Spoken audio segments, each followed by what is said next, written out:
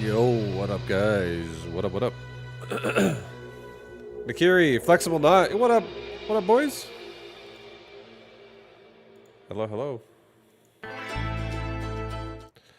It's time. It's time for this guy. Gojo, my co-pilot. Gojo. Oh yeah, always trying to be silky smooth.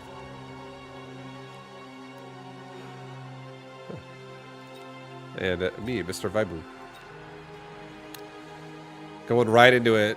I don't know how to communicate unless it's in a ranked game at the same time. I have to juggle. So we're gonna... I think today, I was feeling really inspired again by Arclights. Today might be an Arclight obsession a little bit more.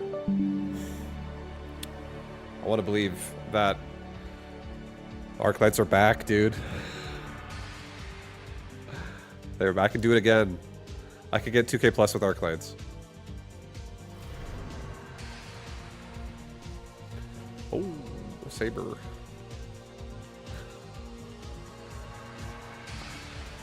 The Marksman's pretty decent. The Marksman's pretty decent. I don't really have to worry a lot about air problems for like a long time.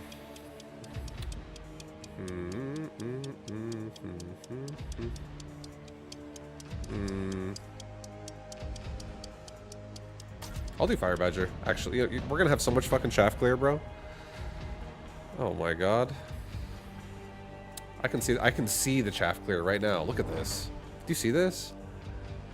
I wouldn't want to fight that. Would you want to fight that? Dude, if I saw that on the field walking towards me, I'd be like, oh, we're fucked. So, dude, well, it's time to send it. I'm gonna do something pretty greedy because I really don't care about these tarantulas, but they are nice. They are nice. They are nice, and I'm gonna put one marksman that backs up the towers like this. I'm actually just gonna have a very greedy opener. Be fucking greedy as hell.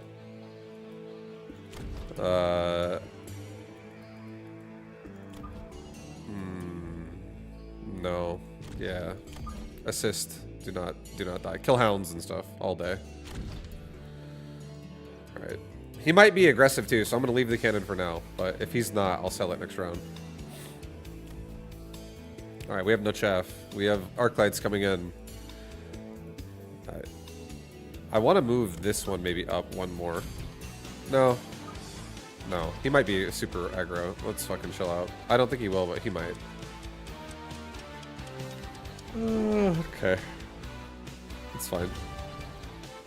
Alright, dude, here we go. Marksman gonna be super late to the party on the left side. But this is all a lot of... These are all good marksman targets, so... I think this is overall looking great. Guys, let the StarCraft music inspire you.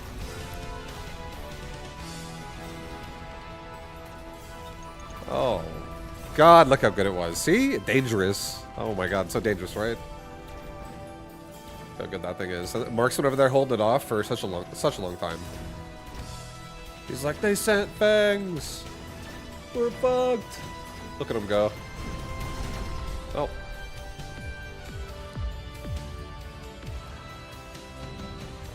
Couldn't get it done.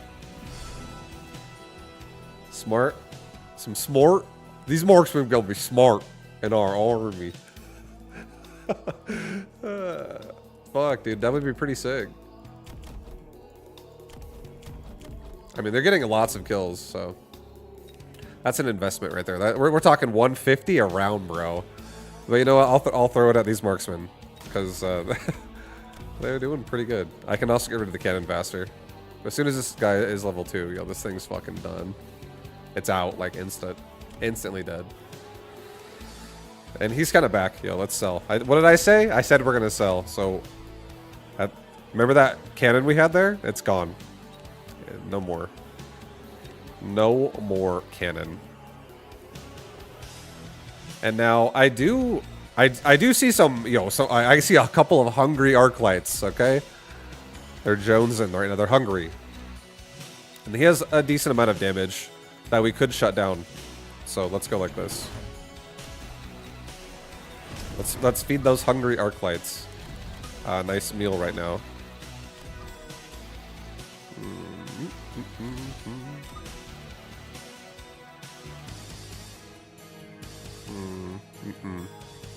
Sorry, bro, you're gonna die again, but you got a cannon backing you up.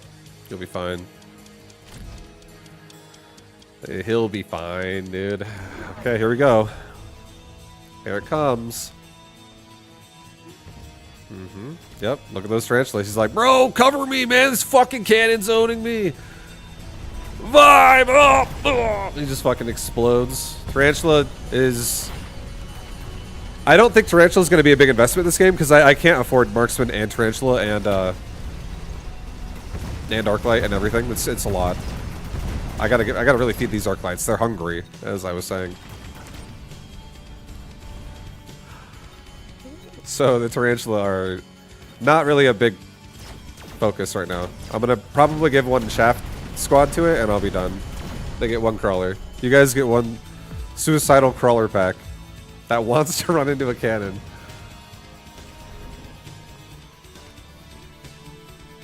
I don't need no Phoenix. I got Wasp. If I want, do I want Mustang? No. I have so much ways to kill Fangs. This could also just become Wasp. This could be a good Wasp board too. And we don't have to go crazy on it. We can make just like 2 Wasp. And that would be it. No more. We do need to get like something to kill the chaff here though, because these Wasps will die otherwise. So, this fucking Fire Badger shows up right on time, guys. Maybe back it up a tad. 3 Marksman levels. We're gonna get 1 Shaft Squad, like I said. I won't forget. I promise I won't forget today. I'll try to remember things. And I think I'm gonna get another Arclight. I'm gonna get another hungry Arclight so I can start developing some more XP. And I feel like the middle seems the best. There's a lot of Hounds that could be killed here really fast. We could also help this Marksman out a little bit more. Oh, you know what, dude? I think this is it. We actually are going to sell a Tarantula. I know we just said we were going to like just upgrade him, but I think I'm going to sell him. And I think I'm going to actually just upgrade range. It's really nice opportunity. He's got Tarantula now, so that's going to kind of kick the crap out of anything I have up there. And I don't have tanky Tarantula, so I kind of don't want to keep him anyways. So this is okay. So I'm actually just going to overall get rid of the Tarantula and make like something else that's tanky up there. It could be anything. Just anything that actually can tank the Vulcan. But we got through it. Marksman gets through those Phoenix like nothing. Oh man. Arclights. Look at him go. He's like, I'm leveling up. We don't need a tank. I got it. I'm like, settle down, Arclight. I know you're good, but I don't know if you're that good.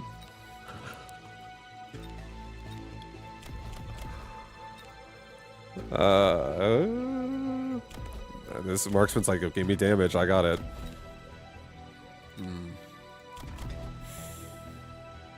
I mean, I could amp core and I could be like, oh, he's a fucking assault Marksman now. He's the tank. That would be a decent choice. I kind of like it, actually. You know what? I think it kind of fucks. I actually think that's a sick choice. I actually believe a lot in the Assault Marksman, and I'm not going to make any more Marksman. This is not becoming a Marksman game. This is an Arclight game. So I'm going to be able to not over-invest here if this is like a fucking hacker board. The hackers are back. No, not this time. Nope. We got reliable Arclights.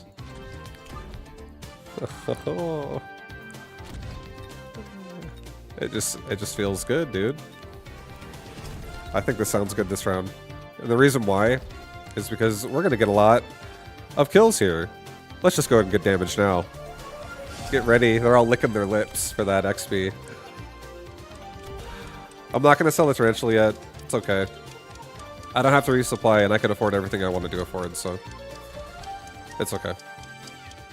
Time to go. Time to send it. Hopefully we can get right side down. That's a Vulcan over there, everybody. Oh my god. Vulcans are scary. Vulcans can be terrifying. They can be... Oh, and we're... here we go. Marksman with that assault. He's like, yo, I got these Mustangs covered. Get in there, Mustangs. Gets on top of the Vulcan. Both Vulcans just can't get through it. Oh, those Phoenix got through it.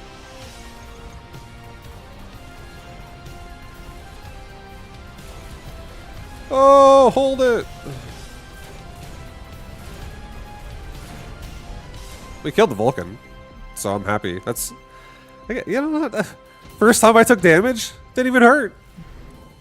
I'm fine. I feel pretty good. Efficient tech is a lot of value. I'll definitely be turning on a lot of upgrades this game.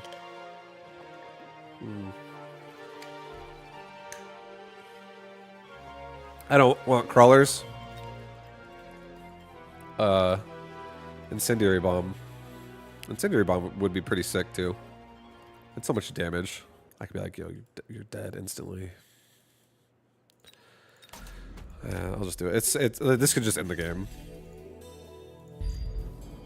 Spell's pretty good. Same thing could happen to me. Let's go ahead and get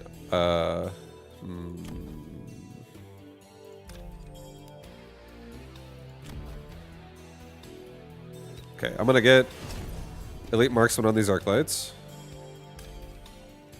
I'm gonna sell off my other Tarantula. I'm gonna get 2 more Elite Recruited Arclights this round. That are just gonna go kind of like very much more aggressively shoved up into this Vulcan with an Amp Core. And we're gonna send it again. We're gonna try to cover the Marksman in the front that has the Amp Core as well. A little bit more, get more aggressive with it. These Arclights can reach pretty hard too. We can also turn that Vulcan off by EMPing it. So let's get aggressive. Ugh, let's get aggressive here. And we have a decent amount of level 2 Arclights, so that's not bad. Alright, his whole backline's dead. Fire just took everything out behind the barrier. Arclights took the barrier itself out pretty quick with all their damage. They're pumping the Vulcan already. Phoenix in there. Nothing can stop. Nothing can stop the Wasp on the Phoenix. Or, you know, Marksman's gonna get the kill. He's not dead. Right side. Look at right side. It's holding. The Marksman's pumping.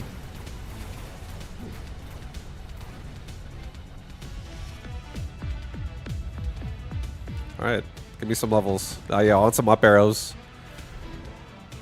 Stormcaller is... Yeah, we're not really scared of Phantom Ray at all. We have anti-air already. Stormcaller would be nice. That'd be super annoying. It could just end the game right now, probably. Void Eye also pretty sick. Just get range and they would be able to... Okay, we'll just do this. We'll do this.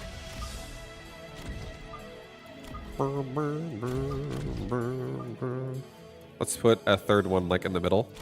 Let's get another crawler like right here. Let's get Subterranean Blitz on our crawlers. Let's just try to make them last longer, I guess. Let's sell off this Fire Badger. It's not really needed anymore. Let's get Suppression Shot and range on Void Eye. And just have them like reach the Vulcan and like make it have no range at all. And then just kill it while it can't shoot anything. I'll get another Arclight as well on this side just to kind of get a little bit more of that pump on that side. Get range. We don't need to resupply. We're fine. This is a good looking round.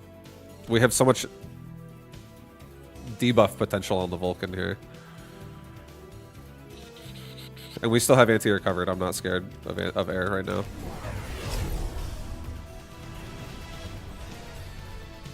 Okay, he's got Wraith in my flank. This Marksman's gonna just like... It's gonna shoot at it like it's shooting at a balloon. It's just gonna try to pop it instantly. Oh, later. He's dead! Arclights are feasting. Oh man, look at him go.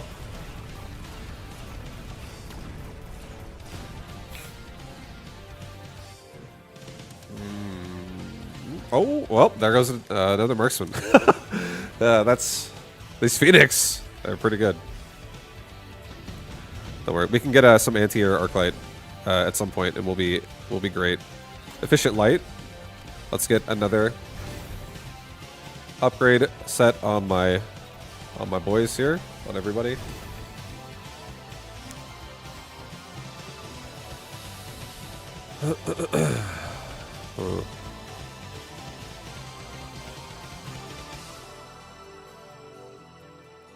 As weird as it sounds, yeah, no, I don't like this. I was like, I feel like making crawlers into the Vulcan. I don't want to do that. No, I'm just I'm not gonna listen to that fucking thought. I do want to like fill out. I'm seriously tempted to go more arc lights here, but I don't think that's a good idea either.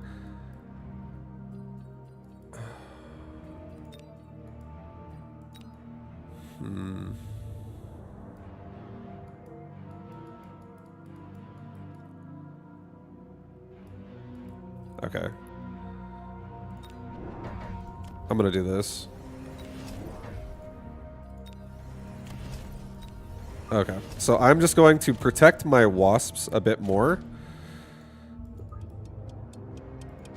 by just annihilating this Wraith instantly. And we're going to push in now with ranged assault marksmen, so they're going to not be running in nearly as close anymore. So hopefully we can just like range him down, literally. Nice. 0 wasp died to the Wraith flank. All our units are ranged. We're killing him as fast as he comes in. Yo, he can't keep up. Definitely should make a wasp in like the middle, covering my center of my board. But that Vulcan's going down so fast. And now here comes all my marksmen on the right side. That's a lot of power. Left side's still holding. Oof.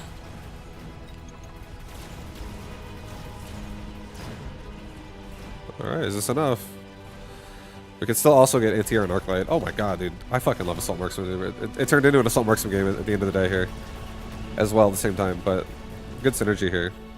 I still think if I get anti-air and arc light too, this just allows us to kill the air from a much safer distance. Because arc lights actually have sick range. Typhoons. Typhoon would be decent for center. 2 squads of sledge. I'm gonna do 2 squads of sledge actually. Put it like here. And put it like here. And yeah, I want it going to the right. There was definitely a weakness like right here in my board. These guys just have like no protection really. Get range. Level up all my 1 arc light. Level up both of my marksmen. Yeah, what up, Vertex and Kimisitra? Kimisitra. What's up, guys? Welcome, welcome. Hello, hello.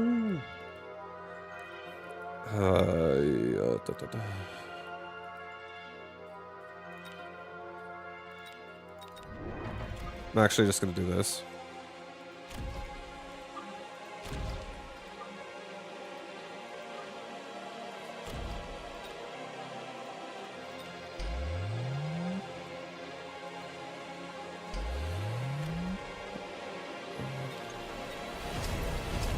Maybe another arc light on this side. Okay, so I got two Stormcaller actually to shoot at Fangs as well, just to kill them faster.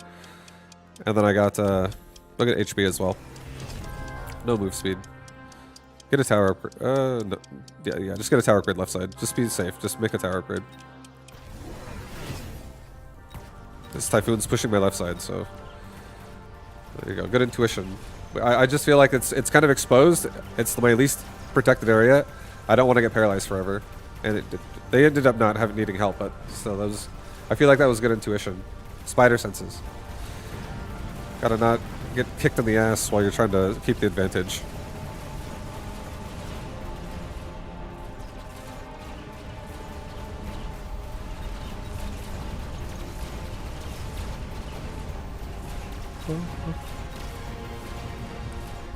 All right, yeah, this is it. This is the round. I'm turning on aerial specialist on my arc lights.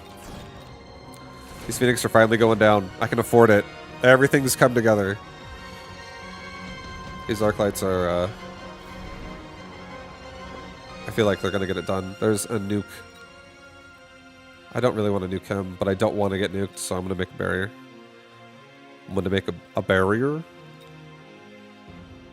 I'll get more HP. Why not? Let's get bigger.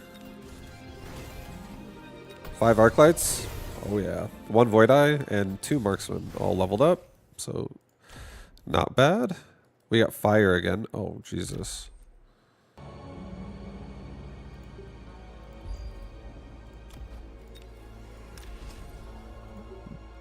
Big fire here. Let's stretch it into some fangs. Let's actually cancel that. Let's do it again. Let's do it like here first. And stretch it across. Like that. Aerial specialist here. Get range for everybody.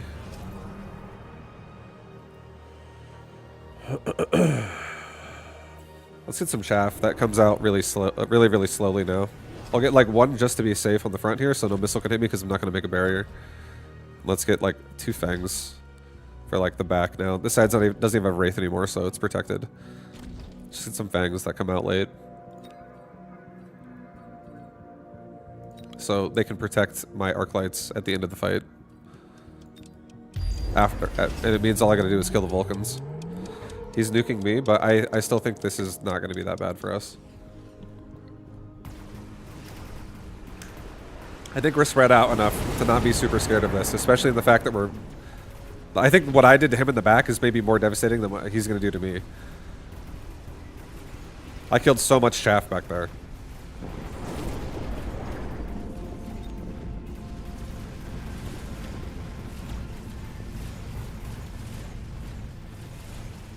Oh, come on. Come on, guys. Oh, God. It was close. Either way. Can we get a tower before he does? Nope. Arc lights can't get it done. Phoenix taking us out. Phoenix also can go elite marksman. So we definitely, I think at this point, let's just make chaff. We got to get some chaff.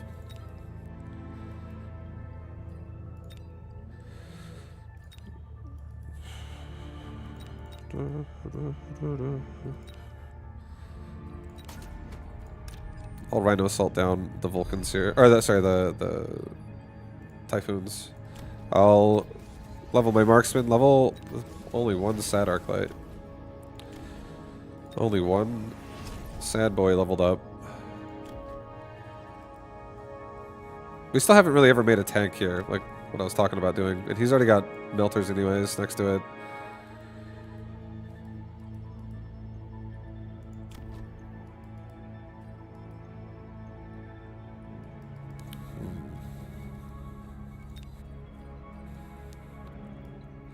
I know what I'm gonna do. I'm gonna fucking siege his ass, dude. I'm gonna siege him.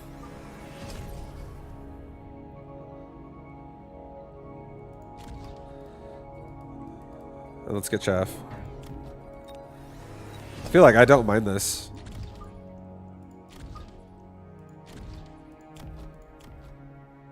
Let's sell this.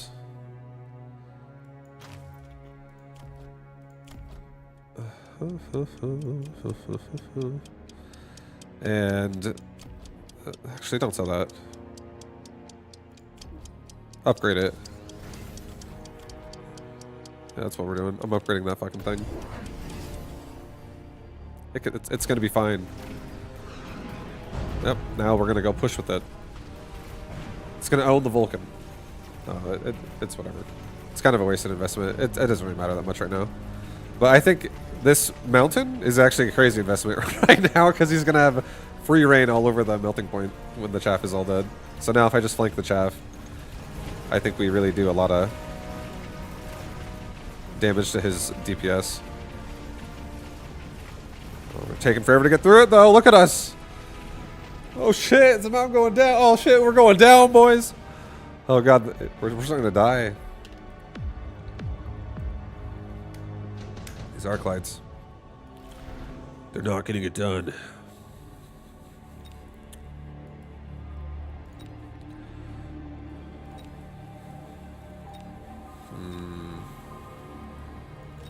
To be honest, 3 Farseers.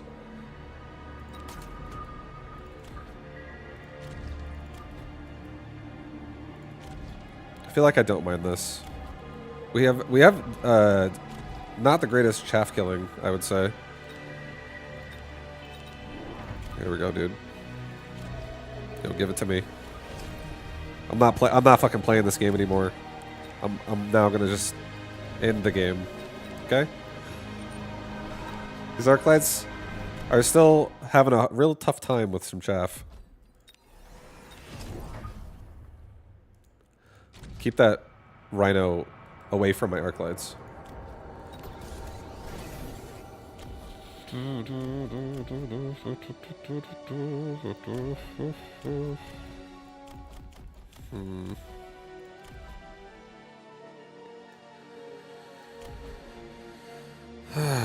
Okay, I guess I'll get range. And I'm gonna throw 3 missiles at this. Like, I'm gonna get him out of there. I'm also gonna throw a missile right here. I'm gonna put 2 barriers over the front of my push and level that marksman. I'll go with that. Alright, so we lost our storms on the right. It's okay. We got Vulcans now, which will actually kill chaff very fast.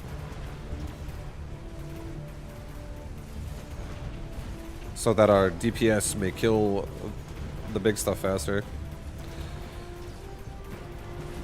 Now we got that. Yo, look at that Siege Mountain. He's in the back, bro. He's just chilling. He's like, bro, I'm ready to level up. Let me look at a melting point.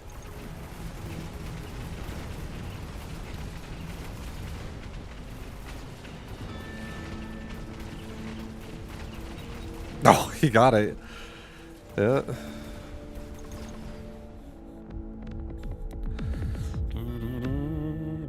Oof. Yeah. It's... we really, I mean, there's a ton of chaff, so we really just got to be ready to hit the Vulcan button to be able to solve that. I feel like if we make Mustangs, it's nice for killing the front line, but they're gonna get killed by his Vulcans so fast. Like for later on in at this point in the game.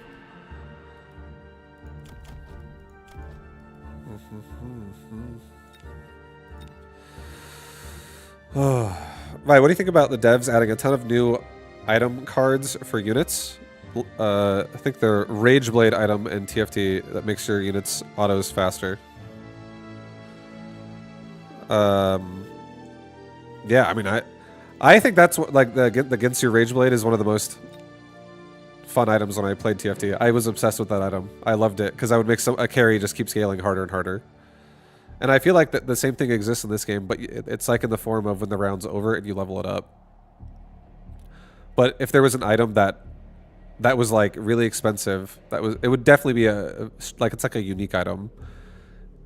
I think if they just added it in the form of unique item, all I gotta do is go unique. And like it's like a gold card or some shit, and it's a device that scales your unit over the battle. And then don't allow Titans to wear it still.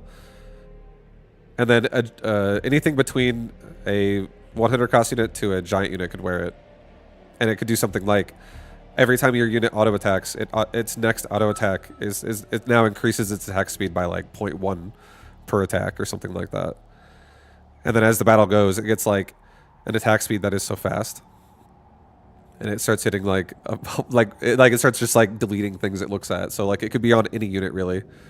Exactly. It could be on a Fang. A Fang could just be like just assassinating everybody, like running through the field. They might even like spread out and kill a bunch of squads. Like it could be super. I feel like it could make games super crazy, for sure. I think it would definitely incentivize leveling in this game. Like it would incentivize people to play strategies that require you to try to like make the most out of a composition that you want to make the most out of, instead of just like rotating the entire time. It would, instead of making it feel like you always have to be flexible to the game, it would make it feel like the game could be flexible to you because you get the item you're looking for and you can now make something crazy happen with whatever you're trying to carry with. Because like if there were scaling items, it definitely would make whatever you put it on feel like it's OP unless that is somehow killed.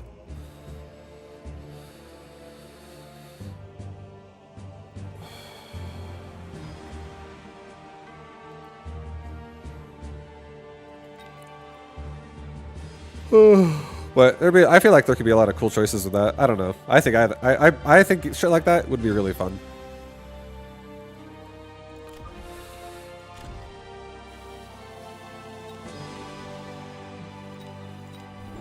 Okay. Okay, we're gonna go like this. We're gonna go back over here. I'm going to actually hold on. I'm gonna play aggressive. We're going to play aggressive, guys. We're playing aggressive.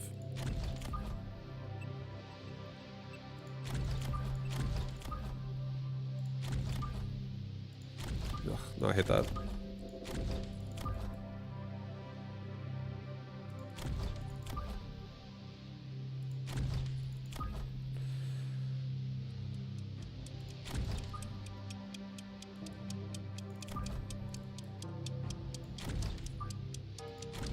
No, I hate this too. Go here. I also hate that. Go there. Okay.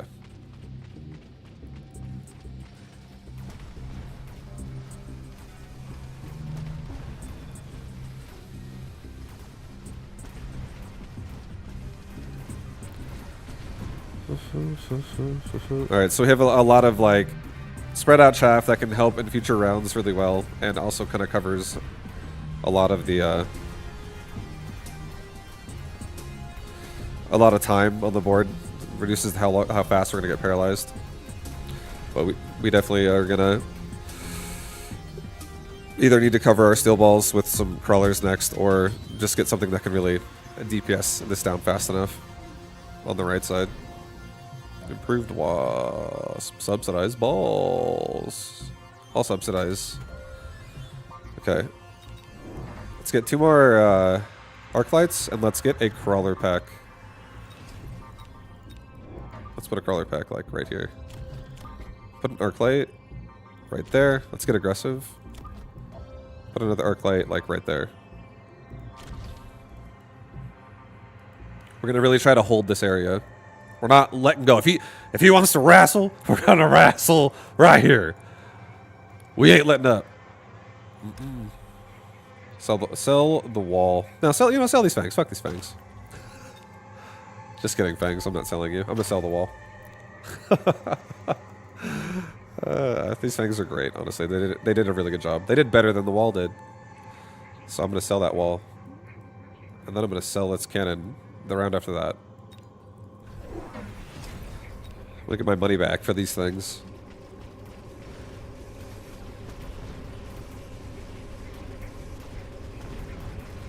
Alright, so crawlers are going in, taking a couple saber shots, which is nice.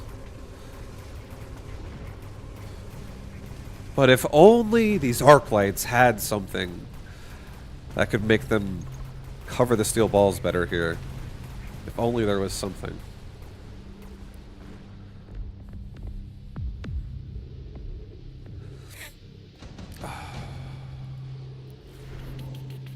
Ooh. You know, that's actually nice. I'm definitely taking that. Sell off that cannon. Let's get range on these arc lights. Oh, these arc lights are going to reach so far in now, dude. Oh my god. This is good. I think we need to start... Now that I have range, I'm really going to power spike it up. Guys, we're gonna... This is going to be a nice big surprise round, okay? This is going to be really strong for going into holding left side here. Maybe down a little bit more even.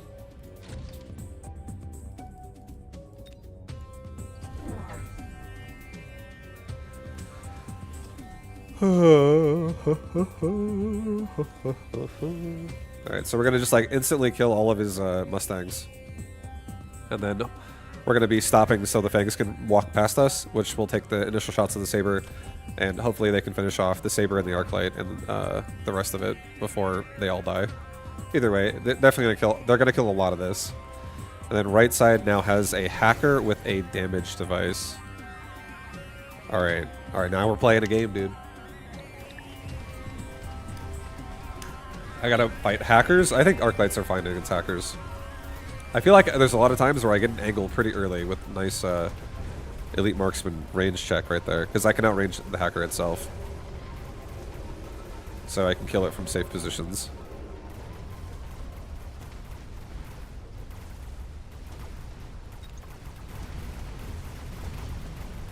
Oh yeah, the Arc Light's get it done left side. Let's go, boys.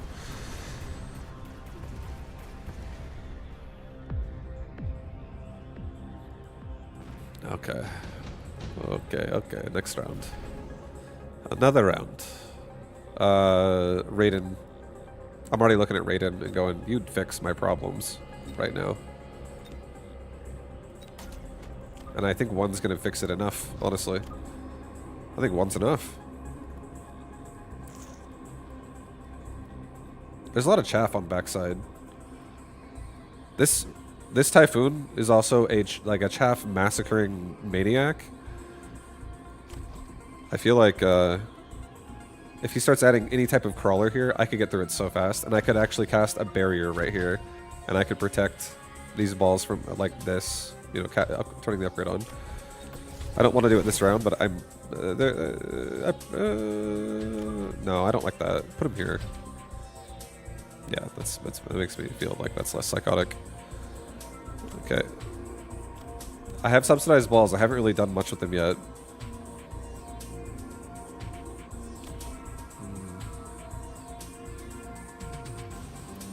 But I don't know if I want to make balls now against... I'm fully imagining more hackers are coming.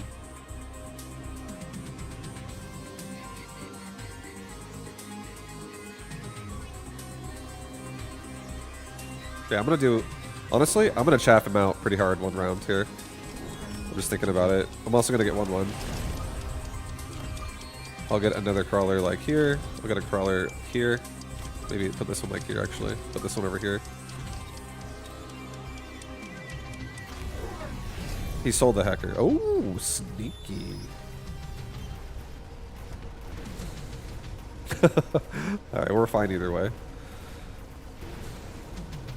To be honest, this makes me feel better to go. I'm happy I went for a lot of crawlers here, because I feel like I want some actual chaff. These steel balls are not really chaff. They're more like tanks, because I don't run subsidized. Alright, sorry, I don't run a division. So if I make these things, I want to tank with these things. I don't want them to die, really. So if I want something that's going to die, I kind of want crawlers there. Against, like, Saber and Hacker, but... Hacker's gone. Sabers are... You know, there's only a couple. I'm getting less afraid by the second. So, and now there's... This is a perfect opportunity to shut down what just happened there. The Rhino. I'm afraid left side might get attacked, and we don't have enough DPS over here. Let's also get this Tower 1 upgrade. Because it seems like it's time. I feel like that's the appropriate time now to worry about that.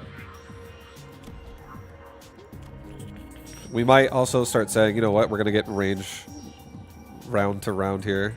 And once I get a few more steel balls, probably also start really turning on speed round to round as well. I don't really want to do it yet. Do I want to do it yet? I mean, I could do it now, and it would be pretty fucking... It would be pretty strong. I might be able to get left side Saber right away. Double up on that Saber. Go vertical. Yeah. Oh yeah. Oh yeah. That's okay. This is my shit right here. All right, do it. I'm gonna do it. Okay, we're gonna send it. I'm like, I really want to be stingy and save my money for my Arclight investments, but let's not forget about the balls. The stronger the balls get, the more the Arclights can actually not have to worry about something being in the front. And now he's also going Mass Mustang for the Raiden, so this is actually very good. It's becoming a very good situation for us. Because the Arclights are just going to kill all the Mustangs, and if the balls are tanky, then they're going to give the Arclights more time to do that. Arclights definitely beat Mustang. And they're also high level already, so I'm gonna like level off of them very quickly. So this is gonna be good for us.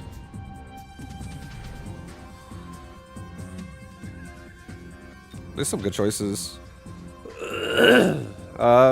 A Vulcan would be necessary if he turned on like barrier, which he obviously he has. He doesn't run my Fang that has four DPS slots.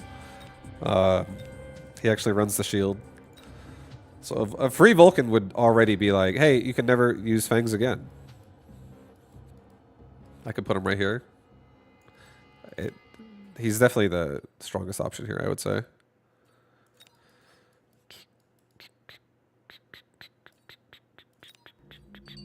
And he's also relying on a DPS Mustang now. He's just trying to kill me with Mustang.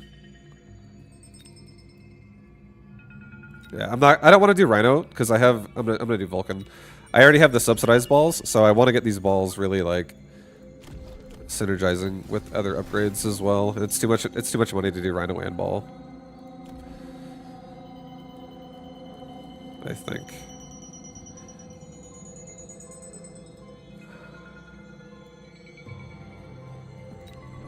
Okay, we're gonna surprise him with another Raiden. We're gonna put it like that. I'm gonna put another ball on the line and put a Raiden right on it.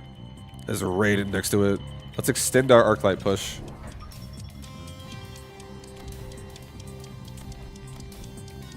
Level up my current Raiden. Level my tower on left. No, range and speed. Yeah, and let it go. All right. Oh, he's got rhinos on my line, on the flank where I'm pushing right now. But I have all these steel balls coming in right now to kill them.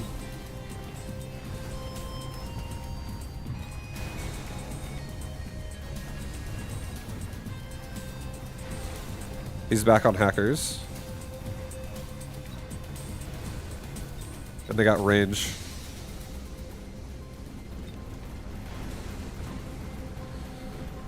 Oh, hell yeah, my Arclights don't even have elite marksman yet, and they're doing so good.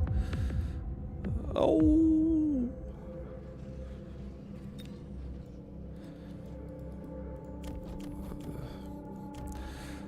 Curiosity, why don't high-rated players use elite recruitment hardly ever? It's 100. So to turn on elite recruitment, you're spending 100 extra just to activate that. And a lot of times, over investing into one unit can be managed a lot if a person that you're fighting against knows a clear, efficient counter to it.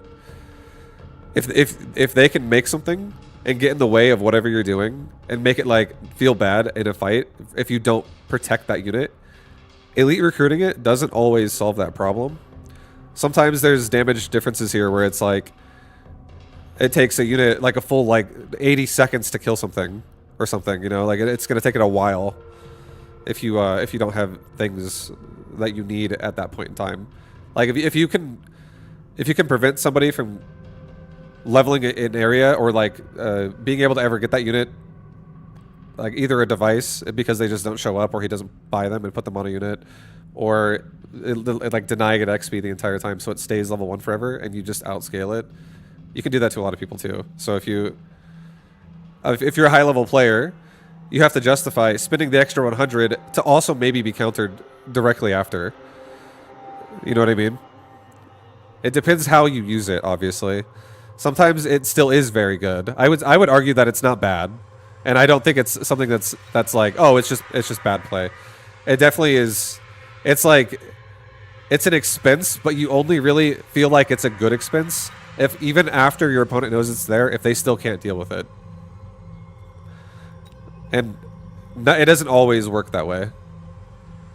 Sometimes, like let's say for instance, I elite recruit Arclights, and I do not have charge shot, and I get 2 level 2 Arclights out there, and then my opponent makes a fortress, and he just puts it in front of them. I'm gonna be like, bro, I don't know how many more elite recruited Arclights can take for me to kill that thing, but even if I made 4, I'd be fucking terrified.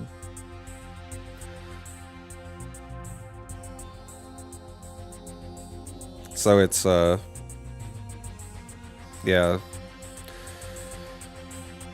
It's basically just if you understand the unit, sometimes you know like what a good counter is, and you set yourself to be you set yourself up to be countered sometimes if you get too greedy with certain things, and it like doesn't work.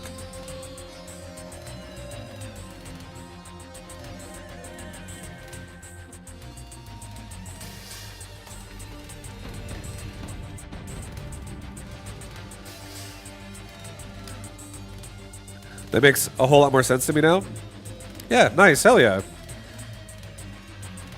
It's. I feel like it's definitely a power spike, but it's a power spike you need to be confident in, because you need to be able to be like, you're not just doing it randomly and just sending it. You're doing it because it's part of a composition, and you go, even though I know it counters this, it's not going to work, because this is part of my comp that accounts for that too.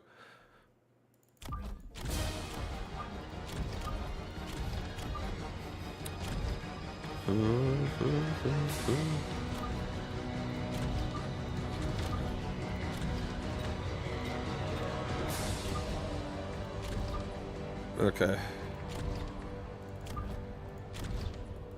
Oh, you know, these Arclights want to ride on the front of the Sabers. They're fucking crazy. These are. I just imagine the Arclights standing on like the front wheels of the Saber here. They're riding it, dude. Get me in there. These are Arclight mounted Sabers.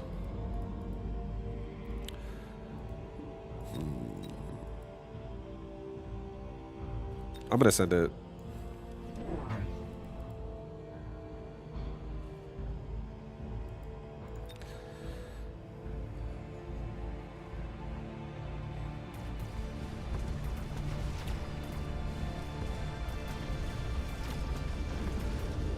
I will be getting range very early on Arclights, so they're gonna like stop early. And I don't mind that my Sabers go in late, because this way I actually avoid getting crapped on by the marksman.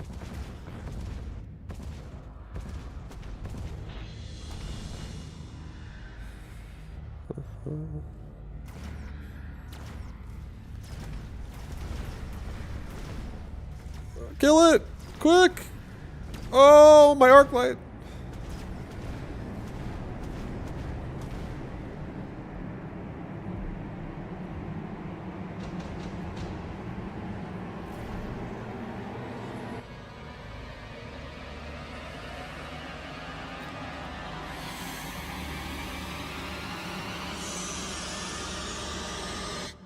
Oh, shit.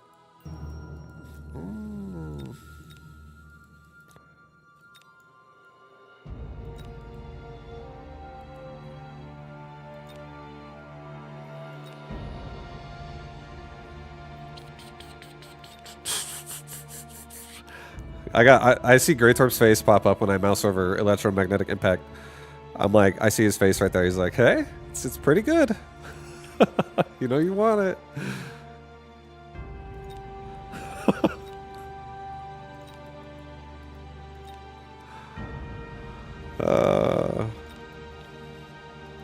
I feel like I want to missile him, because I actually want to do this instead. The reason why is because I can weaken all the sledge.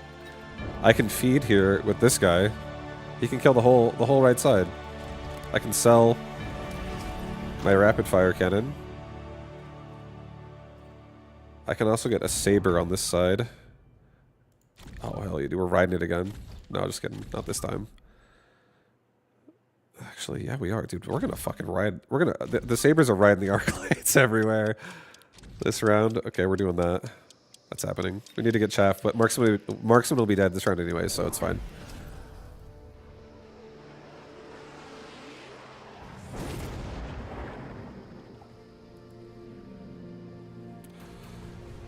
Oh god, it's so close.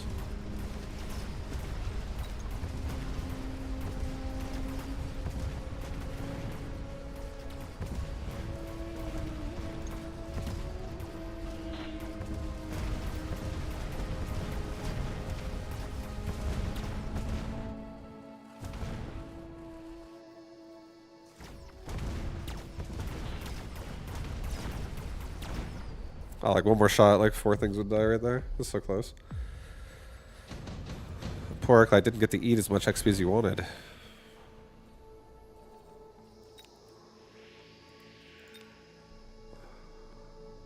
Okay, Wasp, pretty annoying here. I actually don't mind if he invests into Mustangs either, even if he takes the free ones, because I can also just go range this round. Since I sold the cannon, I can actually sell this one.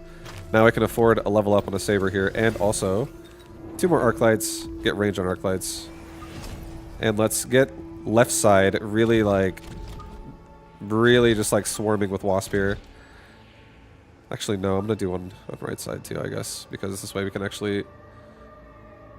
But in the far right corner, this one could be like more in the middle here.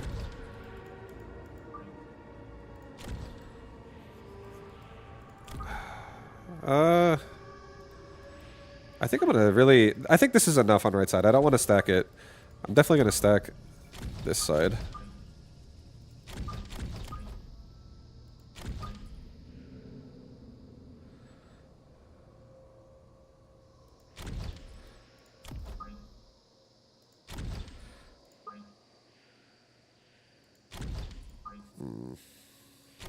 Yeah, dude, I like that better, actually.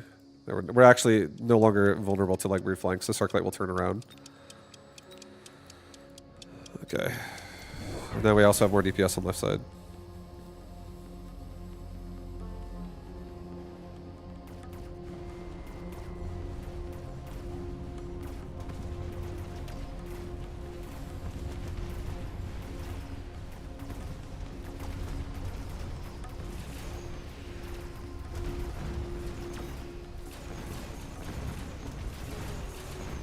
The Arclight on the left needs to level up. Okay, he leveled up. So I had a problem this round, but he got level 2, so now that problem's going to go away. He got stuck on a sledgy for such a long time.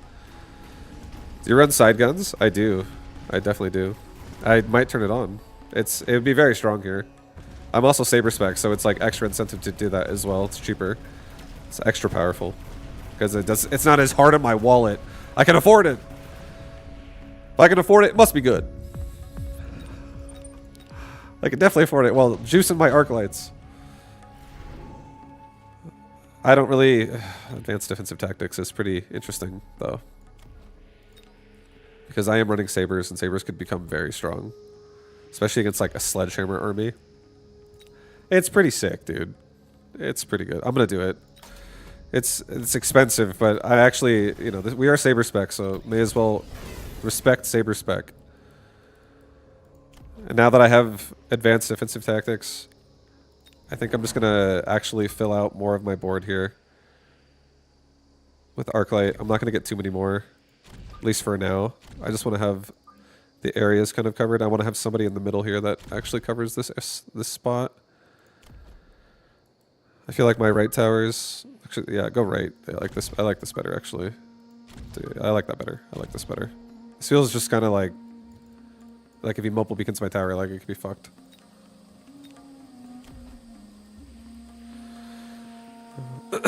We still have Marksman Chaff with the Wasp there. Alright.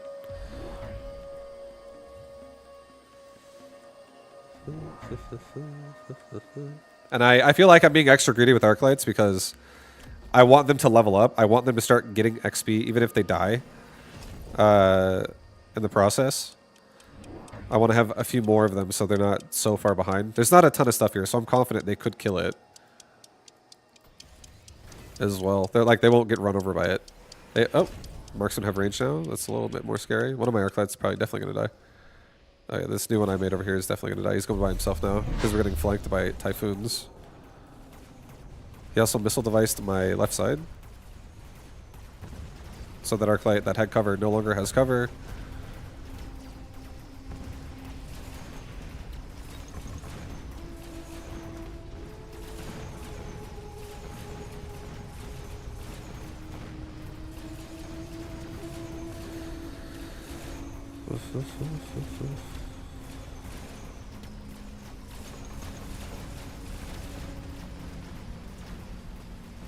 Okay. Okay, this is fine. This is fine. Advanced power systems. I kind of like that for the sabers, actually. Let's just take it. Let's get rid of these wasps down here. Since there's a typhoon, I'm just gonna farm them instantly anyways. It's pointless to keep them there. Let's go ahead and missile device out like that Mustang squad and try to kill some of the crawlers next to it. But we won't hit too many of them. I want to make sure we kill the Mustang.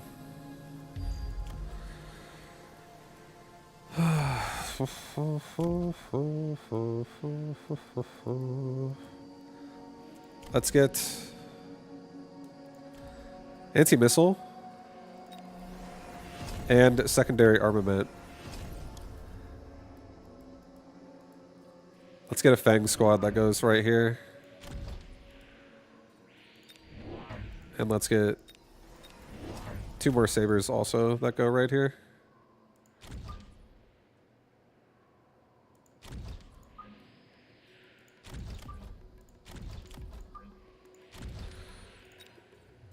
Alright, let's also turn on move speed. Alright, we'll start getting really aggressive with move speed.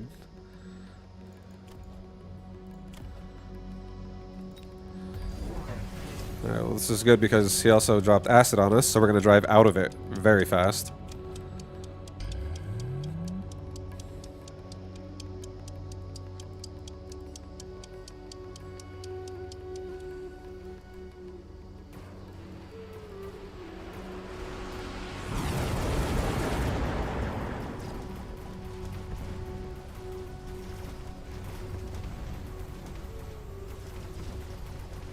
Oh.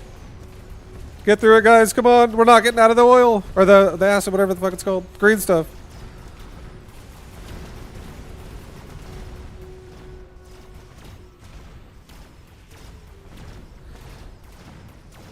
That's alright. The acid will go away. I could also make hounds if I really need to. If I see a hound drop, maybe it's a little more incentive now. But... And I also have anti-missile, so I can't oh, super heavy armor. Oh, jeez. Oh, jeez. Alright, I'll take a super heavy armor. I'll get a Farseer.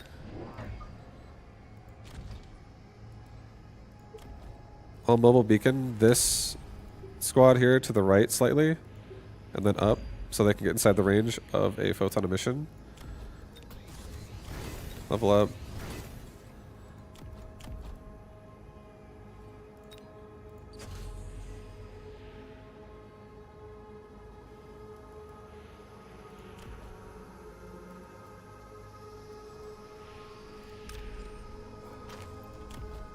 Get a photon emission going. And let's get another Fang squad, like right here. Get speed again. Alright, so now we're just gonna be immune to it. That's what the answer is. We're just immune to it. We're immune with some photon coating.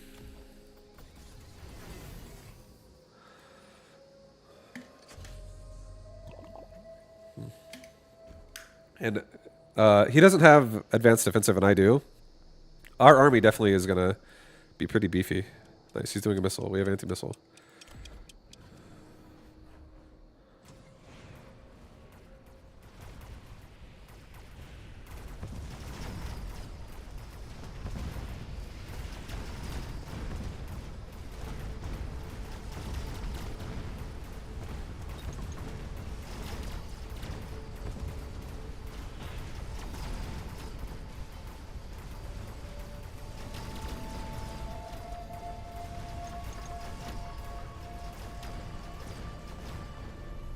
Okay, we just gotta get some more chaff in the front, honestly, to deal with marksman shots. There's a lot of marksman damage going into my sabers right now.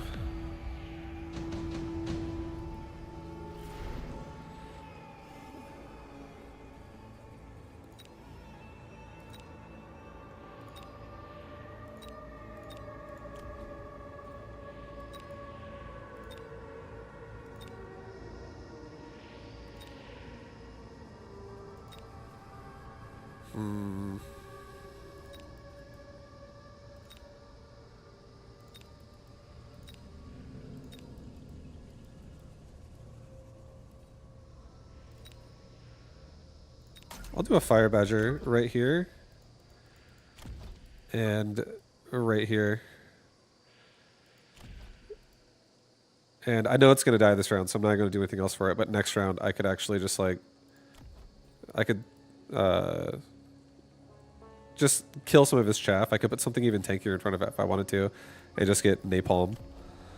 So his all of his crawlers run into it. I don't know. We'll see.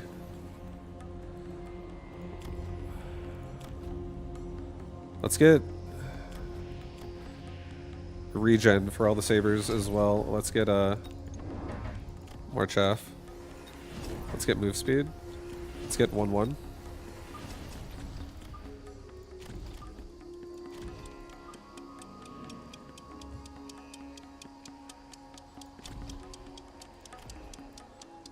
Sell the wall. Okay, go.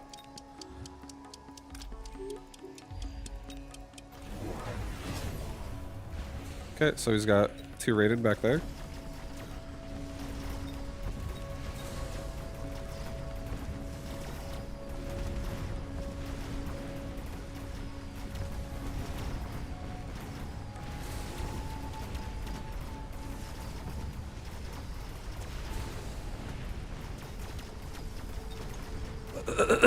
Our sabers are so tanky. This is great. They're taking so hard, man.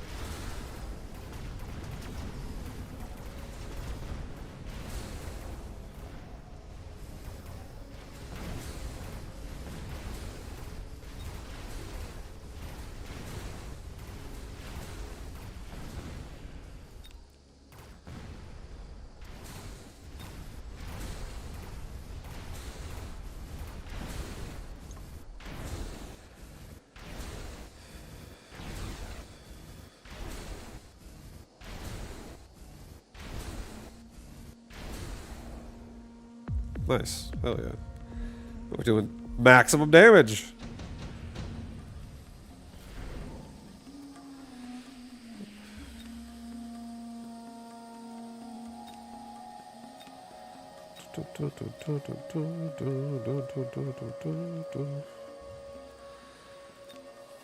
Okay, I think I'm going to take additional deployment slot. I think I'm going to sell my bottom right Badger. I think I'm going to grab myself 1 crawler pack. Put it there for now. Just so I can get, like, initial fire out.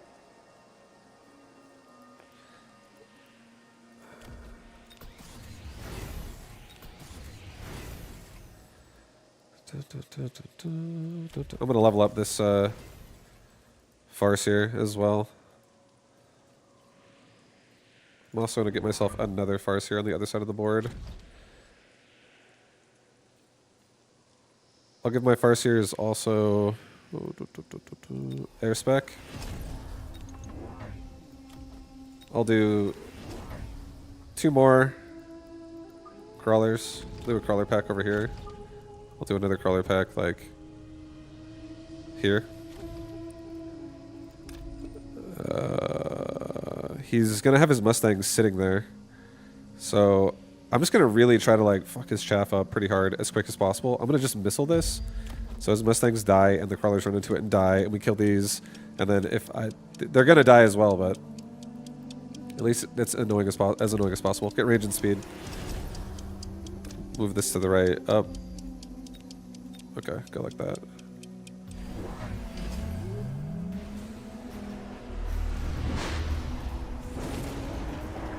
I can't kill the wasp, unfortunately, so they're gonna hopefully not go to my tower, but I think they will. Yep. Yikes.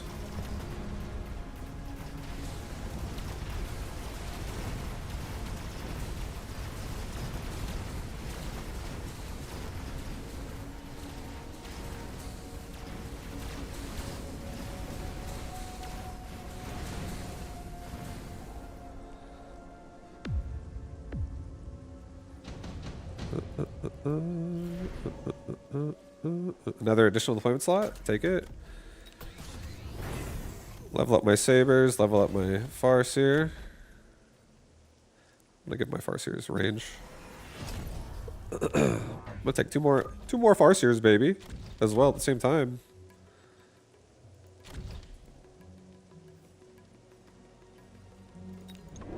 2 more fangs. Get speed. Fang here and a fang over here. No more of this. No more of this wasp crap. No more wasp. No more wasp, please. No more wasp. To the right, up. Okay, that's good. Good with that.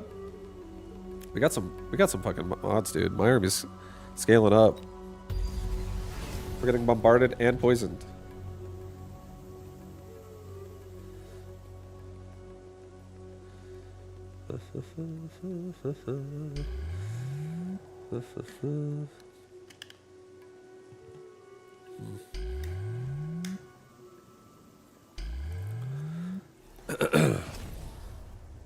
Alright, come on. Fire Badger, do your worst up there.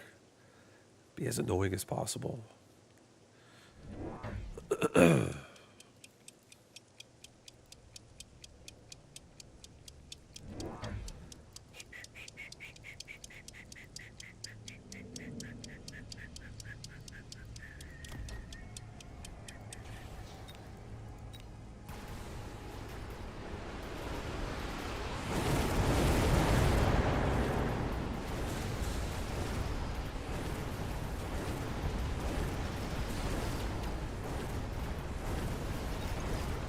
Move speed is the counter to a nice spell.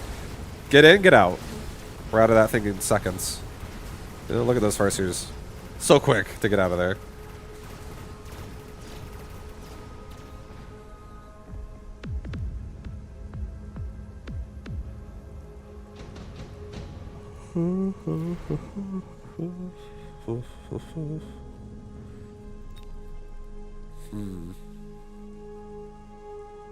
If I ran Mechanical Division, I feel like I would totally like to make steel balls right now, but I don't, so I don't like that. I feel like instead I like just like a really tanky unit. I like having a Rhino here, honestly. Put a couple Rhinos with like this forward push here.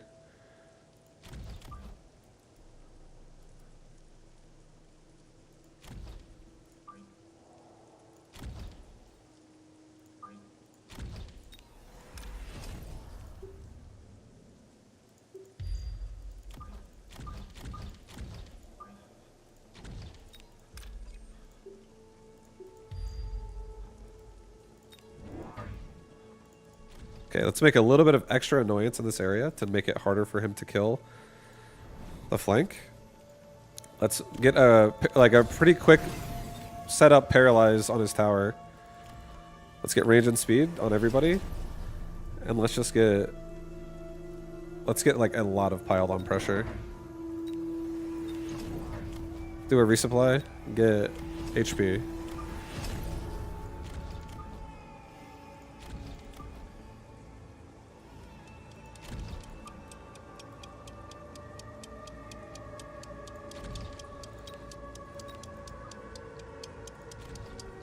Okay, go like that.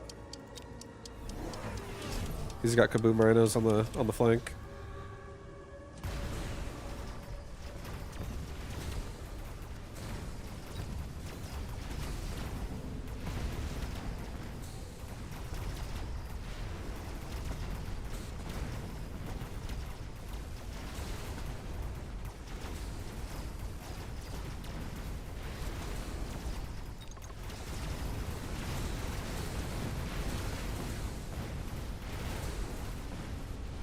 Dude, that army just fucking pushed, man.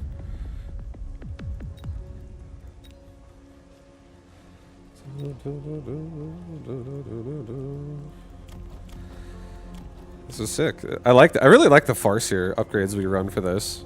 This felt really good. Just Farseer, like not having to really rely super hard on Arclights to carry the entire anti-air, but like now that since we needed Farseer anyways, they fucking crushed the Raidens so hard. With how much range they have, over 200 range. They have yeah, 210 range. I can even also they're close enough together to give each other photon emission too. So, or some of them are. And they can also give each other scanning radar, which is pretty sick. Extra range for everybody.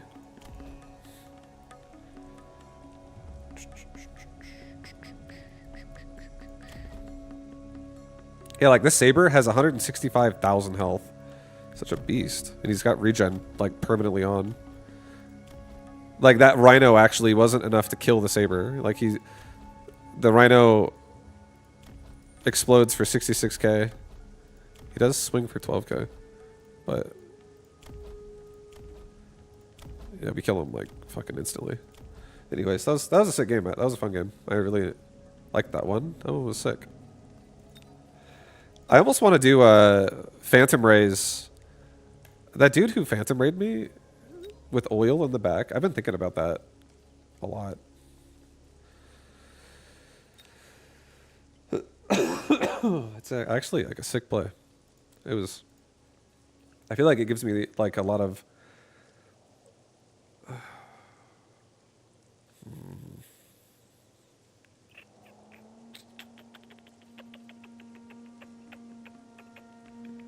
Do I want to go back to oil bombs? I feel like I have not been using stealth as much lately. I haven't really been carrying with this unit. I don't use it this much as well. This way, I don't like it that much. I guess I will put it back on. I do like armor. I think I'm gonna go back to like a tanky rate. No. Keep that. Yeah, no, this is fine. Yeah, I don't really love energy shield anyways. It's okay. That'd be good versus like a Raiden. But a lot of times... yeah, I don't know. Does make it good versus Raiden, to be honest. I just want to put oil back on it for now. When I can't make a carry work, sabers, arclights, etc., I watch you do it, then I play for 20 games and proceed to win 3. Yeah, it makes it hard, right? It's hard to do it this way, I feel like, because sometimes it just doesn't feel like a good idea. And you're like, that's when you gotta be flexible, where you're like, oh god. I like, it's like, oh, I got Rhino Specialist, and he opens up with fucking sabers instantly, round 1. And you're like, oh god. And you look at them, they have double shot, you're like, okay. Well, how do we not feed them that much so that I just get destroyed all game? Could definitely feel awful. Yeah, what up, everybody? I see a lot of familiar names in there. Hi, guys. Welcome, welcome. Welcome to today's stream.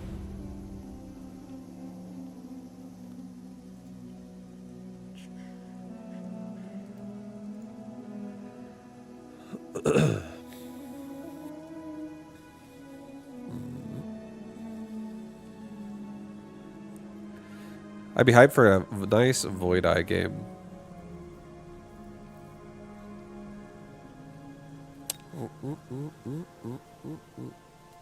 I can't Void Eye. I can't do it. Not right now. Your hype will have to wait.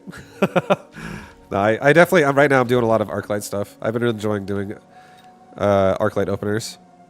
This build, though... I don't know how much I love it, honestly. This doesn't really...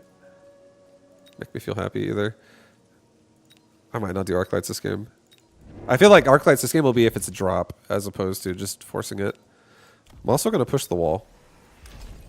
I'm going to push the wall as hard as possible.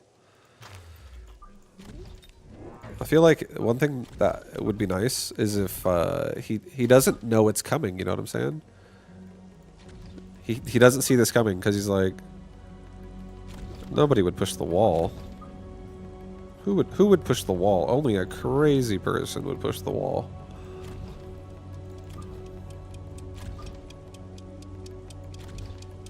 Okay. Go with that. Yeah, perfect. So now we get a nice engage on the cannons.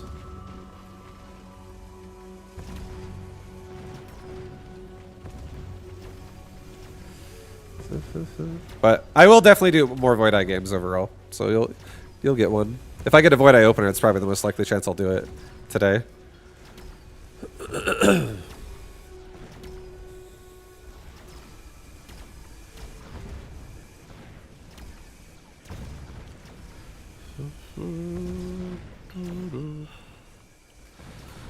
Oh, did I not speed up? No, I did. Yeah, these balls, I mean, I'm enjoying watching this. I don't mind.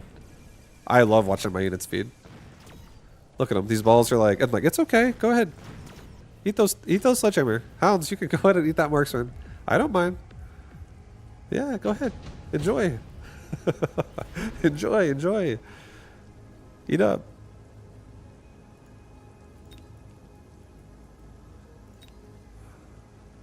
Extended range. Redeploy. Redeploy's pretty nice. It is pretty nice.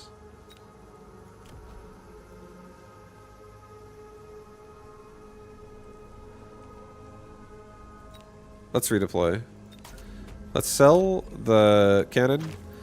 Let's build a hound up here. Let's build a crawler for it as well. Off of like the marksman. Let's redeploy this crawler pack to right here.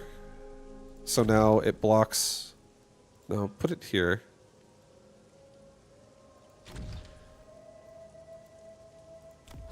Yeah, I don't want to get missiled. I do not want to get missiled.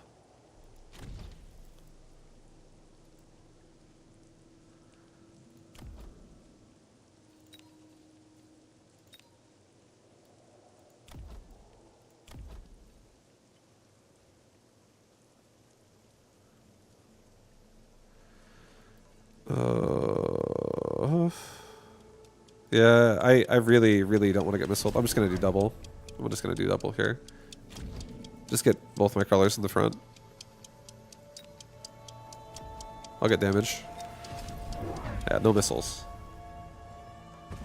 I have so many balls here, it's like very tempting to missile it, I feel like. My balls are swinging in left big time. Yo, hounds on right side, getting some nice shots into those stacked up clumpy crawlers.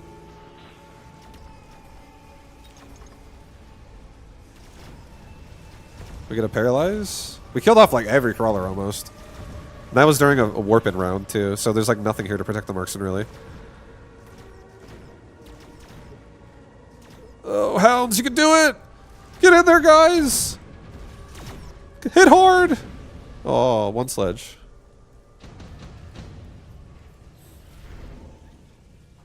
Damage device. Mass produce scorpion.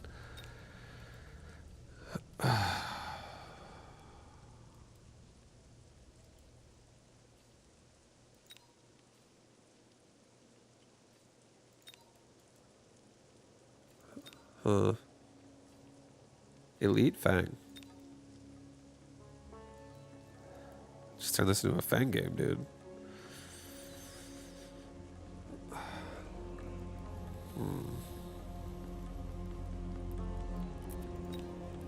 No, I don't want to do that.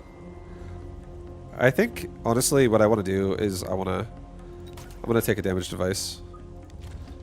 And I think I'm going to put it on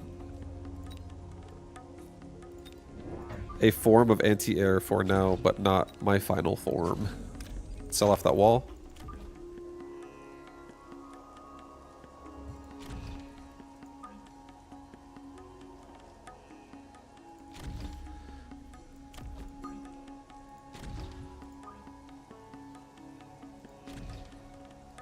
Okay. Saber up front. I kind of like Saber up front. I don't mind. I can always redeploy him too. I like this. No. Let's put Saber here. So if you put something strong, this hounds at least have some help. Let's get another Saber, put it here. Let's get fucking crazy. And let's get another crawler pack, put it there. No redeploy this round. Oh yeah, look at those two Sabers. They're here. They're here to party.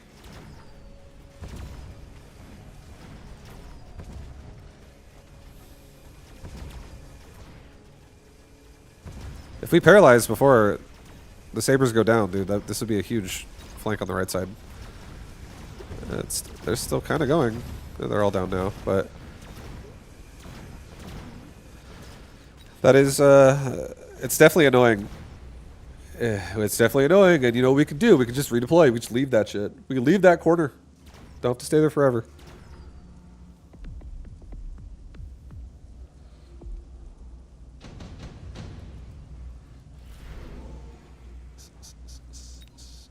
He has advanced missile device, so he's definitely going to take that.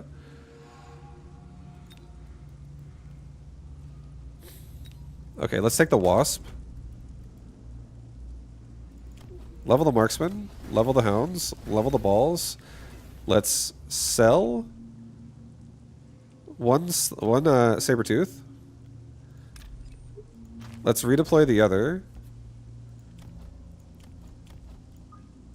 Put it right there.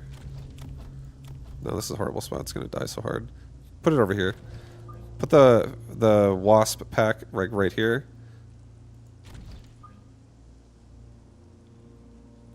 Like right there. That's good. Get range on Hounds. And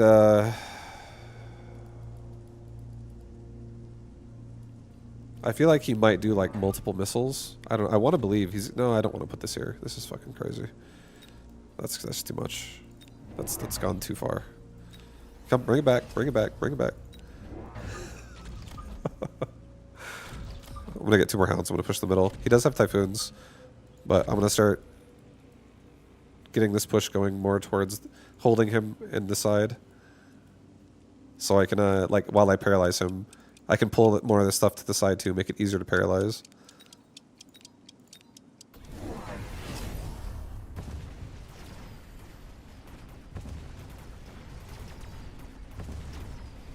He got Stormcaller up there, level 3.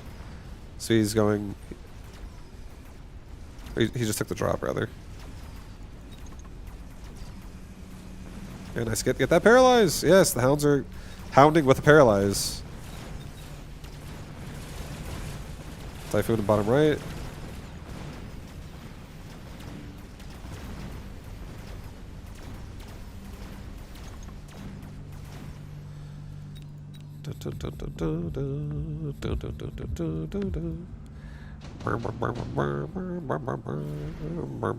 Oh, damage device again. Sell the Marksman. Let's get a Steel Ball. Let's get a Wasp. Let's device this Wasp. Let's device this Wasp. Let's give our Wasp range. Put this Wasp like right here. Put the Steel Ball like right here.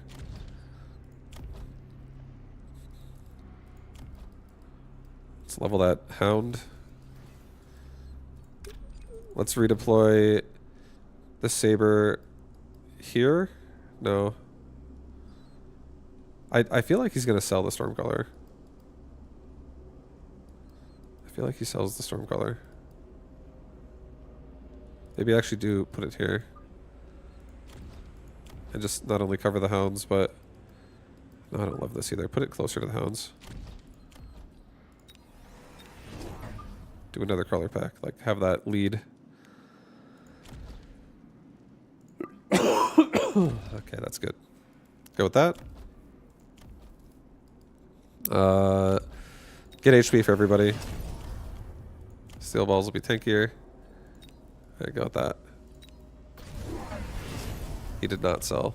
He's got double damage device Mustangs too.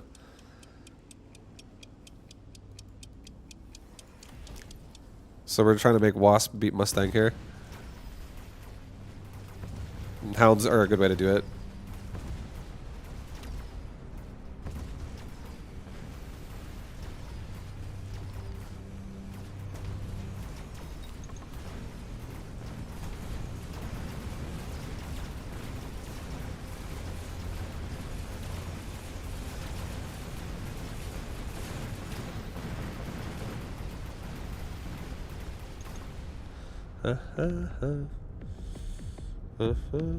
We need to get the push on right side. Now that I have a flank in right side, it would be nice if I had a push in right side that goes with it. This is really good. I totally take the fucking Scorpions. Okay, so we're definitely gonna be getting very, very shovey now on the right side.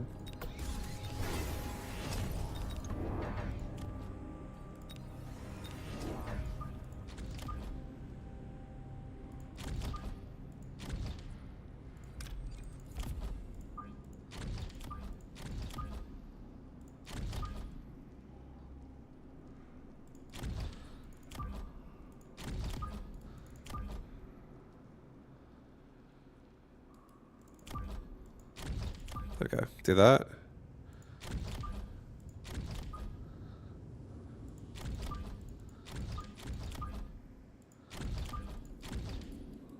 I'm okay with this. I just want to shove out and make contact with his army really fast.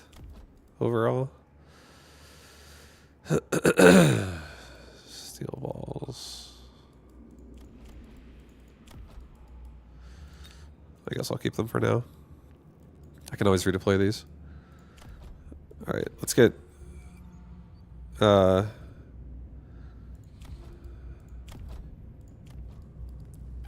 get range and speed. I'll actually start turning on the pressure now. I'll start turning on the pressure now, dude. Turn it on. I don't really have a lot of use for sabers right now.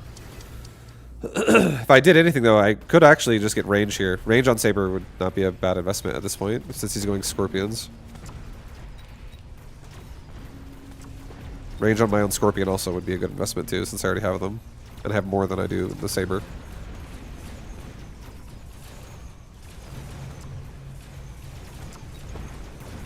Yeah, these hounds are suddenly very fast. They have 17 move speed all of a sudden. So we really turned that aggression on pretty hard.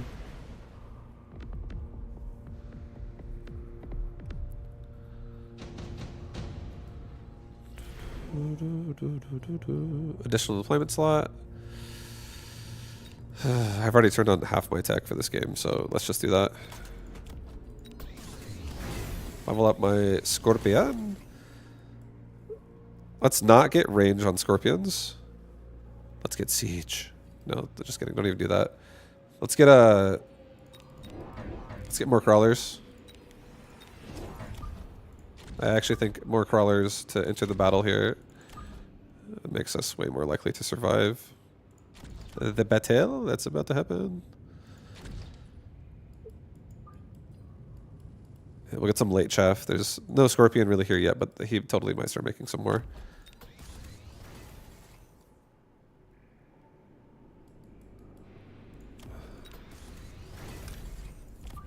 Let's redeploy these balls to like right here, because the scorpion's most likely going to go down.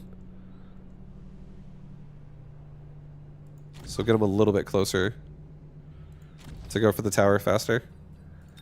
Just in case he also upgrades it. Get range and speed.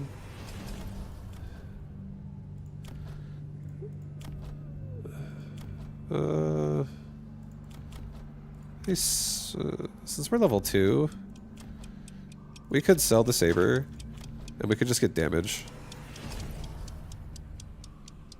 Yeah, just get damage, it's fine.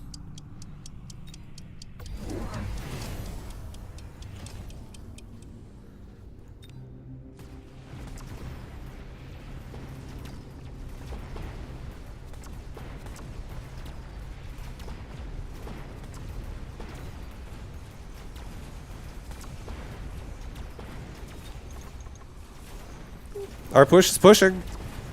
The push is pushing. He's paralyzed again. We're gonna paralyze. Oh, or maybe not. Yeah, we get to it when we get the left side over here. But the wasp. This could still just. What I like about this is the wasp are so protected with how aggressive we're being, which allows us to really lean on the wasp more throughout time. So this is not bad. Orbital javelin. That could hurt. It could hurt him pretty hard too, though. And he does not have redeploy. Efficient light's fucking insane, though. Let's do efficient light. I already have additional deployment. It's so sick how strong that is together. Let's assume he's gonna javelin my scorpion. Let's redeploy this thing over here. Just have this thing come in late. Level the wasp.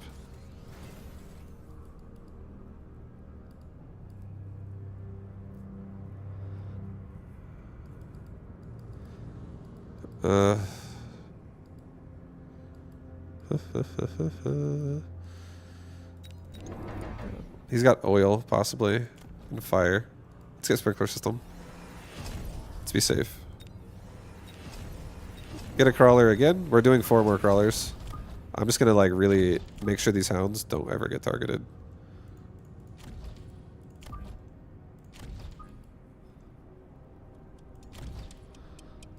put one over here, actually.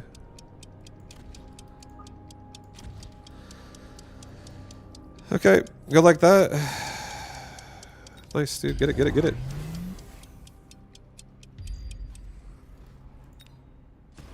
Doesn't seem like he wants to light it on fire.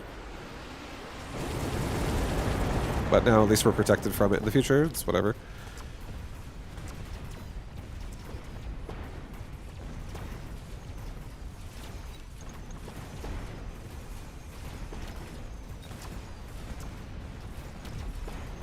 Nice, dude. These wasps are getting a paralyzed farm right now. Yes, they leveled up. Hell yeah. Elite marksman, here we come.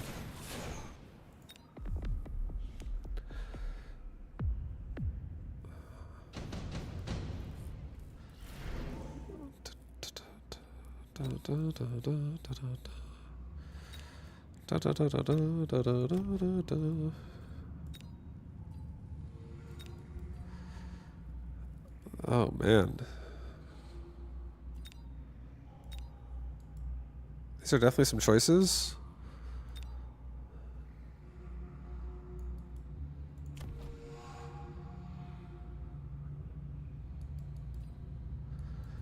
I feel like I just want to sell.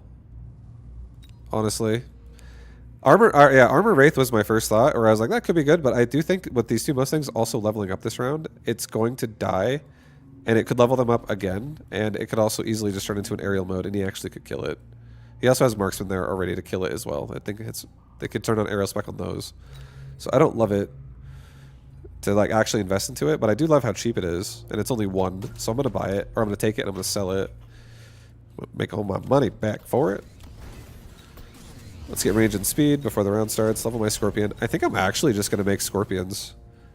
I think I'm just going to shove the front like really, really aggressively, and then behind it, I'm going to get like Subterranean Blitz.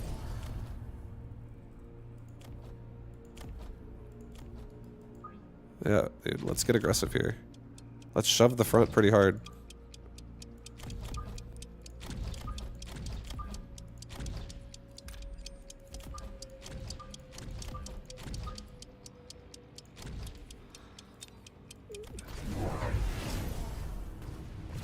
My Wasp absolutely need to be upgraded now. And I need to redeploy them more forward. And if this somehow ends up being a lost round, which I don't even know if it will be, but we could easily make the Wasp better to kill the Wraith. We're still killing them either way. These Scorpions are just leveling everything on the ground.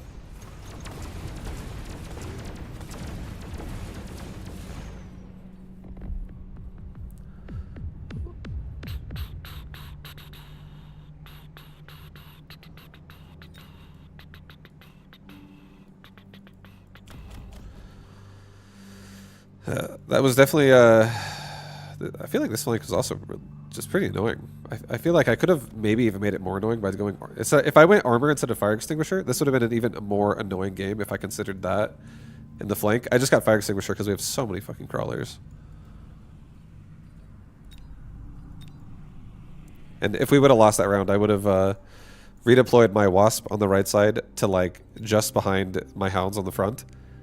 And I would have given it Aerial Specialist and also possibly Elite Marksman soon after. If not, maybe even that round if I could afford it, and then just make Chaff again.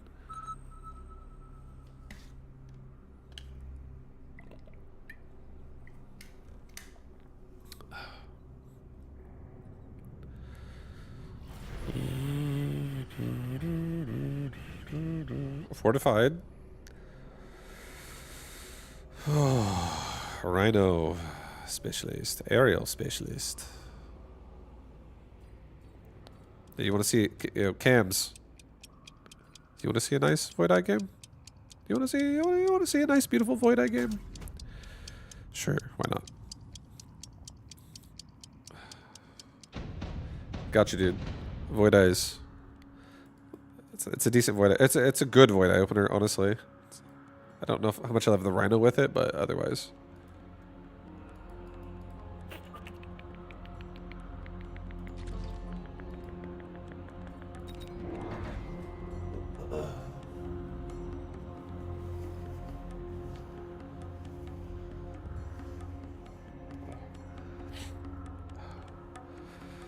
Look at my army. It's so big. My army feels very big right now. I feel good.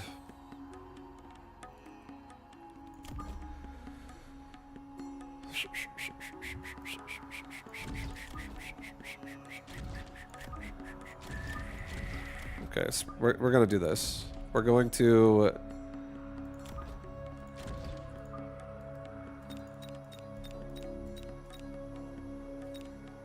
We're gonna sell the right cannon. We're gonna push the right tower. I'm gonna get just barely out of range to like hit his walls. This is also including the fact that when I have range, this will be happening. Let's get a sledgy like behind both of my Void Eyes.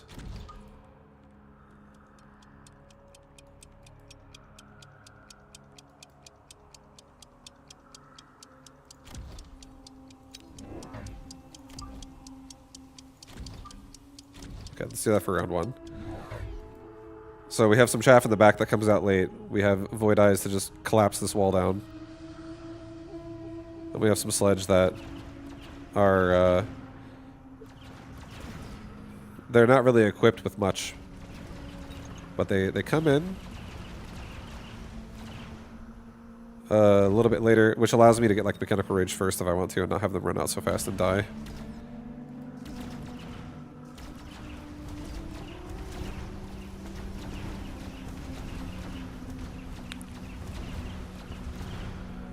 Nice. Nice, nice, dude. Nice. Anti-interference module? No. I mean, it's nice. I could put it on a Void Eye.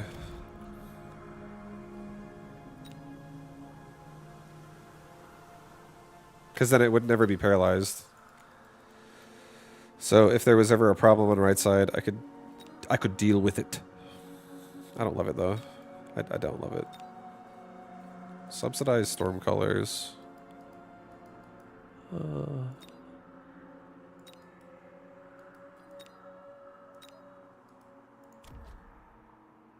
He doesn't have anti-missile.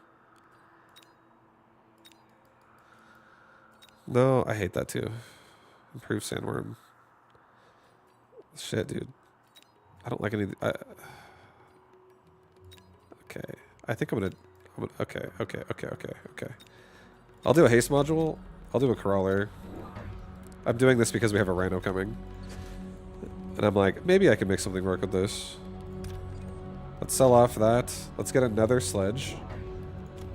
And let's get a Fang squad, like, right here.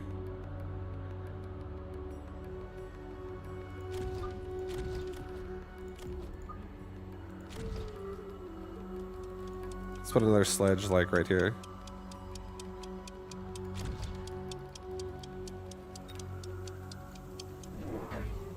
Okay. Well, he's got... he's got storm colors. We need to kill that cannon before my crawlers get in there. And here they come, dude. They're coming fast. Kill the rapid fire! Get it out of here! Oh, hell yeah. Dude, those crawlers are going hard.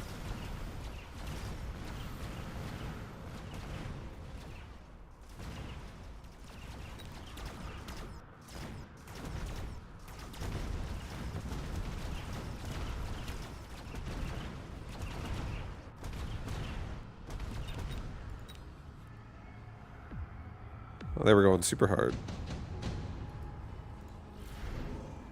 Absorb module. Oh my god. What is with all these modules? Alright, we'll do mass-produced sledgehammer, just because it's kind of what I'm already doing. Alright, so now what we're going to do is we're going to get... Because of this, this is very, very nice. This is very cheap. Let's go ahead and get ourselves, like... a ton more sledge power on bottom left. Let's give them all... Let's give every sledge range now, actually. Since we're going to actually try to defend a lot of left side with just sledge here.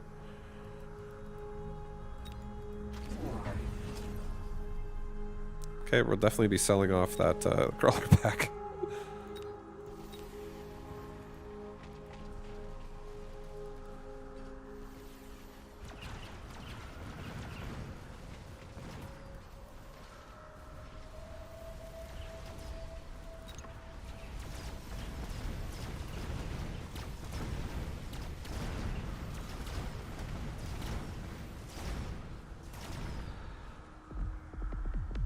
Okay, so we need to deal with the Stormcallers on the right side, and we also, which we can with this Rhino, I would say. Okay, what else can we do here? Hello. Oh, hello.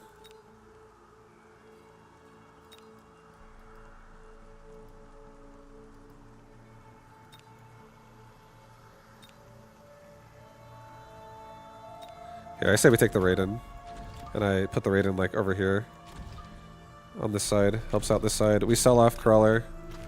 Put this on Rhino. Rhino goes, like, right here.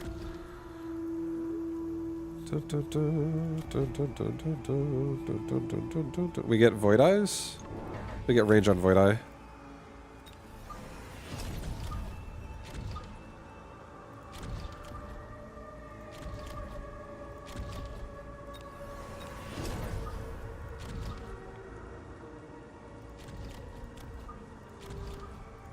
Yeah, something like that.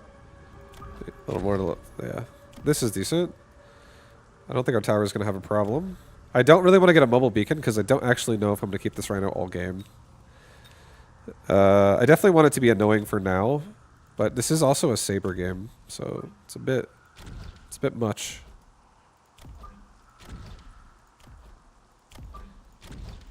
Okay, I have to go one more to the right. I do not want the Saber coming for my Rhino. I want my Rhino going towards this.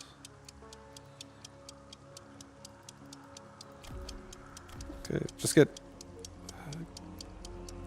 damage. My sledge need it pretty badly.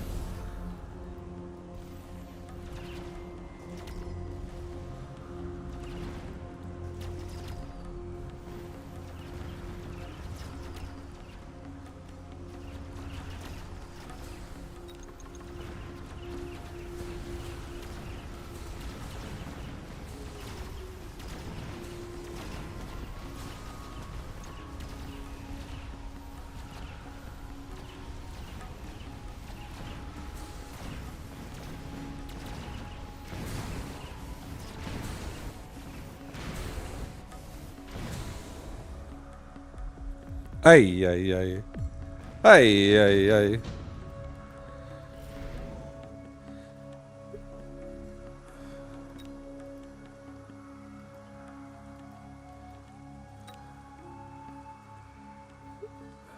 I think we're gonna take advanced targeting, honestly. If I feel like I have any chance at all on my Void Eyes to not be dead here, I feel like I have to take that.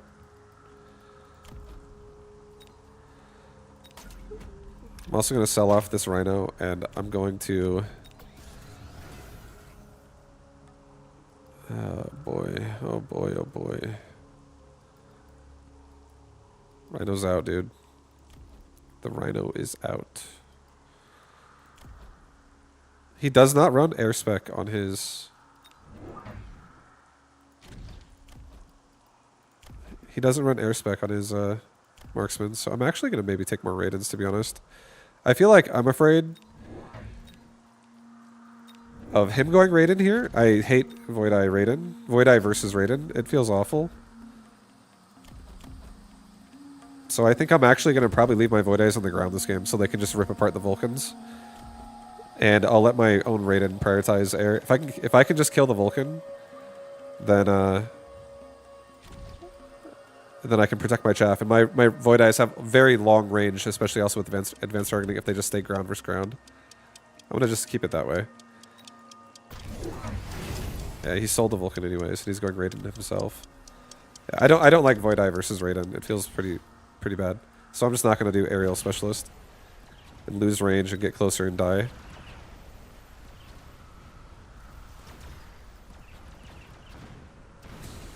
And now I can kill the marksman easier too with range Void Eye.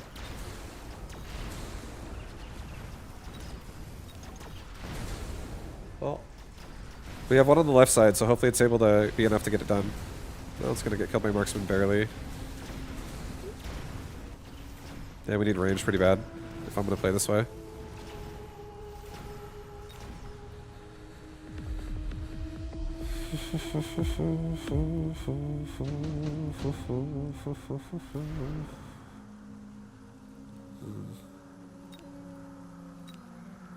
Two steel balls? Two steel balls is pretty nice. I feel like I want to avoid the Raidens with them. Let's put one here and let's put one over here. Get range on Raiden. Give Sledgy's mechanical rage as well. Let's do a resupply. We're getting kind of desperate here. We're getting kind of low. Let's get a couple of crawler packs. I need to start making some chaff.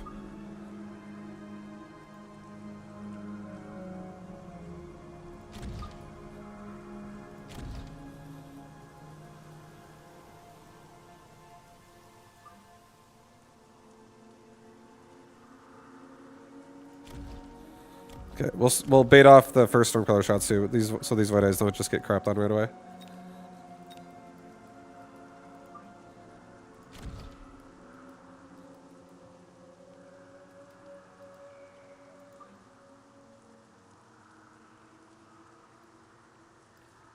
Yeah, just go like that. It's fine.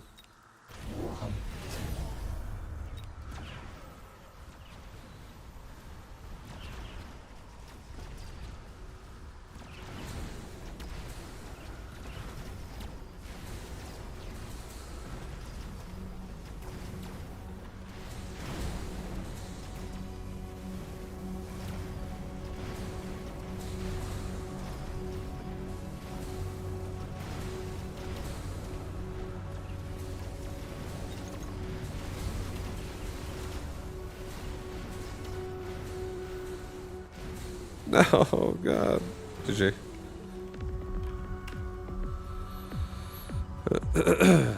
Well. Turned into a Raiden game. I feel like that's usually what happens with Void Eyes. When you start going Void Eyes, you play Raidens often. It's rough, because Raiden actually has more range than Void Eye does, so you get in the same range category of each other, and if they shoot first, it just one-shots your Void Eyes. It can be pretty cost-efficient. And they can also silence, so you can't like EMP armor them either. So you gotta have like a lot of protection if you go aerial Void Eye. Kind of wanted to try just my own Raidens, just to see if I could actually control the ground better, like not make the marksman a problem, and then have my Raidens just actually kill his while I just overwhelm with chaff. Because also then I would be able to kill like his ground AoE with ground Void Eye easier, because I could actually, you lose range when you turn aerial specialist on. So I would still have 10 more, and I could reach Vulcans a lot safer. I could actually outrange Vulcans there, or any other chaff clear. It's kind of how I was thinking about it there. But it's, yeah, that was it. I didn't have enough money because we died so fast, so I didn't actually get my whole composition like going. I had barely any chaff that game, I feel like.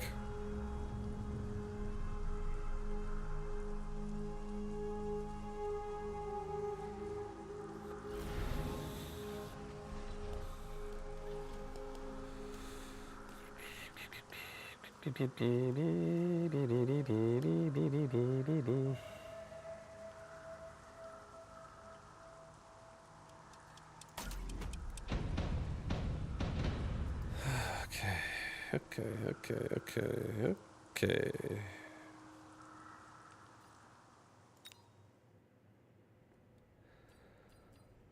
Ooh, I mean, I could do Sabers again this game. Or sorry, I could do Farseers again this game too. A nice Farseer push is so pretty sick actually with Saber. I like it. Alright, if I'm gonna build, okay, I think I'm gonna do.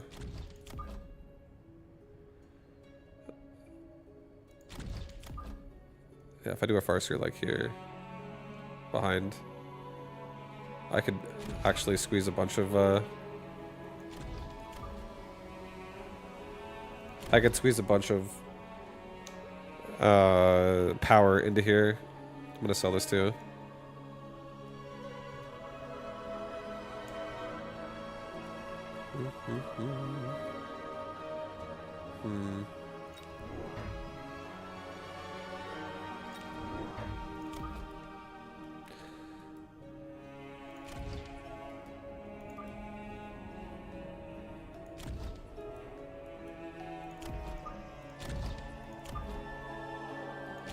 No, come back.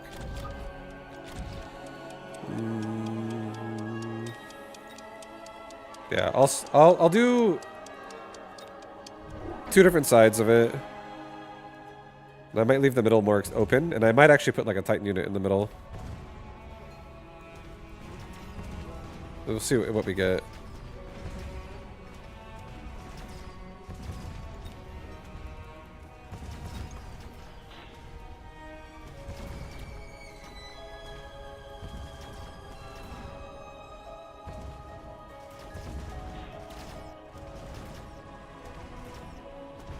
Nice. The Saber's going hard, but he's gonna die though. Marksman kills him. I think. Hold on, never mind. The paralyzed wore off fast enough. I thought he would die quicker. Saber's like, yo, I don't die at all. Holy shit. Wow. Wow. Pretty sick. Pretty sick. Oh.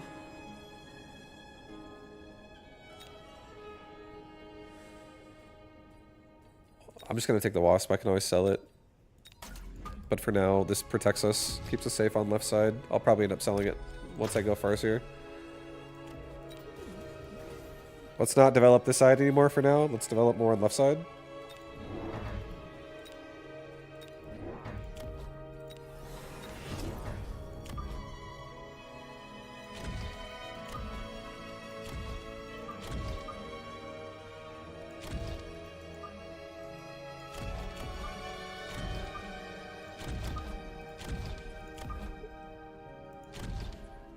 Okay. Yeah, just get some chaff that goes with it.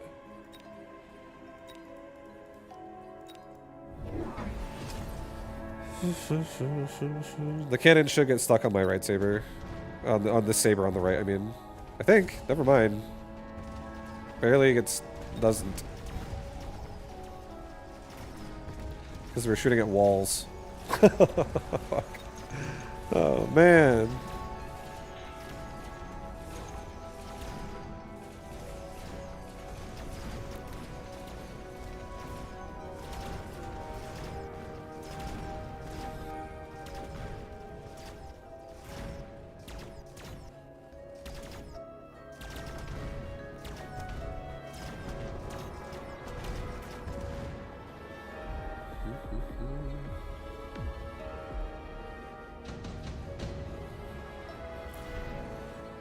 Additional deployment?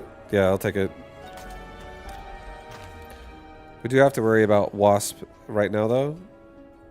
So I'm just going to go ahead and grab 2 squads of Fangs. I mean... It still could hit me here. This Wasp doesn't defend it if it goes here. Like, if it splits and goes to both towers, or if it puts it here, I still don't think that Wasp defends it. And if it goes all for this tower, I'm putting that Fang there. This thing's out of range to properly defend. Another Saber in the front.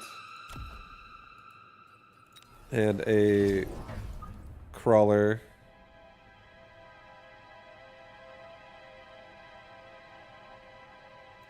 In the front on this side, just to take the shots of the cannon right away and protect my Sabers. Okay, that's fine for now. Get damage for everybody.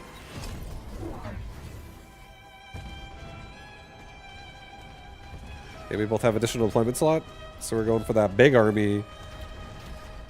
We're going big.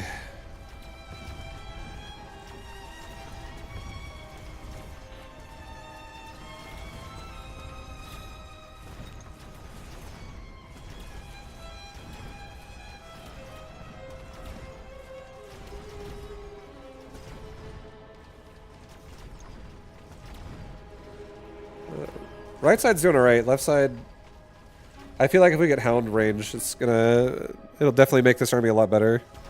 Hound range and chaff.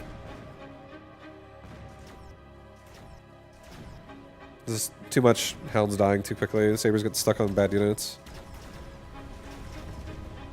Oh.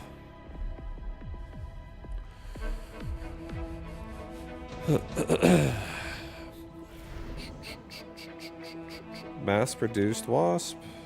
That's so tempting.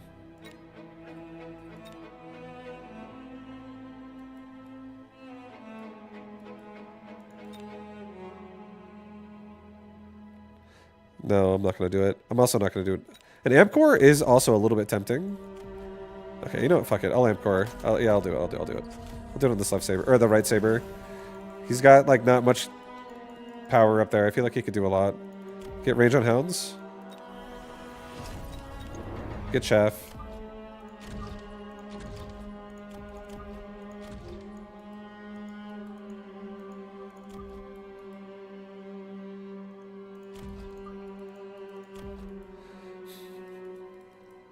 Okay.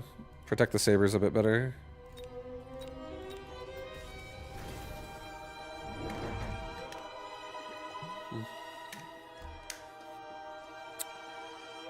Okay. Now he has Wasp. This makes me want to like keep Wasp.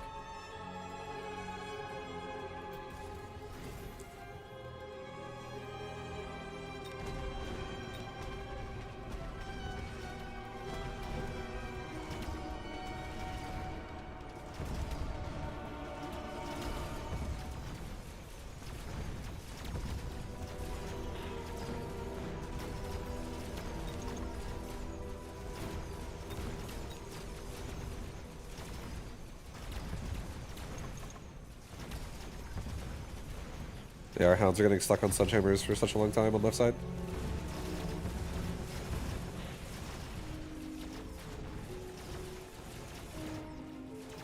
I feel like we should actually turn on secondary armament at this point.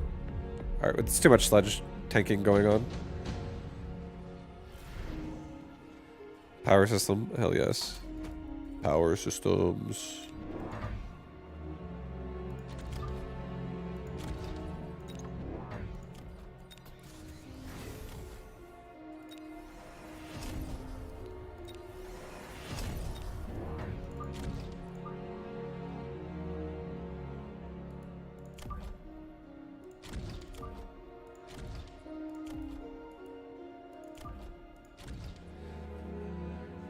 I do think, I'm actually going to do this.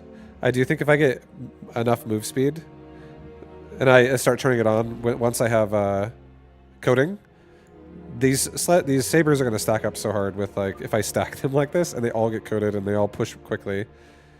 I feel like I kind of like it, and I could actually squeeze in some giants in here.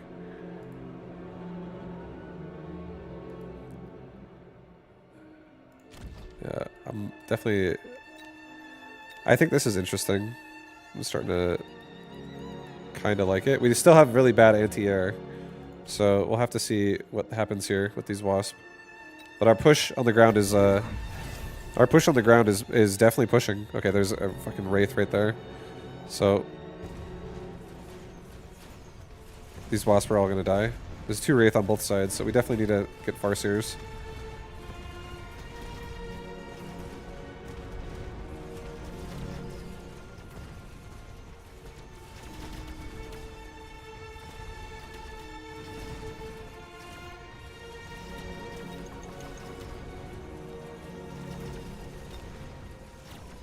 Actually, you know what, dude? I actually am going to stick on Wasp.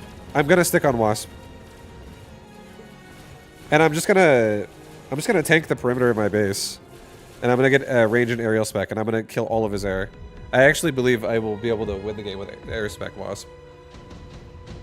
It's still early enough in the game that I can, Okay, Melter. Melter. Yeah, I think I take, and I think I sell Melter. This will help me afford this. I believe... I want to believe I can make this work. Do a 3rd one in the middle.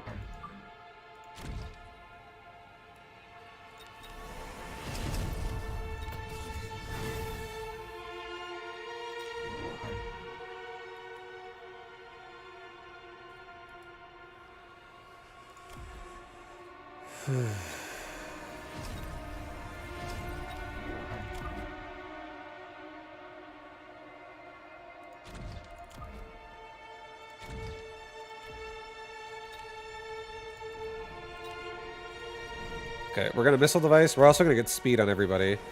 We're going to missile device both packs of crawlers, and then we're going to kill the wraith with our wasp.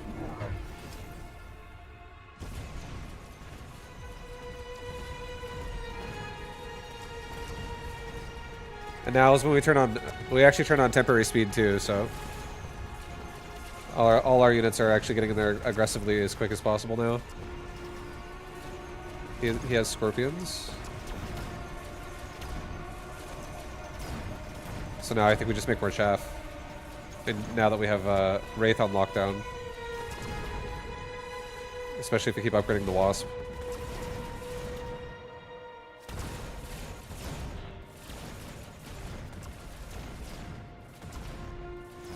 Oh ho ho ho ho ho ho ho ho ho ho ho ho ho. Lightning storm. Ay ay ay.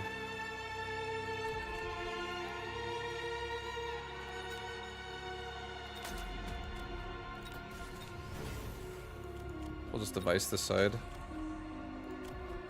Level up, level up. We can't take Farseers yet still, unfortunately.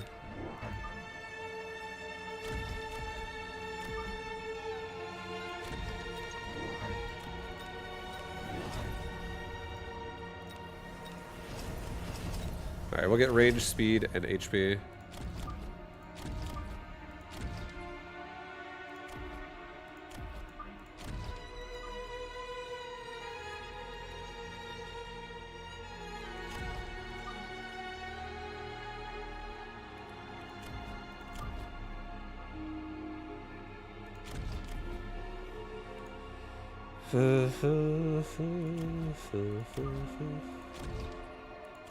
Shit. Yeah. I think we have to have it like this overall. I want to kind of punch a hole into his sabers a little bit, or into his scorpion, sorry, a little bit fast. I don't have enough for a missile here. That's a yikes. He's thunderstorming me too.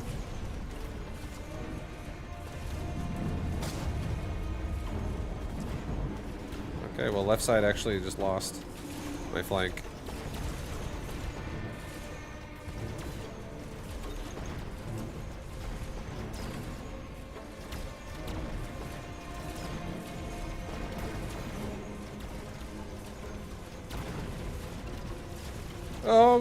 Oh Jesus!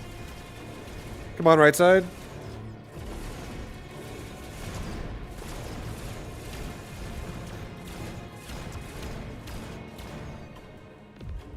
Okay. Well, that was a lightning storm round, so spells are spells. Now there's going to be another spell. Oh, here we go. Here we go.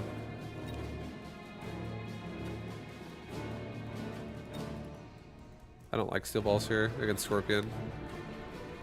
I do kind of like 2 arc lights just to help this Sabretooth get rid of the crawler faster, get these wasps going forward faster. I feel like this is just 50. I don't have to ever buy missiles again. I could also get more arc lights. If I don't know, do I want to get more arc lights? Not really.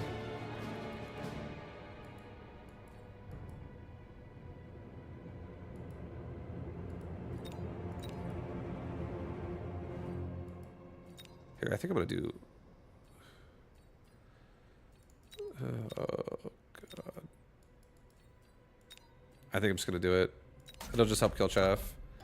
Put it here. Go up a bit. Put it there. Go up a bit. Put it there. Level the wasp. Give them elite marksman. Do range and speed. Resupply again. And I think I just need chaff.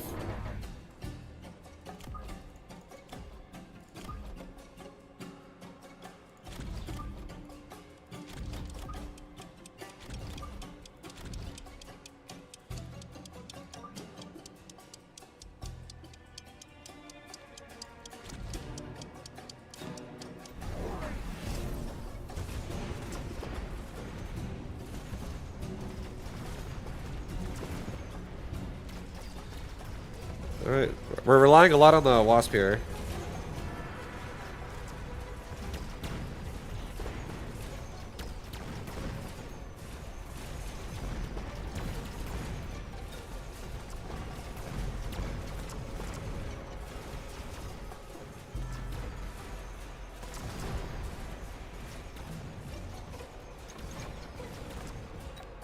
Yeah, we're dead. Shit, dude. We're dead. Did he even have... No, he didn't even have aerial spec either. Bad. I should have just went... I don't know why. I stacked so hard too and I didn't go Farseer. I kind of abandoned the Sabers. If we would have went Emission and Regen with secondary armament again, that would have probably been the best. I got carried away. I got Bloodlust. I'm like, oh yeah, he's going Wasp. Let's go Wasp. I don't know why I went Wasp. Wasp weren't really that big of a deal.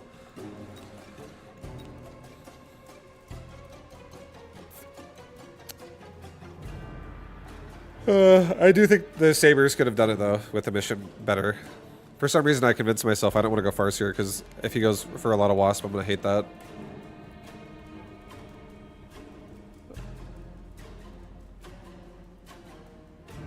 But it would have been fine.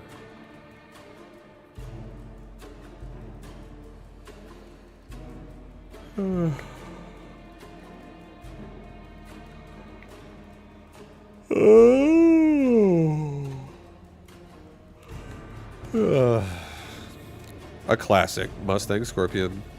That's right. It definitely is a classic.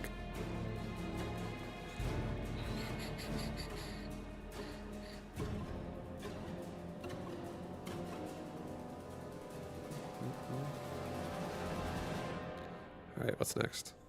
What's next, guys? What's next?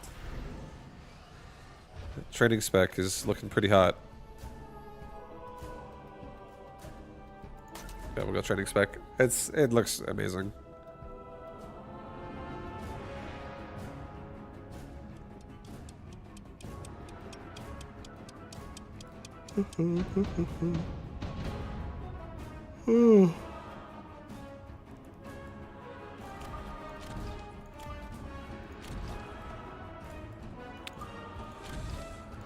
Okay, we're gonna do...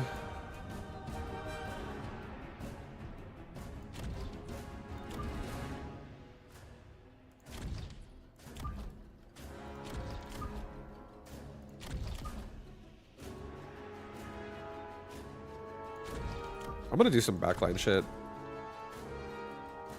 That's what we're gonna do. Put this on the side, actually.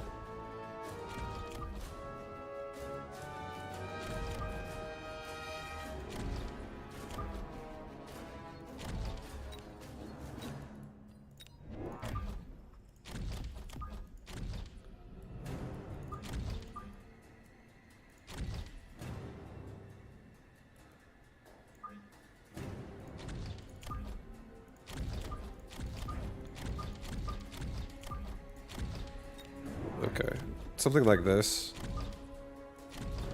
To start, I'll level the Vice. Do it in the center. Okay. It's not bad. He's rushing the side pretty hard. We have a nice angle already.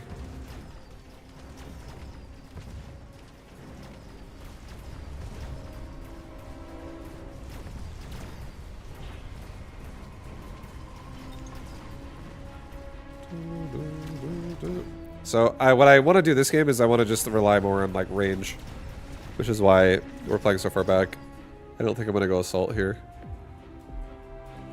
I don't think I'm going to go assault. Probably. Who knows? Maybe I will. Stormcaller. It's okay. Like 2 missiles in his face would just blow up his entire army.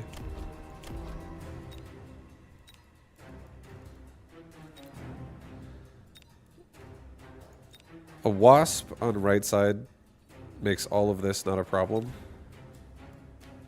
We can make a Fang on right side as well. It also does the same result.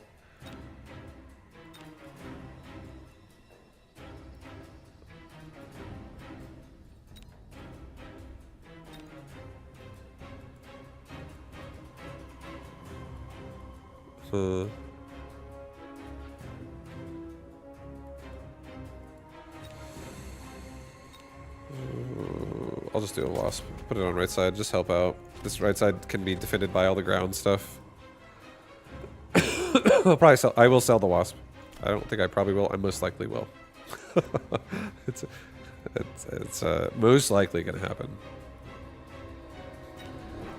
Got another tarantula right there.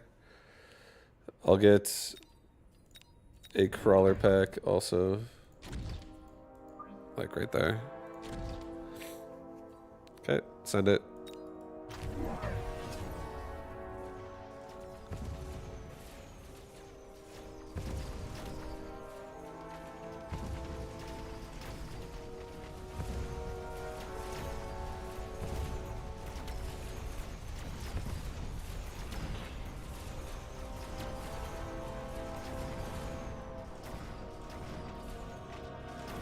Our wasp and marksman on the right side should be able to finish off the round even if we get paralyzed. But we might not even lose the tower. Fangs are still here.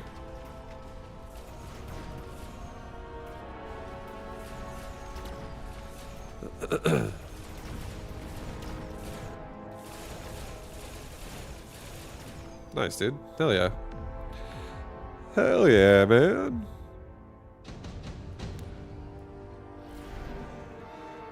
A regen device. Oh my god.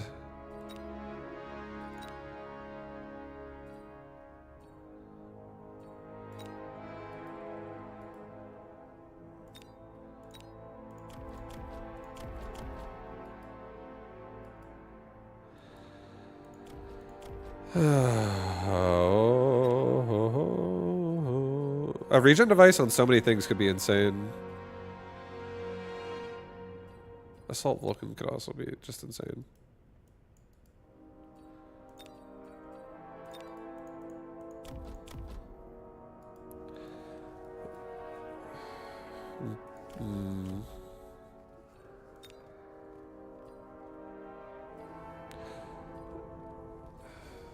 I think I'm gonna take the regen device. It's such a good card. I'm gonna do a range on my tarantula. I'll get one more marksman. I'll put this dude over here. Level him up. I'm gonna get another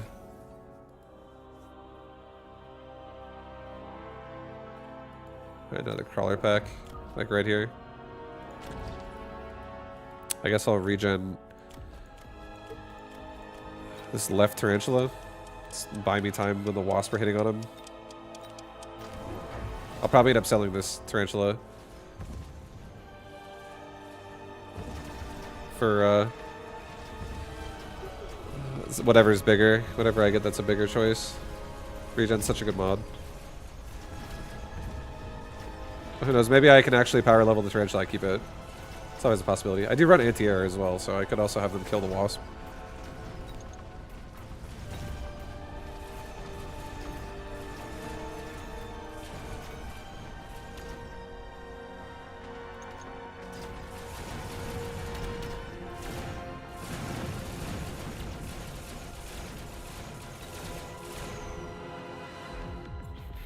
A frontline boom rider would be hilarious. Yeah, no, it would definitely blow up everything. He's packed in there so fast. Okay, now he's going to go for an advanced power system, most likely. I could kill his entire army with a spell. Right now. This whole army could be dead.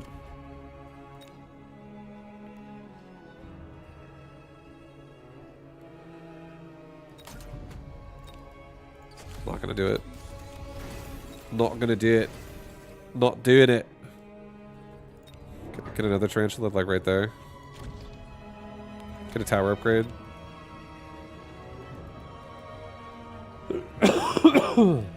Get a tarantula on the right side too. There's a lot of chaff on the right side. Start getting rid of some of it. Okay, this is a nice defense. Nice, he went for a boat. He went for a boat. He's got a mission on that thing, probably. Yeah, he does. So mission's what that is most likely going to be happening now. Does he have regen? He has regen and he has armor on sledge. Okay, so he's just going to try to make takey sledge push through is what his goal is.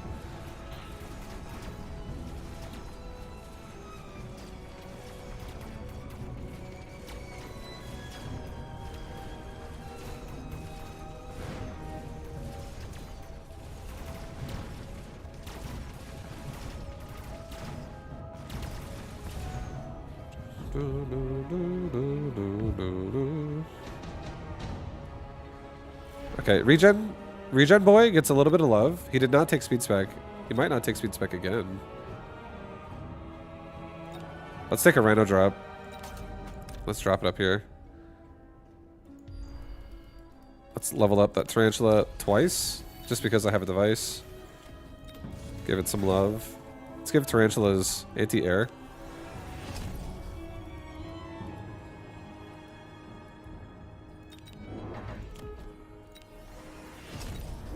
Let's get a couple chaff squads.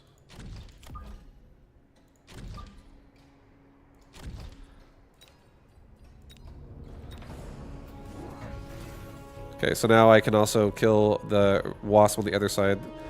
This wasp is actually pretty annoying for my marksman.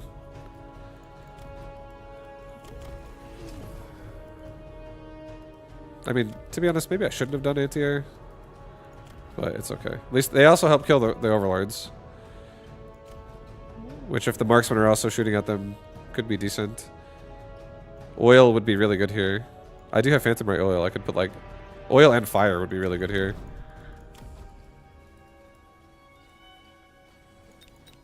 He moved the wasp and positioned it with my push now. So yeah, I'm overall I'm happy I have anti-air and tarantula.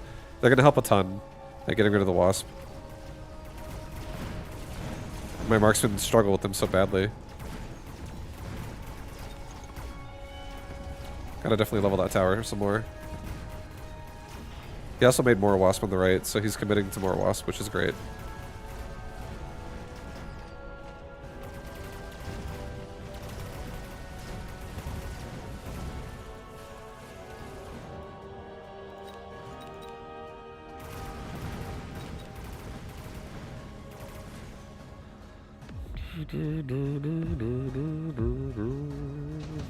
I think range on marksman helps a lot here.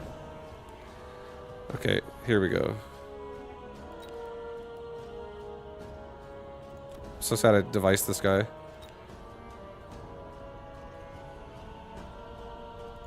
Uh, 120.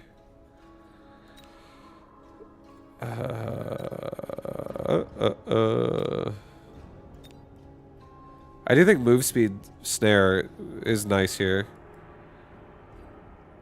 Okay, we're gonna do this. I'm gonna do a wraith. I'm gonna put it here. I'll keep the regen where it is. It's fine. Degen beam. 2 tower upgrades, or maybe 1 for now. Upgrade the tarantula. This thing's gonna come out late. Maybe like slightly faster.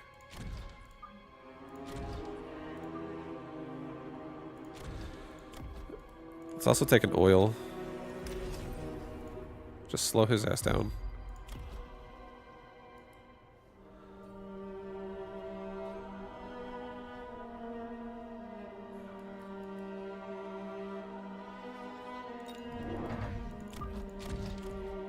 He doesn't have range, so I'm gonna do this.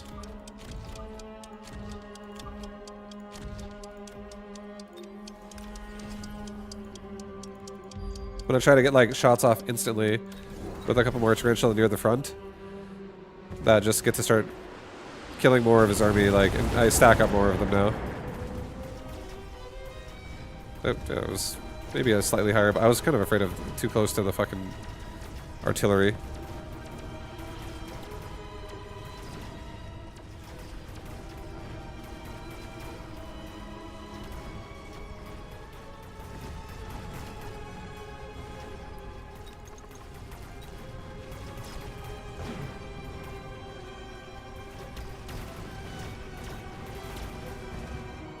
It's close. It's close. He also does have jump drive. So we gotta think about leveling the other tower too, because he could easily just rotate.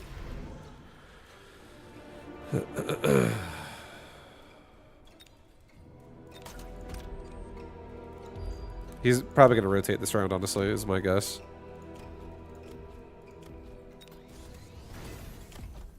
Get range on marksman. Let's get 2 levels on that tower on the right side.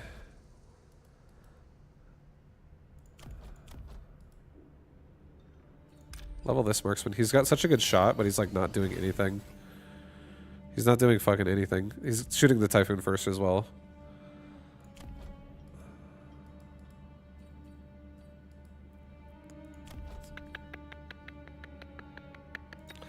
Get range on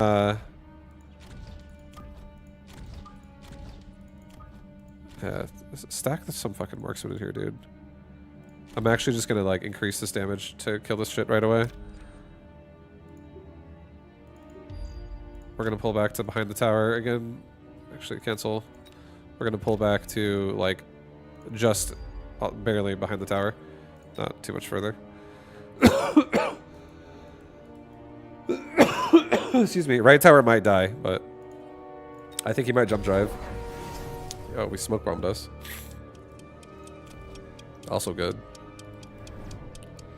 Actually pretty annoying for us.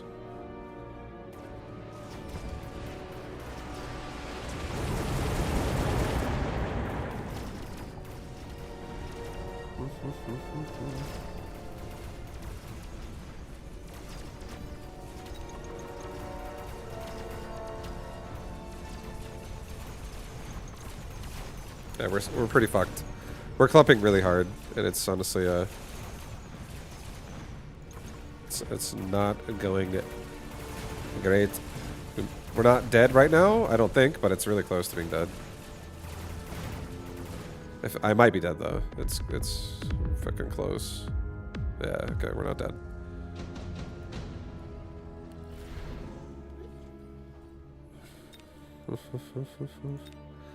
Alright, portable shield.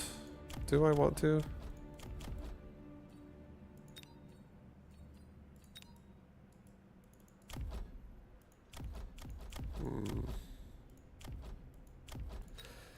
Sure, I'm gonna do this. I'm gonna do another Wraith over here. Another Tarantula. We're gonna get crazy, guys. We're going explosive. We're getting range. Also getting another Fang right here. Okay, we're trying to fucking push him back. This could be bad. It could be bad. Oh, this smoke bomb sucks. Pretty fucking hard. Sucks pretty bad. It's yikes, dude.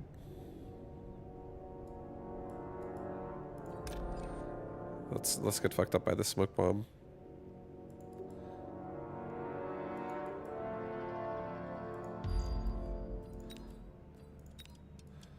We'll pull these two out. No. Just have them back up a tad again. Just don't go in right away. Don't die. And they'll get themselves out of the smoke bomb in a second anyways, with the rest of the army.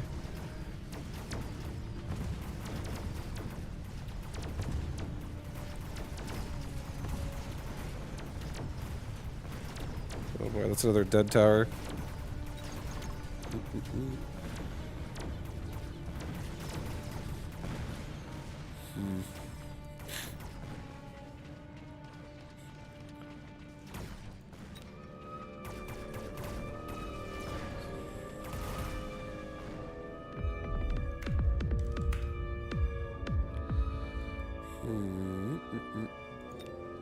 Dude, there's so much malhair in my room floating around. What the fuck? It's so many crawlers for sure. Fire would be really nice here. For sure. Not having aerial specialist makes this difficult. Because if I had aerial spec, I could actually target the boats like right off the bat in this round. With how close they are to the line.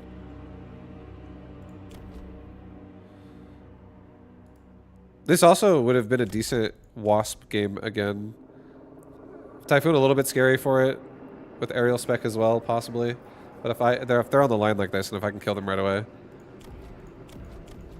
My anti-air choices are kind of limited.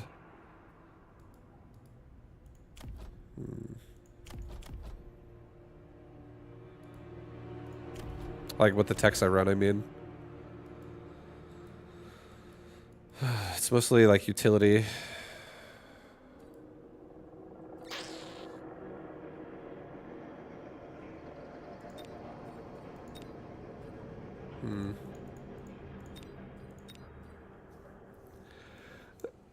Yeah, all we really need to do there is just kill Chaff, and we're golden.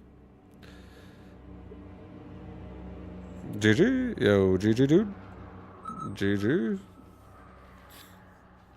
Range Vulcan would have stayed online all game, burning Chaff. Yep, Vulcan would be nice. It would be nice. Cost control sledgies would be nice too. Cost control sledgies would be sick, dude.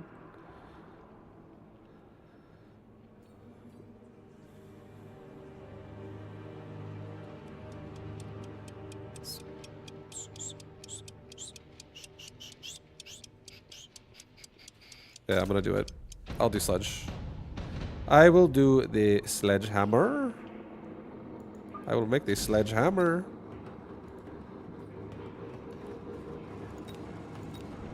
I think I'm doing this. Okay, we're gonna go opposite side of my towers. We're gonna push the left area.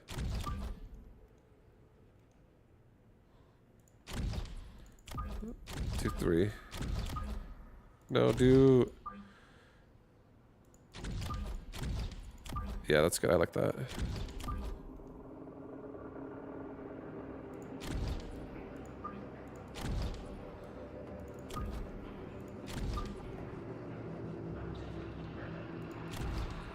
Okay, I kind of like this. No, I don't like that again. Like this. I like this better. Yeah. We like that. That's better. Sizing wise, I like that better. Okay. We'll send it with this. We're going to have a very slow moving army versus marksman to start, so. 4 minutes until tournament. Fucking tournament. I never remember.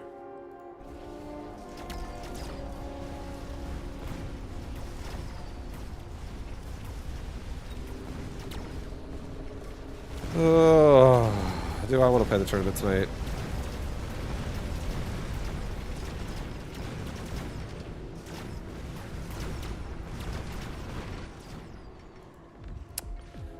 I guess so, that's fine. Alright, I'll be right back then.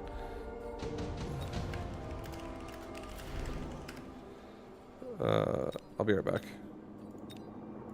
Sign up for this, I'll be back in 1 second. I'm gonna get myself a muffin. So I can eat something. I guess that's fine. We'll play a tournament. I won't be lame and I won't just ladder. I'll be right back really fast, guys. 1 sec.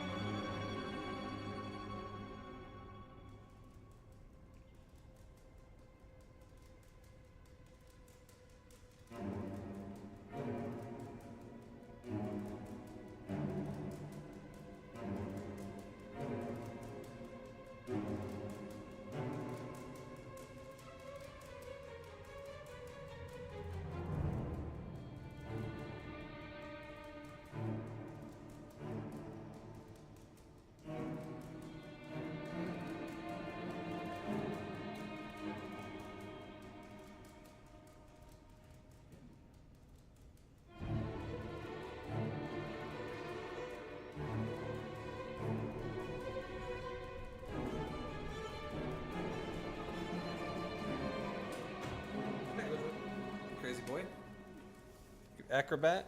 Hi. Yeah. Okay, guys, we're ready. I'm ready.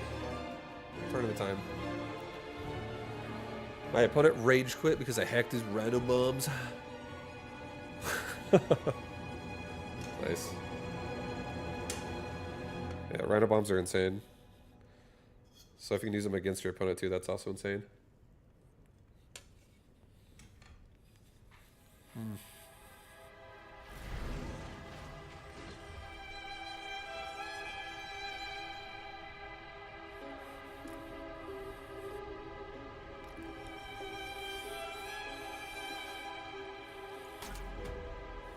All right. Fortified. It's fortified time. Gojo, it's fortified time. Yeah, it's time to fortify. Yeah. Yeah. Yes.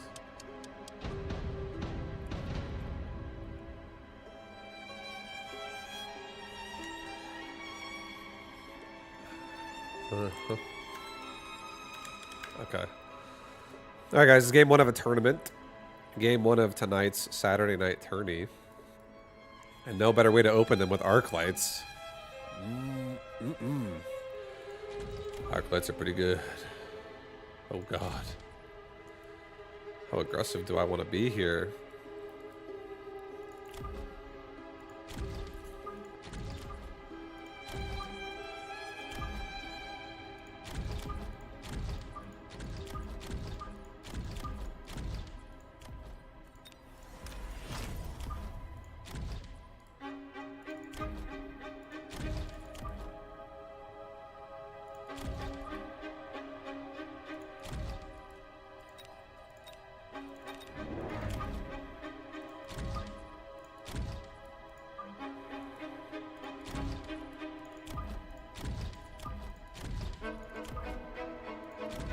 Okay, that's a little bit better.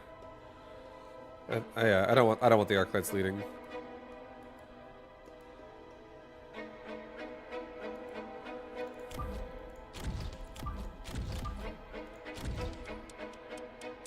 Okay, I like that a little bit better too, to be honest. Okay, I like that.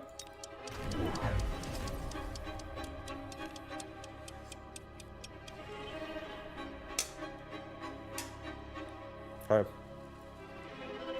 So, I mean, he is speed specialist.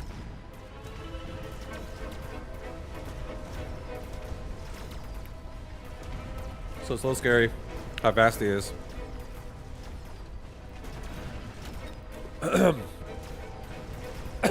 We just I need to drink some water. Barely swallow this muffin. Holy shit.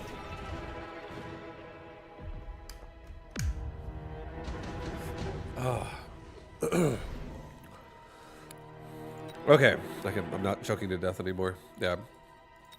We need to get some cover for my sabers because he's speed spec, so it's pretty scary in the front. He also has assault mode marksman. This man has a quick reload too. He definitely likes to party. That makes me feel okay. I feel okay about it. I can always EMP him if I have to. I definitely don't want to go balls against this. An interference module. Assault fortress. Oh, Jesus. We could fortress with this. And just take a fortress card when I see one. Or just buy one. Like rotate a unit into it and just buy it. Okay, fine. I'll do it. We'll go assault fortress. We'll sell off our wall. No. Yeah, sell the wall.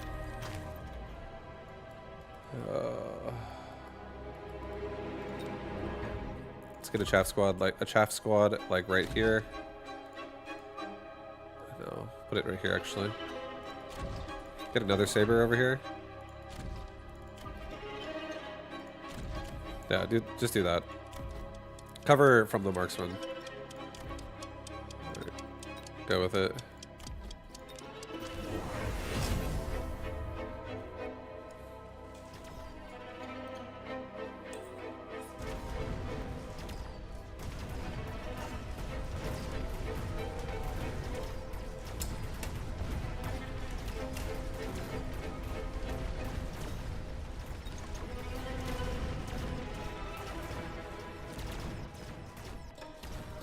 That paralyze definitely hurt a lot.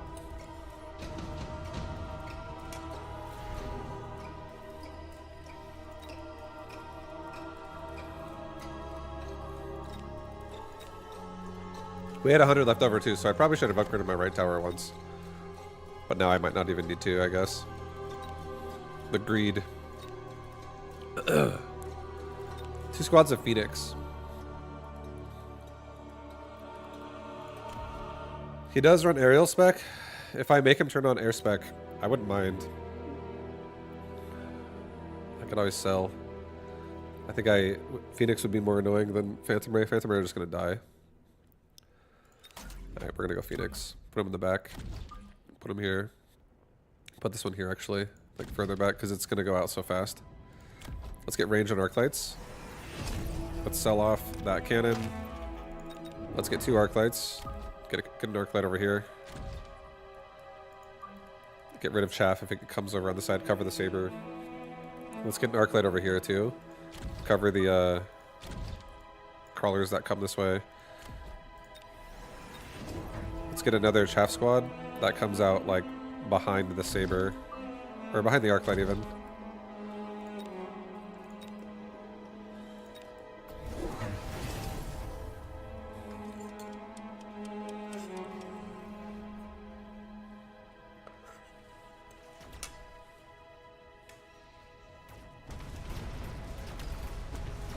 Damn, almost.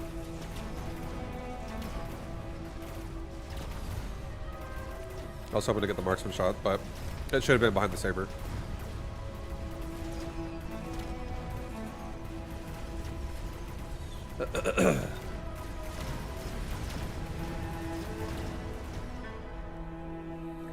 Okay. Bro, thank you so much. I just realized you can sell these turrets. Yep.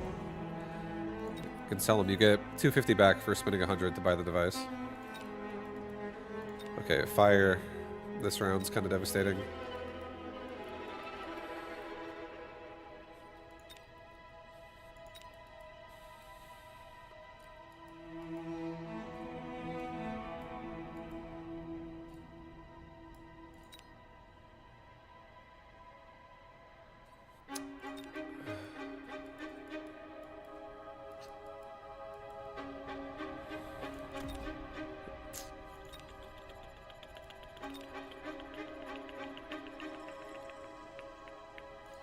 I think we should do fire. I'm just debating like what I want to do here, and I do think fire is the right choice. I'm just gonna scorch his level 2 Mustangs and Scrawlers. I'm gonna scorch him, dude.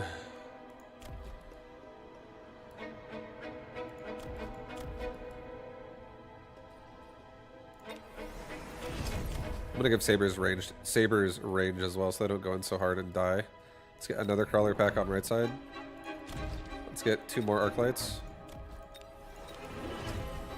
Like here. And here. Just get more power on the right side.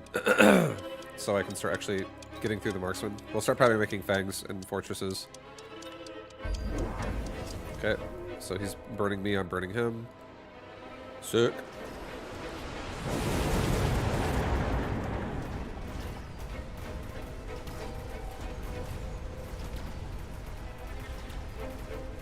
Yeah, our new investments are not bad. These sabers are getting it done way harder in the marksman now.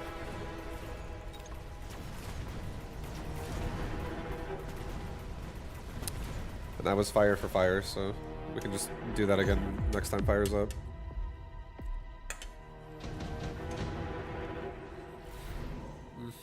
Oh my god, another spell. Oh.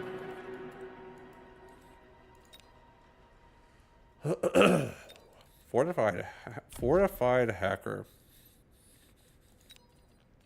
That changes things a little bit. That's kind of sick. It's not going to get the greatest uptime because sabers will kill their targets when they're trying to hack it, so I don't know if it's the greatest choice. But it's definitely tanky. It's definitely tanky.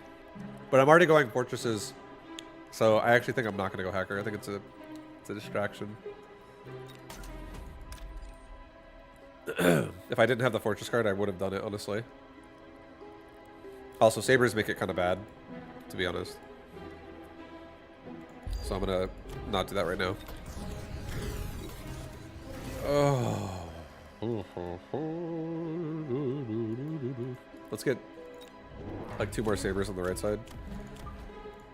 I know we don't have any forts yet, but we now have like a lot of tanks of these Arclights. Let's get a crawler pack in bottom right.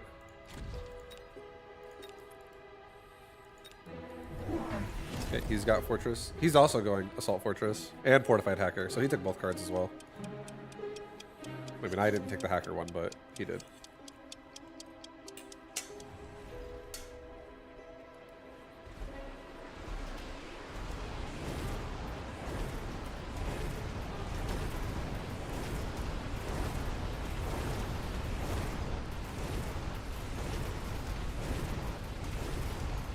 These sabers are crushing the forts, so it looks like we're in a nice spot.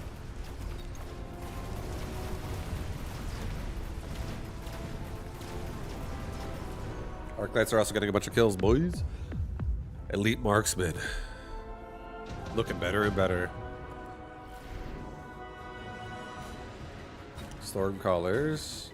I could turn off his storms with anti-missile, so I don't care if he takes it, but I could also take the melter, sell. Yeah, I think I'm going to do that, honestly. I think I'm going to take the melter, which unlocks me to also have melter if I really need it, which I don't think I will. But it's too bad it wasn't a fortress, because I'm also going to... I mean, he bought it, so... Alright, let's get some power in my army.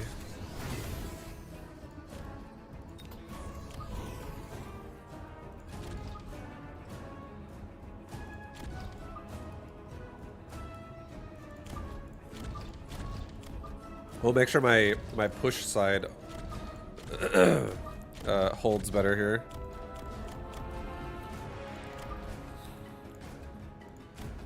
Okay. Let's get another squad too. Let's get like a Feng squad.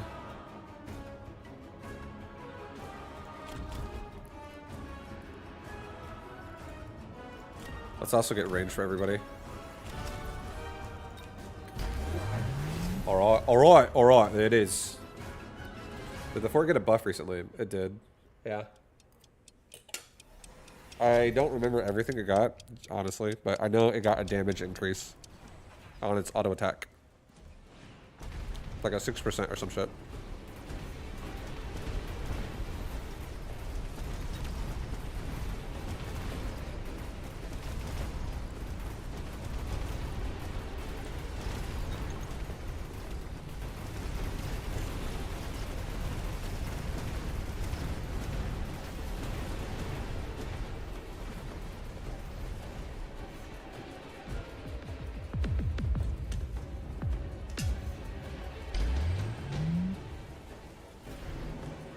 Oh.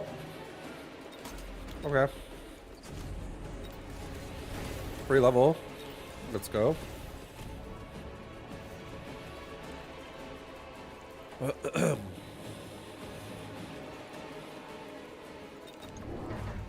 Let's get elite marksman and arclight. Let's get range on everybody, and let's get 3 fangs.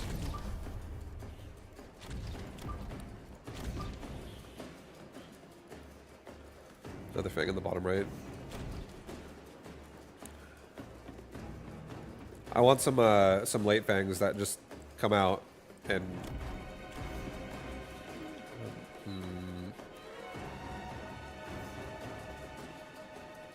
how do I feel about that, actually? It's fine. I think elite marksman is really nice, especially on left side. We're just gonna be able to reach these chaff units faster. Gets this pushing harder. These guys are getting some nice range here. Yeah. There was a javelin in there. There was a javelin in play. Oh boy. I got too excited. I didn't look at the choices. I was like, oh my god, I want this now.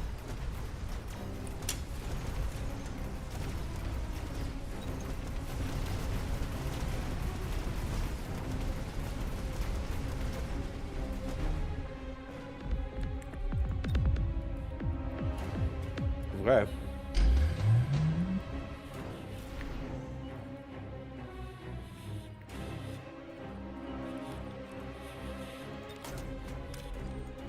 I'm gonna sell the Scorpion.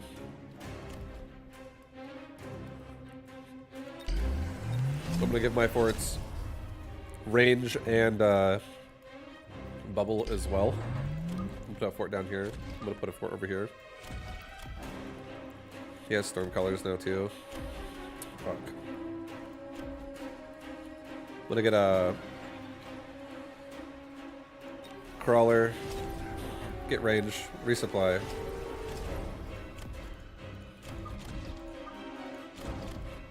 Get damage.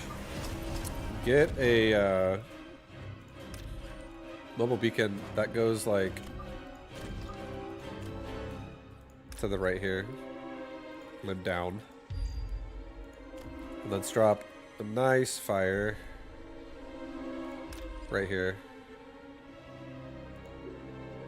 The forts will move slightly because he has speed spec. The forts will move down. Not by much, actually. They're not going to move down by much at all. Let's go, like, barely on it. Try to hit the Mustangs quickly. Or hit them like this, actually.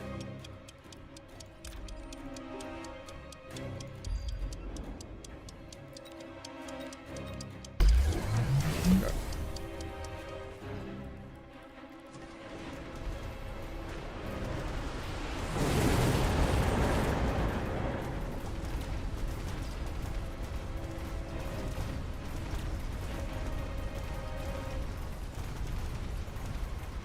Come on, forts!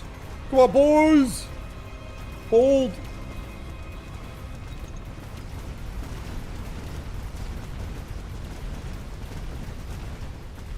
Uh-oh. I'm dead, GG. Fuck. Oh, well, the forts didn't do it, guys. Oh, shit, the Arc Lights and forts. They got crushed.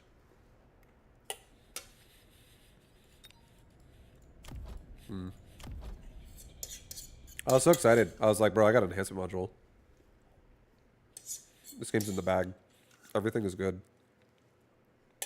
This fort's gonna get so strong. It's just gonna walk in the front and never die.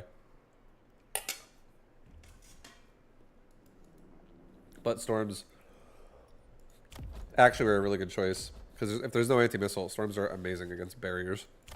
You just get to shoot them from so far away. It's like extra range because you get to shoot the edge of the barrier.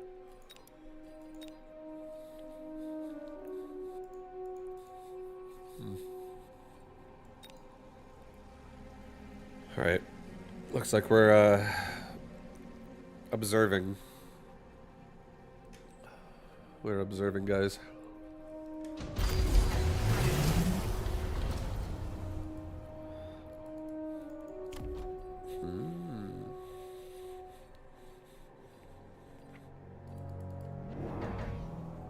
Imagine if there was some turbo scuffed game mode where you could both see what the other was doing in real time. I wouldn't like that. That would be so funny. You're just like constantly like, and then like you're just like moving your units left and right. And you're both like, okay, which one are you going to?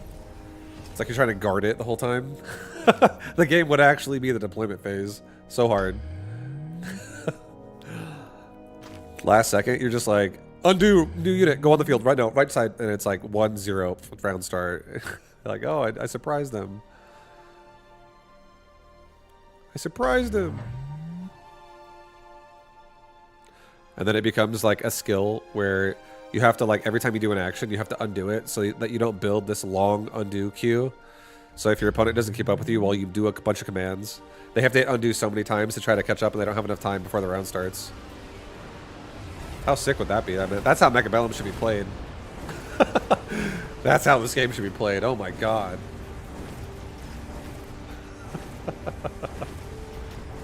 That would be like so fucking not fun.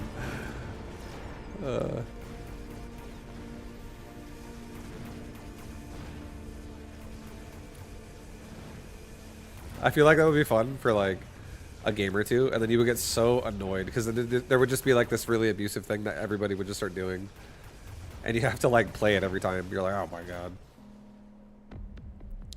Every time you always get my right side or left side with like some push.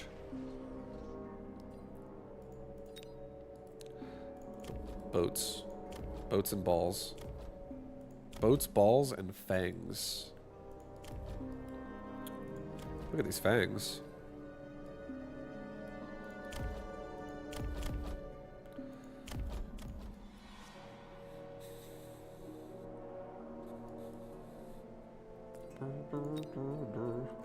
I feel like it's interesting looking at this. Like, you can always make more anti-missile, but like the fact that anti-missile's here, like you could theoretically missile device like right here, for instance, and kill this Fang group.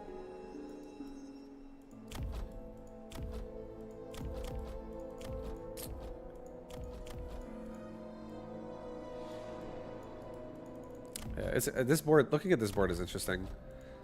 I like how this Fang on the front line, like literally on the line, is like, I don't give a shit, dude. I'm fucking level 5. Let's go. I love it.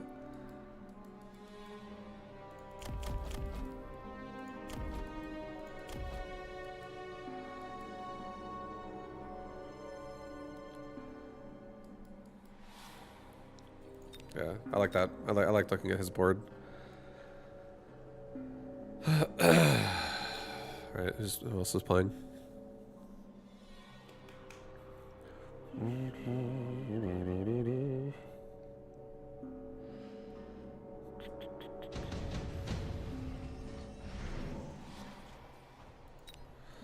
What is this? This is nice worm board with tarantula explosive versus a ton of chaff and scorpions and boat and ball. This is an interesting looking board.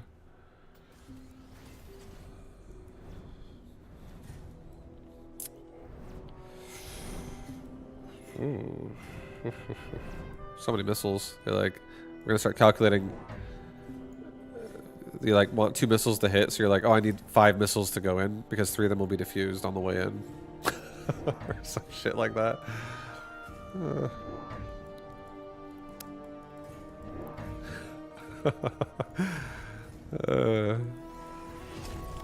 Poison? Overlord Artillery. Overlord Artillery is honestly like such a strong skill, shoving on the line. It seems scary sometimes.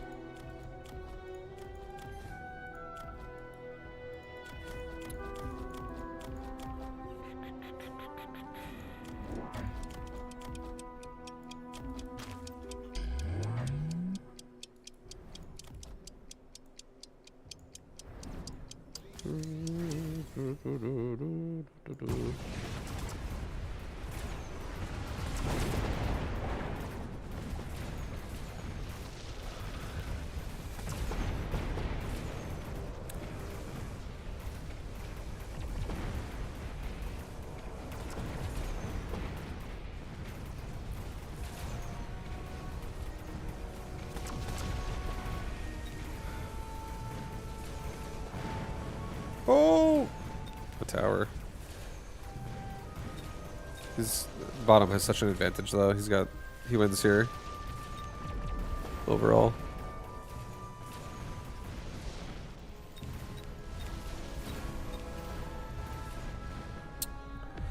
I haven't really been using Mechanical Division Worm, and I feel like I don't ever really quad upgrade my worms.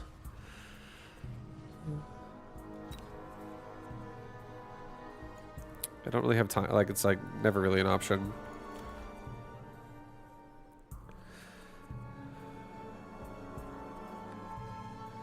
Yeah, sometimes I also want to take off Sandstorm on my worm.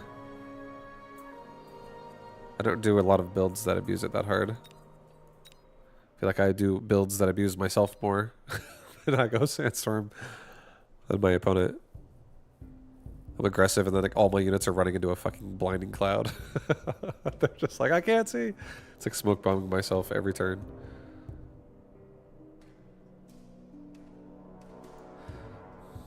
Actually, you know what?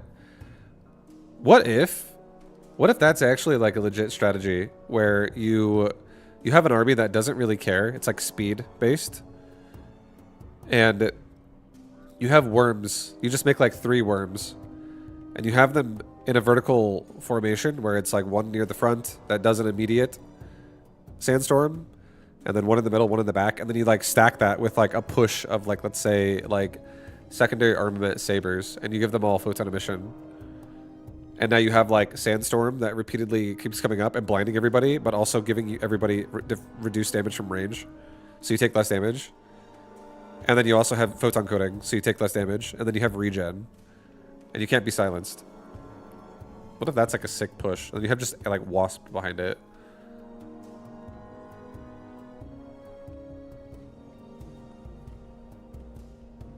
I feel like that's really interesting. That's so much reduction. Yeah, sandstorm affects your own. Yeah, yep. I think so. I'm pretty sure.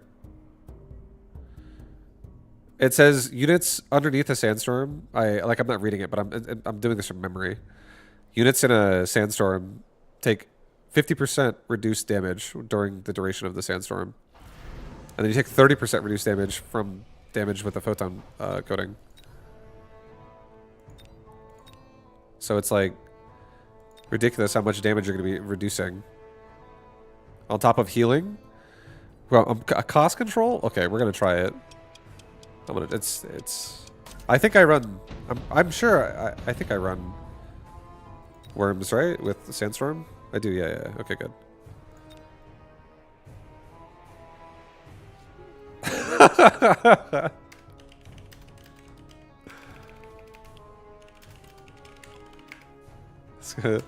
Picking Typhoon spec so you can't have them.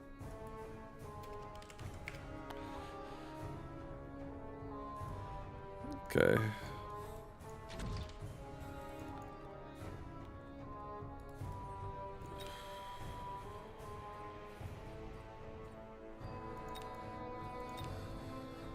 What do I want to go with it?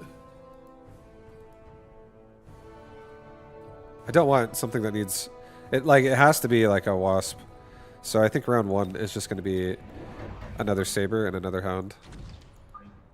And we'll push... I'll push away from my wall.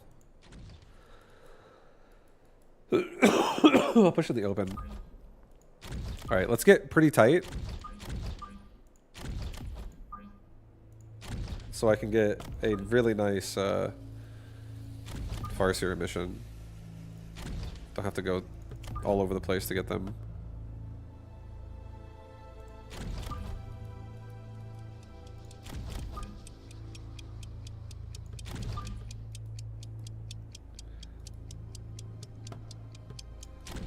Okay. Do that already for round 1. Okay, dude, he's right up in there as well.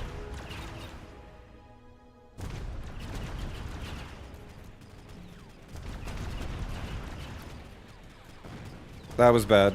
Just because I should have honestly had 1 crawler in front. I got pretty greedy there. I did not think that the whole army was going to be shoved in my face. But it was. So now I definitely feel like I want to take secondary armament like really quick. Haste module. Okay.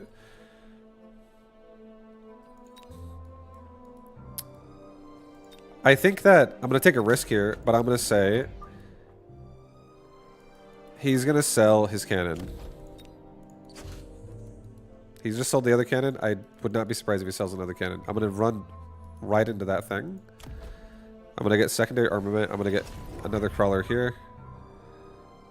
It just goes in front and gives us some time. I'm also going to sell mine. Mine aren't going to be doing much in these fights. Nice. He sold it and he leveled his tower.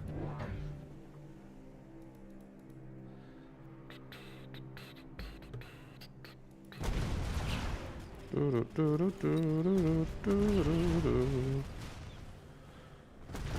need some AoE pretty badly.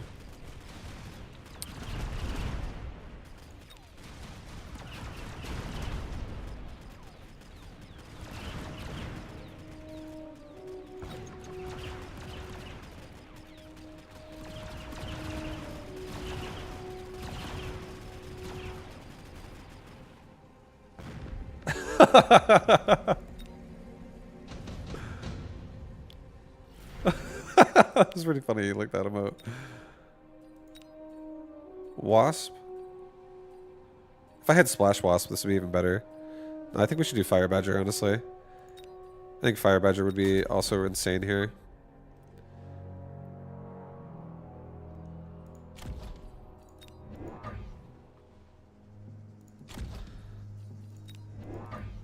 Get another crawler myself. He also could go into Typhoons any second now. And Typhoons are going to eat crawlers up like crazy.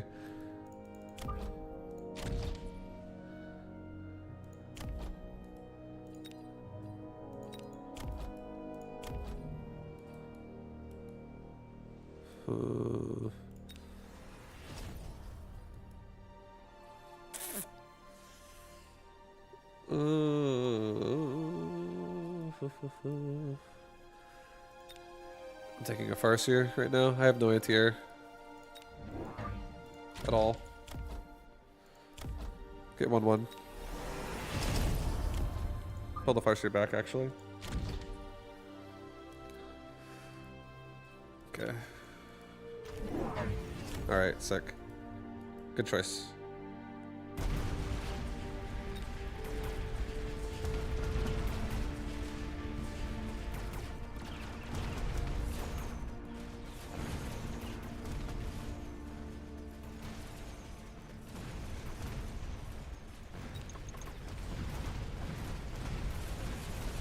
You know what? Fire Badger could actually be insane with this. I'm glad I took it because I could go regen counter fire with Photon Emission and Sandstorm on Badger, and they would still be able to reach through it pretty hard, I feel like. And if I wanted to do that, no, maybe just regen, realistically. Maybe just regen. Counterfire does give them more damage, though, so if they don't have to move at all, it's also actually pretty sick.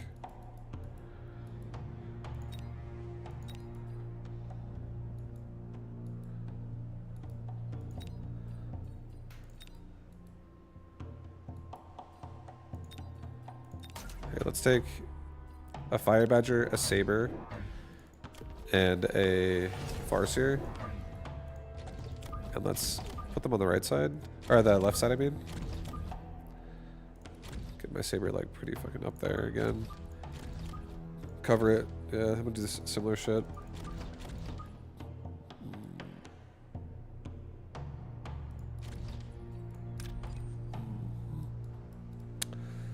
I should be a little bit afraid of that. Just a little bit. Just a bit. Let's get a level up on this Saber over here. And we should also consider going into Wasp at this point. Or very soon. Okay, he's going for just like random Wasp on my flank. He has Final Blitz as well.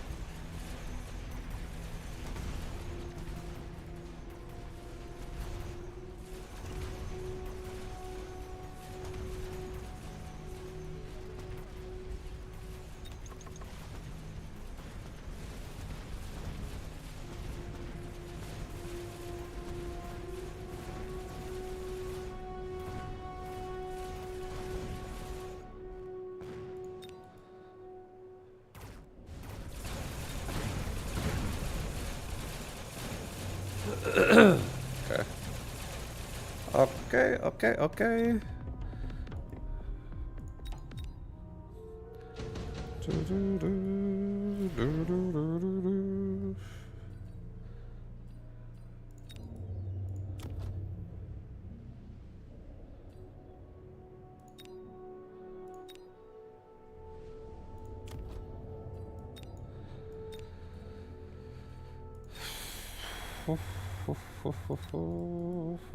Part of me just wants to get 2 Wraith, honestly. Get like 2 Wraith and put like...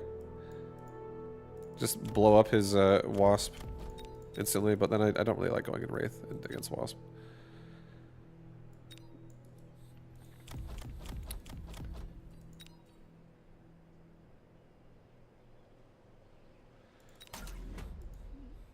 I'll do a Melter. He does have ground spec.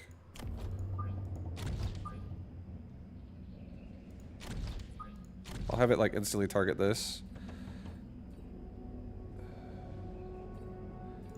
missile out this dude. I'll missile out this dude. Just to make sure. Let's level this up. Let's leave it at that. Let's not freak out. Let's get 2 more sabers.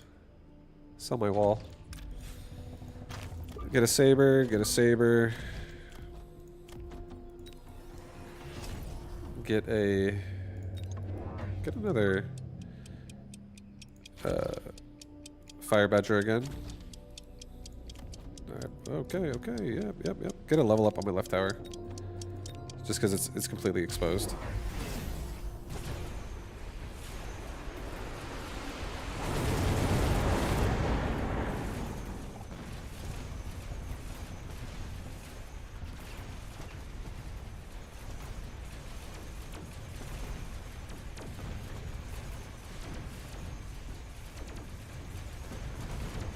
That Melter just took like everything to town down there.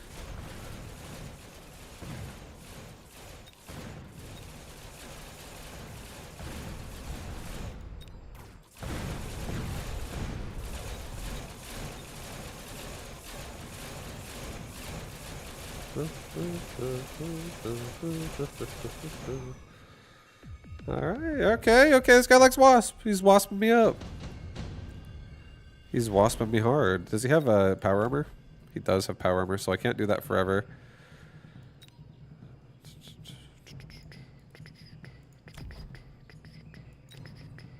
Laser sight, put it on the melter. I'm actually just going to take multi-melter. I'll level it up twice. I'm going to make sure this is not going to be a problem. For now, I'm missile devicing every time. And we're just killing off a lot of the crawlers.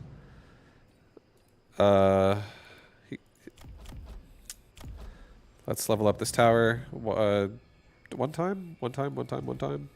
One time.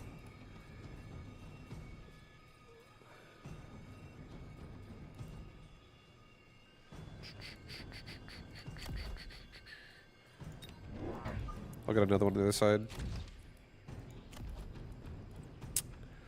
And I'll get myself another crawler pack over here, just so my fire badges are... Or everyone, just, yeah, I think it's fine. Send it with that this round. I'm not resupplying. I just gotta make sure I'm missiling every time. Just at least to kill crawlers. And he's stacking more crawlers there, so missiles are gonna be even more effective because I can hit through to the other crawlers behind it. If we just missile, we kill him every time. And his board doesn't really have like a board, so it's all in the bottom right push.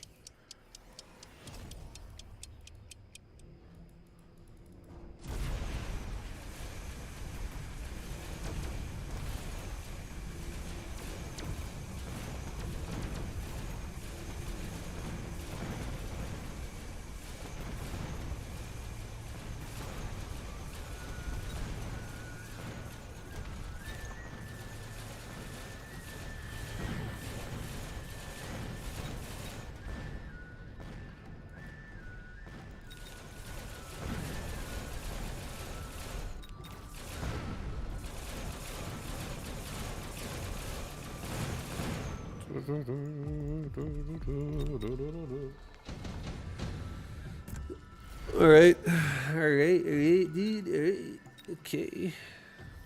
Efficient tech. Efficient tech is nice.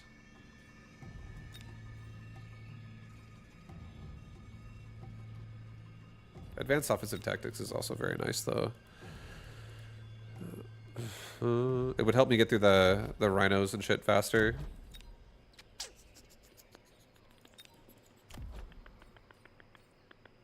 No, it's okay. I'll take efficient tech. I think we're fine. Let's get a missile here. Let's get a missile here. Let's get a missile here. Let's not fuck around. This is a lot of rhinos. There's a lot of damage. There's a lot of shit here. There's a lot of stuff trying to kill me right now in this area.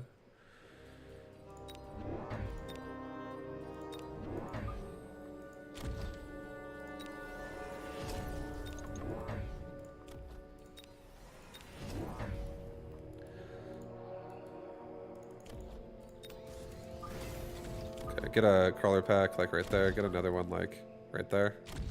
Just make sure we have chaff running in front of our melters so we can actually have uptime here to not just get crapped on. Do a resupply. Give me range as well.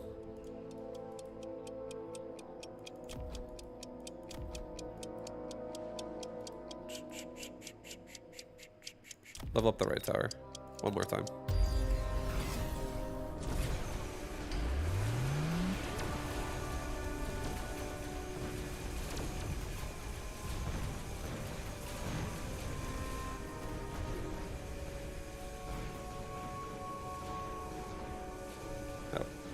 Looking pretty good. We're getting through it.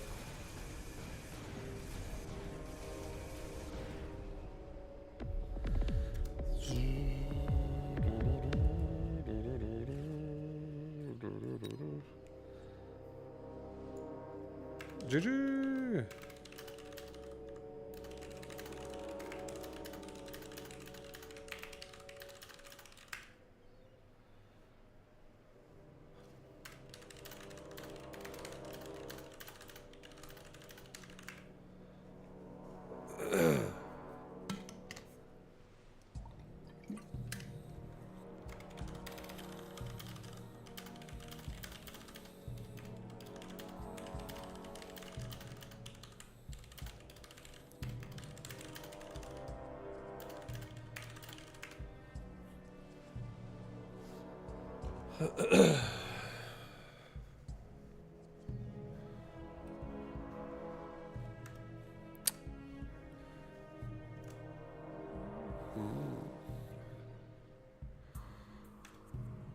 Alright, sick, dude. GG.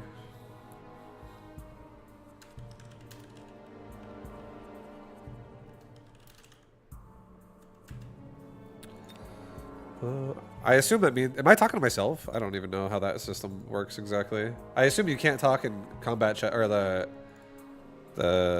versus. If the other person's not there anymore. Yeah, it's pretty funny if I'm talking to myself.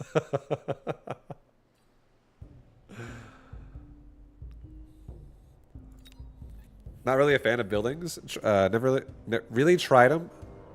I can't read this fucking sentence. What the hell's wrong with me?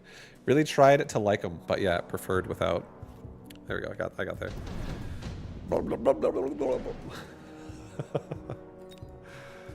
Yeah, I'm also not the biggest fan of buildings. I think buildings are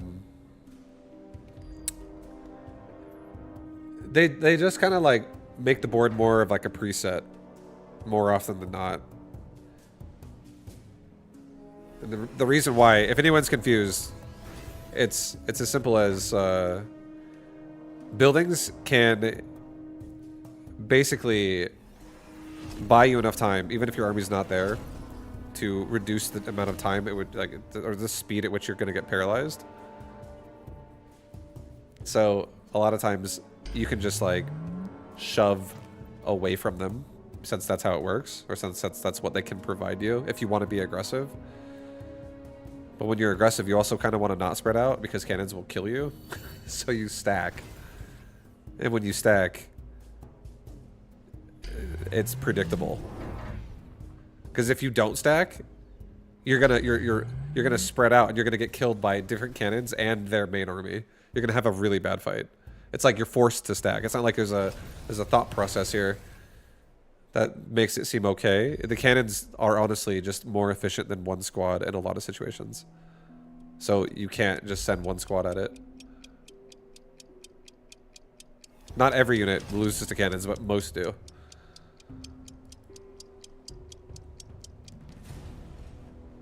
For like what you start the game with, I mean. Like in the first round. So it's just rough. It really like kind of sets your board up to be like kind of already predetermined, more or less. And I feel like that. And then another thing that Grey Turp and I were talking about on our podcast was just the feeling of how also that if you play aggressive and you stack, the more dense of a board you build, the more spells gain efficiency against you. So it also makes all the, like this current building meta, playing aggressive into it also makes spells just like destroy you. You have like a double negative. You just really don't like seeing spell cards. Because you can't spread out until like round 3, round 4, realistically. Once you have some squad investment going on. The only way you can really spread out round 1 is if you're just willing to just lose the first couple rounds and you're just like, oh, it's fine. I'm already spread out and I'm going to support my spread with more deployments as like round 2 and 3 go. Which, who knows, maybe that is actually like not the worst if you have like a really good idea for that. Like if whatever your board needs, if it can be there. Like if you're like, oh yeah, I'm gonna set these up in round 1, they'll do as much damage as they can, but they'll still ultimately lose a minor loss. And then in round 2, I'll support them with chaff clear. Like round 1, let's say you have like a bunch of marksmen and they actually kill the cannons. And then round 2, you support them with like any type of AoE.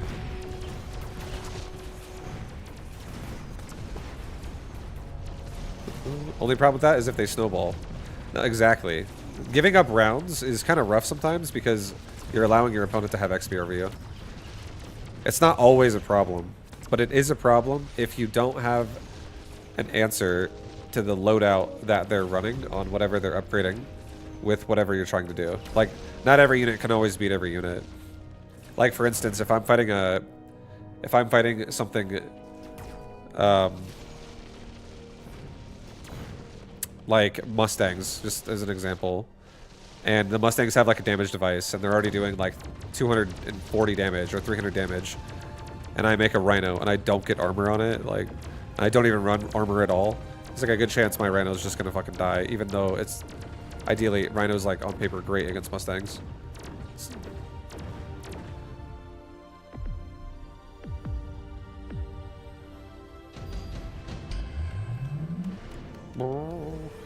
HP's a resource. HP's time. It's definitely time. It's like how much time you have left in the game. And sometimes if your build is going to actually pop off, if it's going to scale hard, more time is actually in your best interest. Like delaying your losses. Or like minimizing your losses if you can. So that's why sometimes being greedy and doing crazy shit is not a good idea, because you're actually just, if you get punished for it and it happens, then suddenly you're like, oh, if I were to have lost this round playing safe, or like I made a barrier or some shit, I would be doing what I'm trying to do, just 100 resources slower, but instead I was greedy, and ultimately that led to me taking an extra 900 damage or something on the health bar, because it's like the difference of like losing a little bit or like losing a lot or some shit.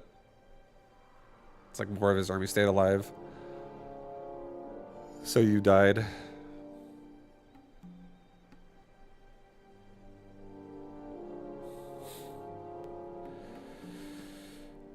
I do think, I'm not gonna lie, I actually think barrier gameplay is actually insane if you do it properly. Like if you always make barriers against armies that are bad versus a barrier, like not Steel Balls, not Sabretooth, not Stormcaller, and then you always do it in a way where you can support your units that like aren't able to kill whatever they're trying to kill right now, but they need, just because they like need time, and a barrier tank for them allows them to have time. Like for instance, the way I play Arclights, I feel like I could do Arclight style really crazy strong if I actually like went down a barrier tunnel of investigations and tried going barriers at like almost every turn or like every other turn in a way that just allows my Arclights to level up and forces him to like attempt to bust them. And then I get things that are efficient against whatever he's busting them with. And Arclights themselves can ultimately just win the game. If they are like level 5 plus. Like they're kind of insane.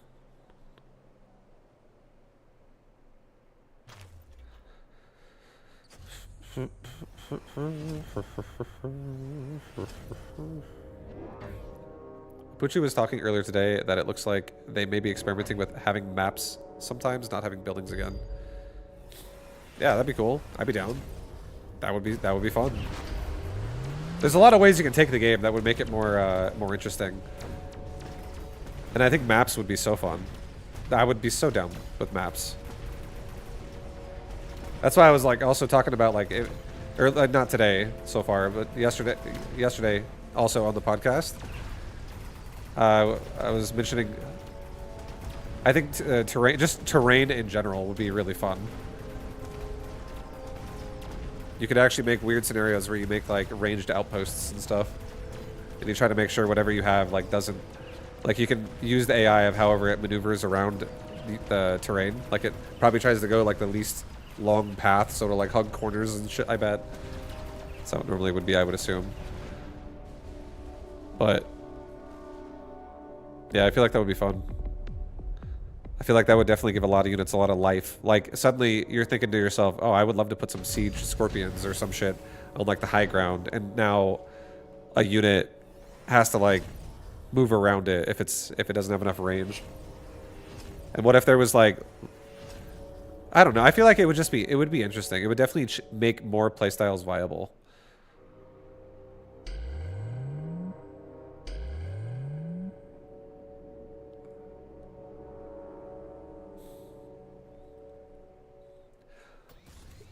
Like, what if there was a unit? I'm not saying this needs to exist, but what if there was a unit? Like, I'm just thinking about terrain, okay? And I'm thinking about terrain being like, what if terrain makes everybody start being like, oh, I love air builds. Because this terrain, let's say it's like too far to shoot over. Like, let's say there's like a gorge that's like longer or wider than like an incendiary bomb on the board. Like something, you know, something like this big. Like, let's say there's like a gorge that's like that large and you have to go around it. And there's like range units shooting across it, and most units can't even shoot back. And then a lot of people are like, oh, I like air here. Like, I'm going to start going mass air. And then what if there's like a new unit or something like that gets added that's good at killing anti-air, and it can be done in like a cool way. I'm thinking of like a fiend from Warcraft 3. Where it like just fucking like ensnares it out of the sky or some shit. That'd be cool. I feel like there's a lot of ways this game could become crazy and keep evolving. Maybe just like interesting levels of gameplay. And I think maps, if there was like 3 core maps like how there are in 2v2, if there was like at least 3 maps in 1v1 where it's like different styles of gameplay. Like, this is like more of a range board. This is more of a melee. Like this is like just a full-on like headbutt board. And one of them's like, you know, like different pathways, like a choke point board. I feel like just at least also knowing and discovering different playstyles for different boards would be fun. And then you could also like, I feel like if people start getting good at like playing like really crazy different playstyles, you could also just like start mixing in playstyles into whatever you're like. You can be doing like a melee build, and now you have like a really good siege thing you can do as well. I don't know. I'd like if there was like terrain that would allow that. Like there could be like a hybrid board. There could be one with like one way where it's like really good for melee, and another way where it's better for range. And it's like, what if they miss each other? And it's like, okay, how does that work? I feel like there could be a lot of creativity with maps. But I do like... I do think this game already has a lot of customization that is really enjoyable. And I do think more variety of ways to discover how to use it would be for the best. So I'm all for maps. That sounds fucking sick too. Maps would be so fun.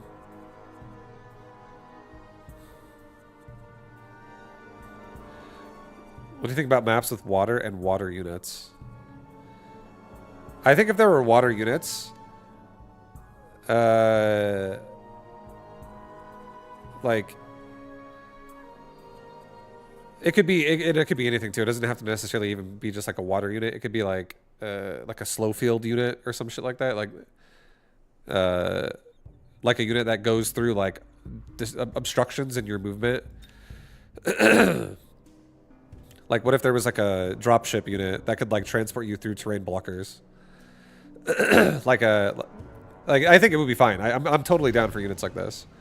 But I don't think it should be too technical on it, because I feel like, or I don't know, like I would be open to try a lot of things, but I'm thinking like a water unit or like a unit that could be a like a terrain specific unit would be, let's say you have a unit that's its entire job is to just be an elevator, and you put it on the side of someone's cliff. That's like, if you get up the cliff, that's where their tower is. And then you have a unit that understands that it's going to go to this elevator, like a steel ball loads on it or some shit, and then it loads the steel ball into the base, and then the steel ball starts running at the tower. Same thing could be like if there was like terrain blockers, like a water, like a gap. A unit could like fall over and make a bridge, and units could run across it with like a really tight choke point, and you can make 3 of them together, and now it's suddenly a big bridge. Super cool stuff. I think you could totally make stuff like this happen in Mechabellum. You could, that could be a crawler upgrade, like chain link, and it makes a fucking bridge and a gorge. You know what I mean? And suddenly your fucking rhinos and stuff are running across the crawler chain link. And then the crawlers themselves know the units are detected behind it. It like crawls up itself and like comes off, and like all of them run together back on the ground or something. I feel like there's a lot of stuff that could happen. That could be fun. But again, I'm all for maps. Maps sound so sick. The one way, I'm telling you right now, this is why I play the game the way I play it. The one way for everybody to get bored is to just always think you have to do the same thing every single fucking game, and then just believe that. And then be like, I don't feel inspired to play anymore. And you're bored.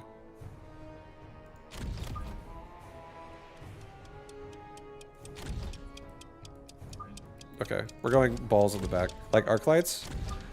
I mean, I used to do arc lights every game. But do I do it every game now? I got bored. But I do love Arclight the most, probably. Like, I've loved it for the... I don't love it the most nowadays, but I have loved it for the longest. People do play that way, though. And the good, let's like reinforce it even further. I think getting some variety in this game would be for the best.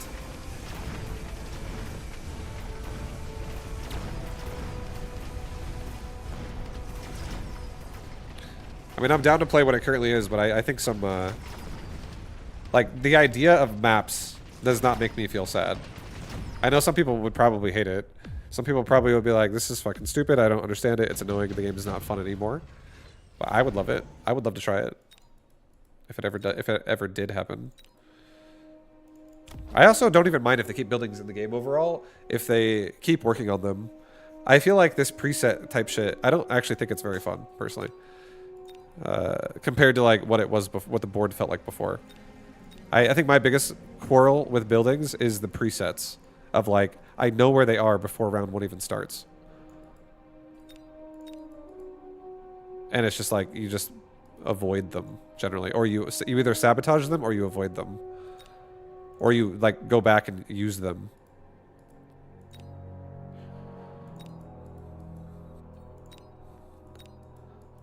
Okay, we are definitely having a problem right now with a big fat tarantula. Big fat tarantula.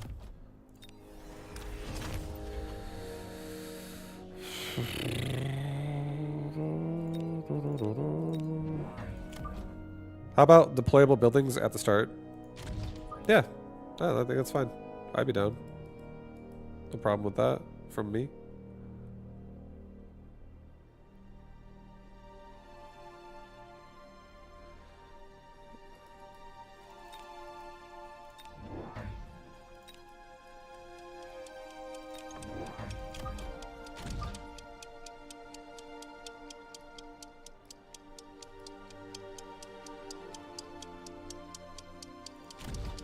Okay, go with that.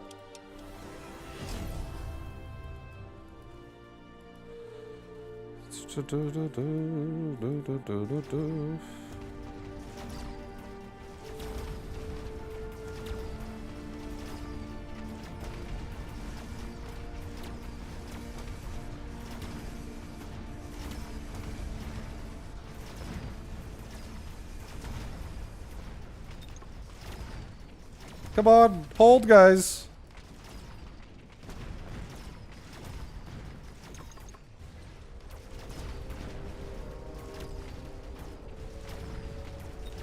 fucking has quick reload already, man. Holy shit. Damn. Kicking my ass with quick reload.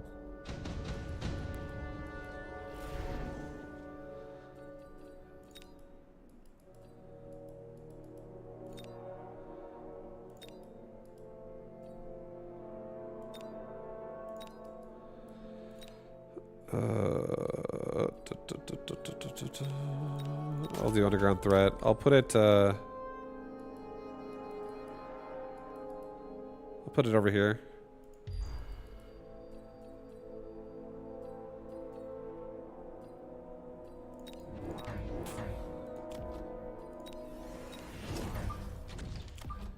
I'm gonna get right side coverage too. I don't want to have an underground threat like surprise me and just kill my tower in the back.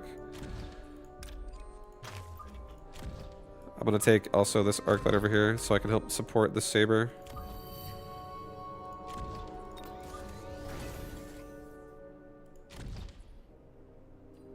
Okay, get range. Get range on the arc lights. Get range. Okay, he's got incendiary bomb as well. Jesus. Jeez Louise.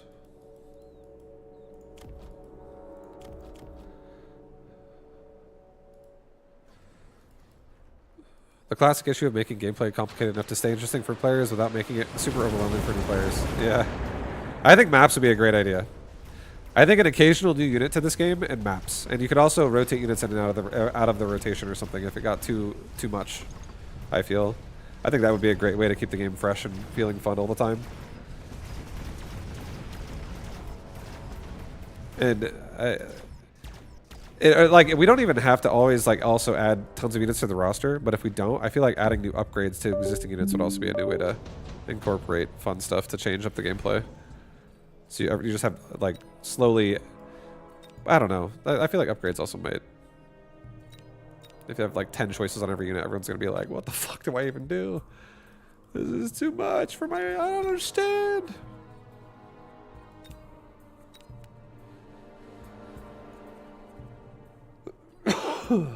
He's elite spec. Okay, I think I'm just gonna accept the smoke bomb. And I'm gonna do it to him too. And if he turns on sprinkler systems, cool. Cool beans.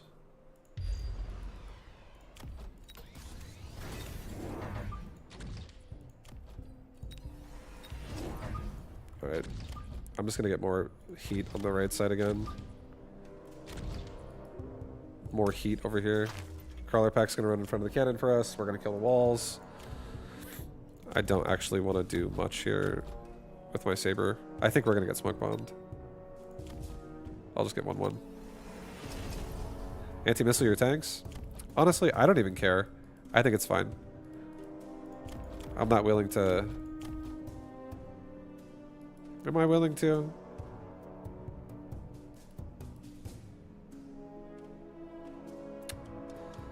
You know, on second thought. Yeah, no, I agree. I'm gonna have the money. I already have max deployments out too. That's not bad. I do lose 2 fangs guaranteed if I don't anti-missile, so...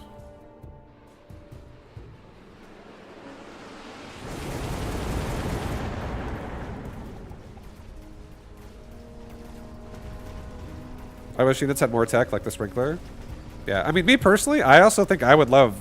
If they added a tech to this game every single, like, 2 weeks. Or, like, let's say there was, like, 2 new techs, one on 2 new units, every, like, week or 2. I'd be fucking down. And we're, like, get to a point where we, like, every unit does actually have, like, 10 techs. I personally would love that.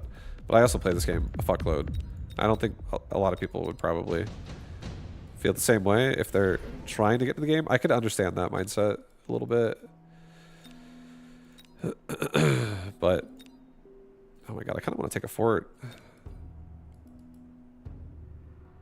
I like a fort. It's such a tank, and it's such a device-wearing beast. I don't have any anti-air, but I'm at a point where like I could turn on anti-air here pretty soon, anyways. And I have fangs. I'm taking the fort. We're taking the fort. I'm taking the fort.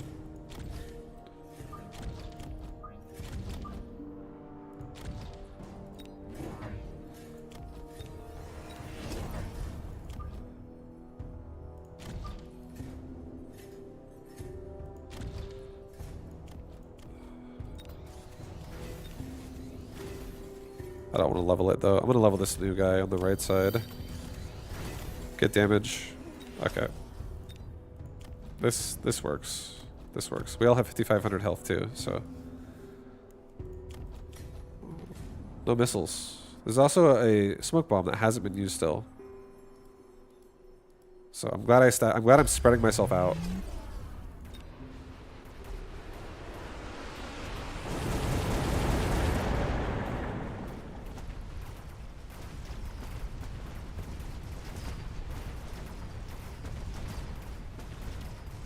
Yeah, I'm not even gonna clear the smoke bomb. I don't even care.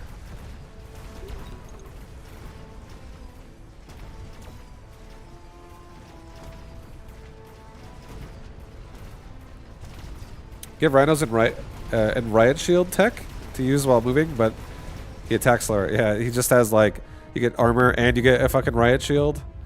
And now the Rhino, let's say it like loses 3 move speed.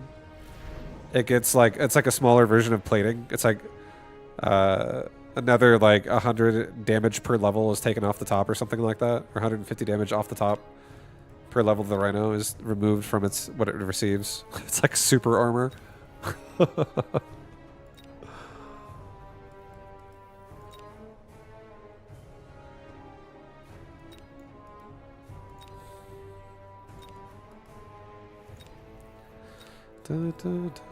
I think spells are honestly good for the game. I just think that towers are actually bad for the game because it makes spells stronger. Because if you stack your board too hard, again, it gets aggression. But if you this is really just it's a good counter to people who stack too hard. So if you hate spells, you might be playing strategies where you stack a little too much. Because I think sometimes it's actually not a big deal to just let something die for the most part.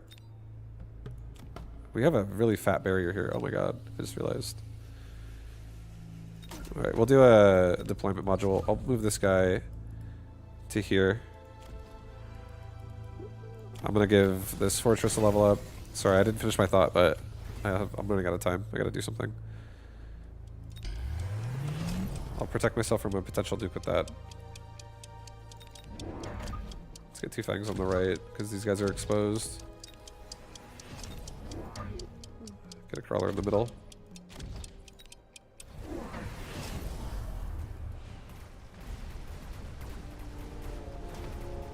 But yeah, like, nuke definitely can be annoying, but if you just have a barrier, and the barrier is still standing when the nuke hits, you don't even take damage from it.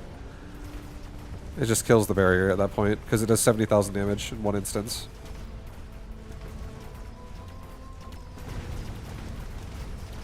I'll definitely move my arc light back to where it was, so I can have that. That was in a good spot before, but never mind. The game's over.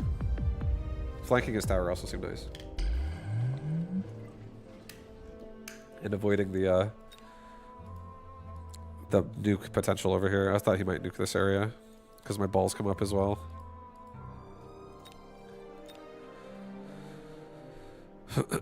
Killing with rhinos is so satisfying versus mustangs. Mustangs are like flaccid dicks. Yeah, mustangs. Or sorry, I also honestly I have an addiction to rhinos. Rhinos are sick. They're nice.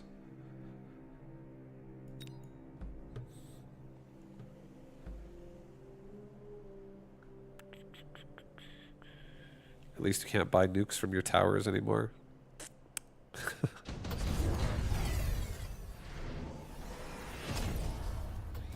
Yep, that definitely would not be fun. The game was definitely so much different back then, though, as well. Like, you really didn't have a lot of choice at all. The freedom of choice in this game has been only just improving over time. Except for buildings. I do think buildings is less freedom of choice. But at the same time, it inspires a different way to play the game at the same time. So it actually does inspire a different form of choice. You just can't really have a lot of choice for like the start as much if you want to be aggressive.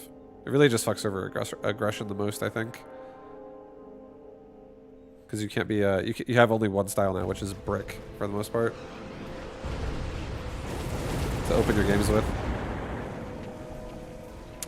Have a screenshot of a game that went super long and there is 4 nukes going off, two on each side. that's fucked, dude.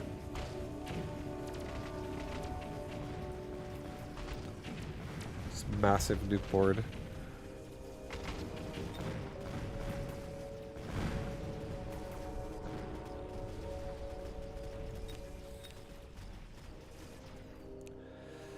Dude, area damage Mustangs honestly are kind of insane. I actually feel like, as a Mustang user, the amount of times that I use armor-piercing bullets on my Mustangs is also, like, very inconsistent. I would say almost, yeah, like, I barely ever get that upgrade.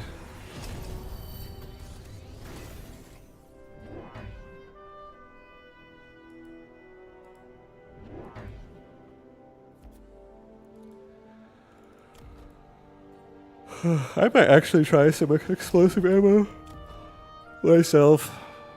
I see it a lot more.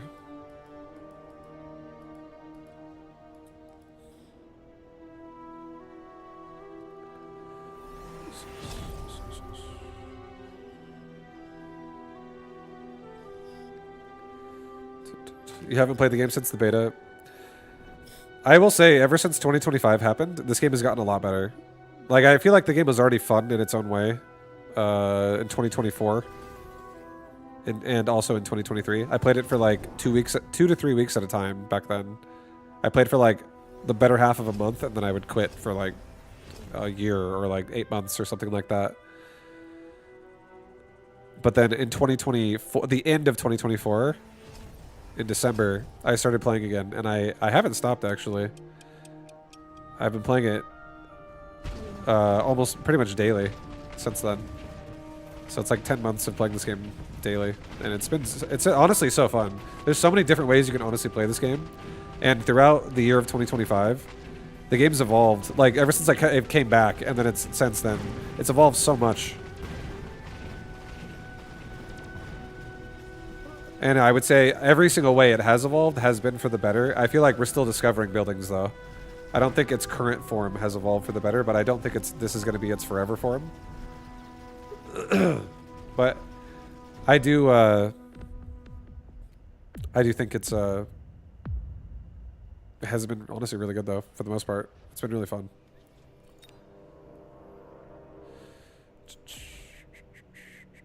Dreamhaven, people who picked up as a partner fired a bunch of people, and other games like WildStar flopped. They fired a bunch of people from who? The Mechabellum team?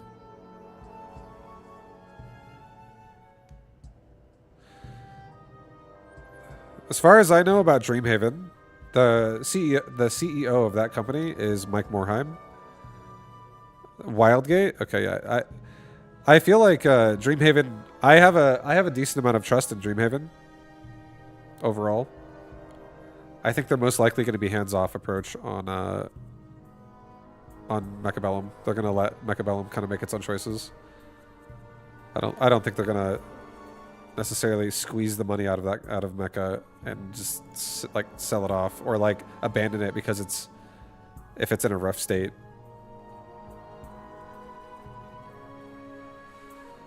I mean, you never know. It's business, right? It's always business at the end of the day. But I feel like there's going to be some loyalty there.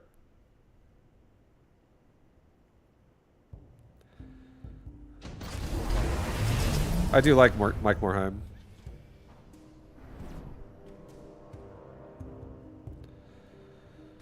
Who's the dude who's in charge of Dreamhaven. I feel like he has good intentions. He's a really nice guy, honestly. He's like I've met him in person.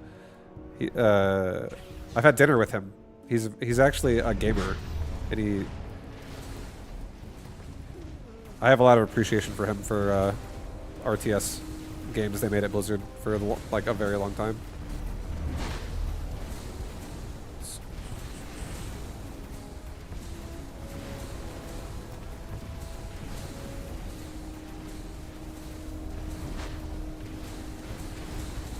They fucked up WildStar because it's a multiplayer game that isn't free to play in a free to play market. I don't know how most games nowadays don't get you to have to be free to play if you're a team game. Yeah, I didn't actually play WildStar, so I don't really fully know myself about the whole story there either. But that sucks to hear that it had some problems. It's a lot of rated.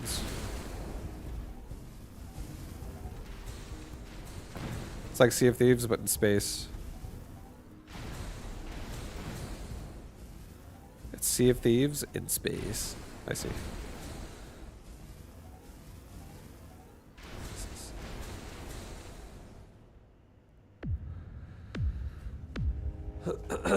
It's a communication team game.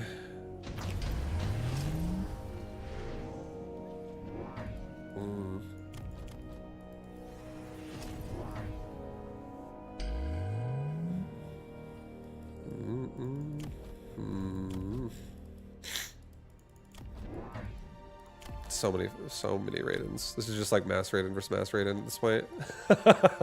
There's so many Raidens.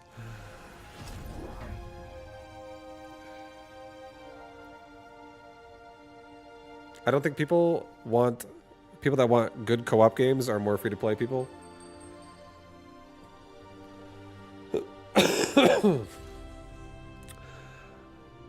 I feel like everybody can eventually become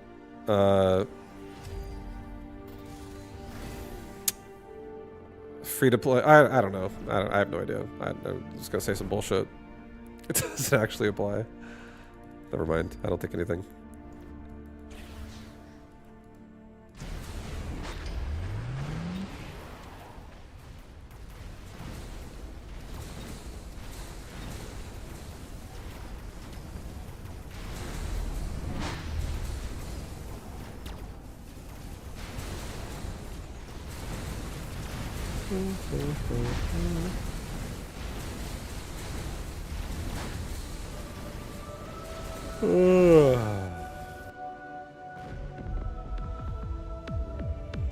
Your friends have decided they just want to play Marvel Rivals or Overwatch instead?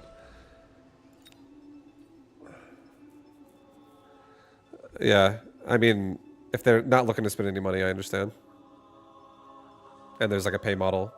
It's like the exact same thing that happened to a game called Battle Aces, where a lot of people were like, I'm not paying for this. And then Battle Aces was like, we're not developing the game anymore. We're done.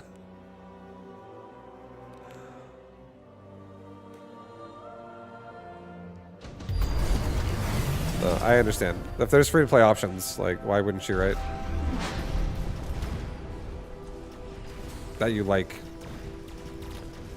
Or that your friends like. I understand.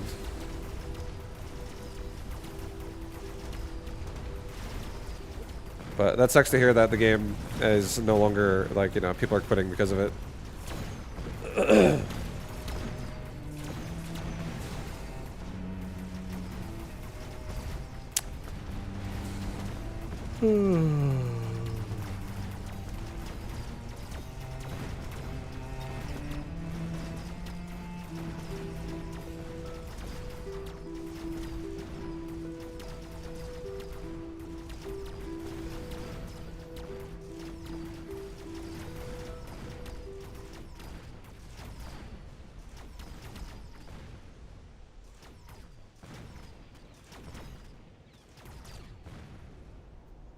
The Lone Marksman.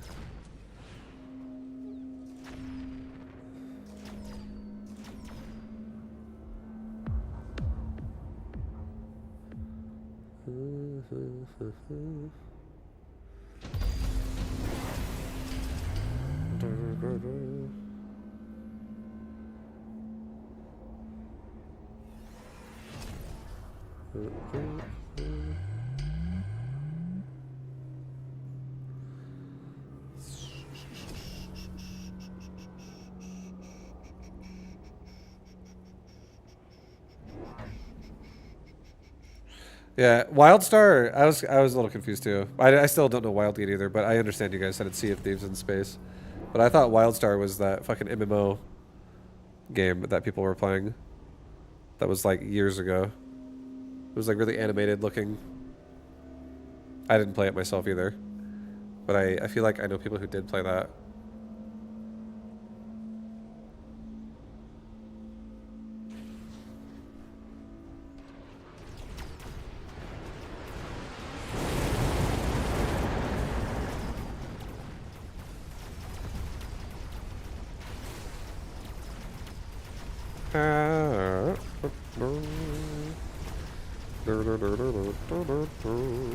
Should get a drink, man.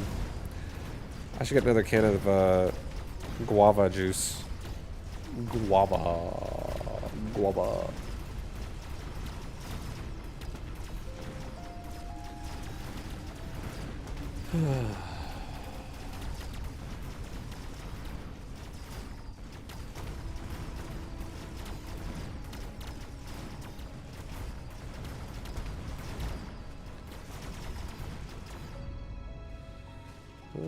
People my age now, 35 to 45 range with kids, much rather buy Megabonk or Mecha and play solo or with friends instead of dropping 30-40 on a team game. We might not play for 2 hours.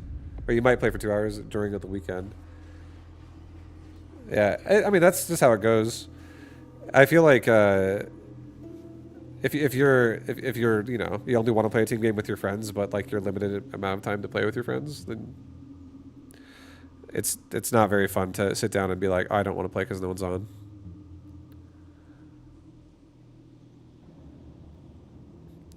So you gotta just, I don't know. It's hard. It's hard to say just like also play with new people all the time. It's not obviously not as fun as playing with someone that you've known for years. Usually. I don't know what to say.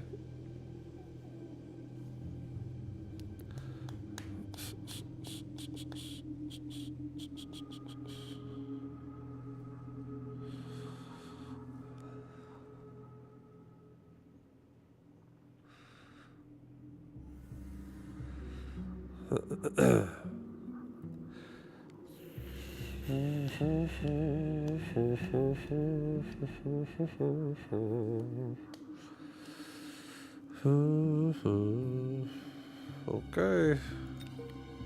Next game, about to start. Guys, we're getting into it. We're getting in to the next one. Yeah, I feel like whenever a game problem happens, it always sucks.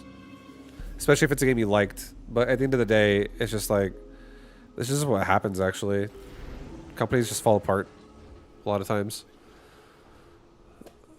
So, I don't know, it's just like, for peace of mind, just being able to like enjoy what you can enjoy, as opposed to being upset about what you can no longer enjoy, is the best mindset, I think. Because I mean, I've experienced it multiple times myself, where I'm excited to play a game with my friends, and my buddies end up like quitting, or they lose interest, and then I end up not playing with them anymore. Especially if I like the game. Like that exact thing happened to me in a game the last game I based most of my streaming career off of, which is StarCraft 2. Like all my friends played that game in the beta, and they quit at the end of the beta. They did not really play after that. Only like one of them still played. And I played that game for over 10 years. But I met, honestly, a lot of new people that I could definitely consider great friends to this day as well now. I'm roommates with one of them. It's just sometimes when you, like, you have to just do something else. Doesn't always work out, I guess. Why StarCraft? Because I wanted to be a pro gamer, and I was going to be a pro gamer in World of Warcraft, but my friends did not want to join me on that endeavor. So I said, oh, StarCraft 2 is coming out, and I was good at Warcraft 3, and I was pretty decent at Brood War. Why not give it a good go? Give it a whirl. And I did. And then it worked out. It worked out pretty good. I was pretty good right off the bat. because I had already played Warcraft 2, Warcraft 3, StarCraft 1, StarCraft 2. I played a little bit of like Age of Empires, stuff like that. Not much. I definitely played by far the most Blizzard RTS. Like, if I had to give you a track record, I probably played like 7,000 games of Brood War. I played probably 30,000 games of Warcraft 3. I played probably like 2,000 games of Warcraft 2 as a kid. Like, I was doing this a lot in my free time when I was in high school. I was really enjoying the shit out of RTS because a lot of my buddies as well, we were like turbo nerds. We would LAN party on the weekends and we would play Warcraft 3 and stuff. And we were like competitive with each other. Like, one of my friends would always talk shit about how he thought he could beat me with one hand. I was like, you fucking kidding me? Those are fun times. How you doing, Hupsaya? What up, man? What up, Hupsaya? 35,000 games of Hero Line. Yeah, I played a lot of custom games. Dude, in 2000, so like the late 90s to the early mid 2000s was RTS, like a lot of games of RTS. And then some custom games. But like in 2006 to 2009, I played 8 hours a day. I'm not even shitting you. I played about 8 hours a day. I was working part-time at this time in my life. I was just out of high school, working part-time. This is when I used to work at PF Chang's. And I would work for like 25 hours a week. And the rest of the week, I was full degenerate, drinking fucking soda and playing Dota with people on Ventrilo, like in-house parties. It was every fucking day. We would all play for like 8 hours, 8-hour sessions. We would do 8-hour sessions. It was all day. And we all loved it. It was so fun. And we would talk shit. We would, like, you know, have a good time. It was a great time. Alright, we're going this way. This way is actually gonna get sabotaged. Shit. I don't love this, actually. Alright, it's fine. Maybe we get a paralyze. Alright.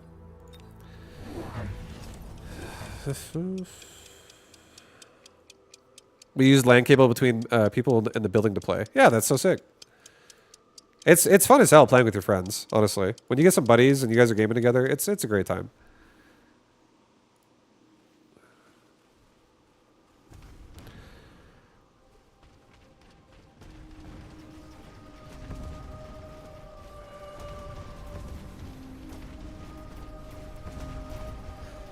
What up? Yeah, what up, J-Paul? Long time no see. Your stream? I don't know. I've been in Minnesota for vacation. How you been? Yeah, I've been good. I've been pretty good.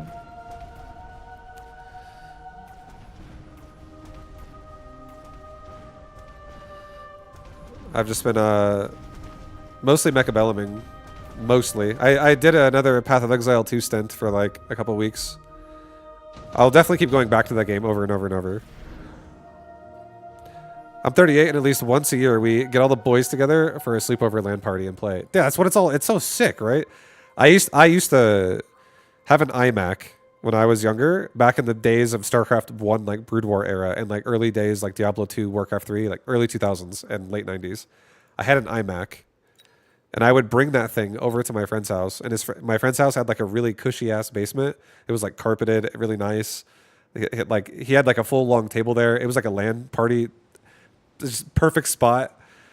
And I would go over there at least like once a month, if not maybe like twice a month, and just hang out over the weekend. And we would just LAN, like we would literally play StarCraft, we would play Diablo, and we would play Warcraft like all the time. And he's the one that would always talk shit. Being like, I could beat you with one hand.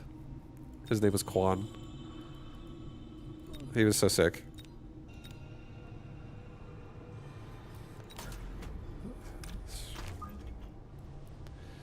Alright. I'm gonna get 2 more hounds, dude. I'm gonna get range. I'm gonna level this. Let's put the Stormcaller actually a little higher. We're gonna sell this thing most likely. But for now, I'm gonna maybe force some annoyance out of it. Actually, no. Just don't put it so psychotically forward. Put it here, it's fine. How do you cope with life when you quit SC2? I feel really fucking hollow. Hubsaya, I'll be completely real. I kind of wanted to quit StarCraft 2 when I quit casting. 2016. 2016, I actually wanted to quit StarCraft 2. I forced myself to not because my stream was able to at least give me... I didn't want to go back to PF Chang's. I didn't want to do that. So I chose to stream. And I genuinely fell in love with... I had problems I've dealt with in life like everyone else, obviously. But I fell in love with my stream over the course of being a streamer. And I really stuck it out because I enjoyed streaming more than the game itself. But I still honestly like StarCraft 2. But I felt like Blizzard slapped everybody in the face. And it wasn't even Blizzard anymore in 2018. And it made me really spiteful towards Blizzard with StarCraft and that realm overall. Because it made me feel like they really don't give a fuck. Like they didn't talk to anybody and they just like canceled all the streaming plans from BlizzCon. Anything that was cool to be a part of, you just like lost contact. It just stopped happening. And I was like, okay, well that's pretty fucking lame. Like it just felt like nobody cares anymore overall. And then on top of that,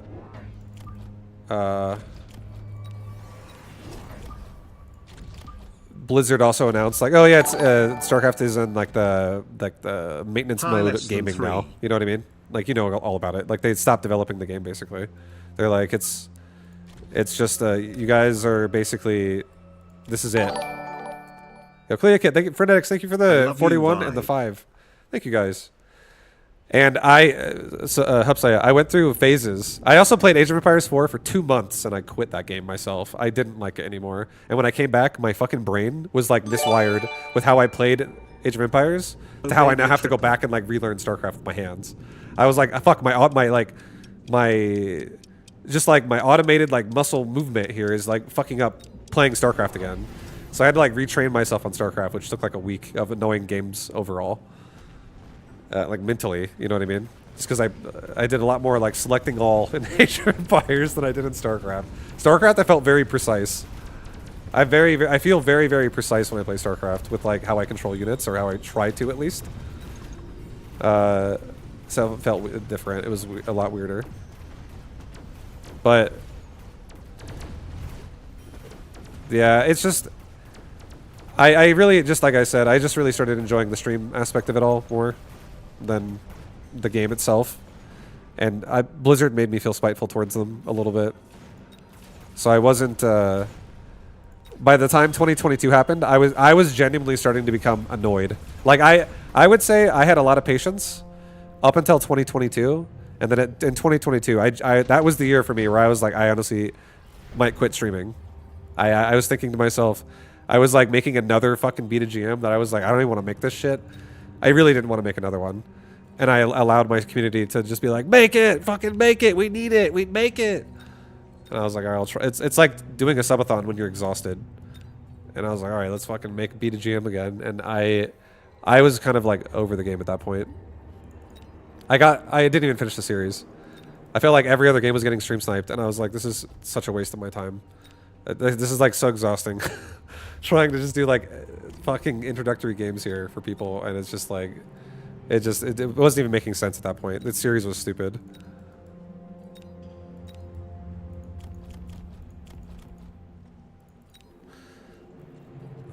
I'm gonna go Raiden. I feel like I want to go Raiden. No, actually, I don't. You know what? He has really low sabers. I'm gonna go Sandworm. But anyways, to finish off my thoughts about it all, I ultimately, I was just like, basically, hold on, let me put this down. I'm thinking about how I want to, do I actually want to do, I don't want to do Fangs. I do not want Fangs. I'm doing crawlers.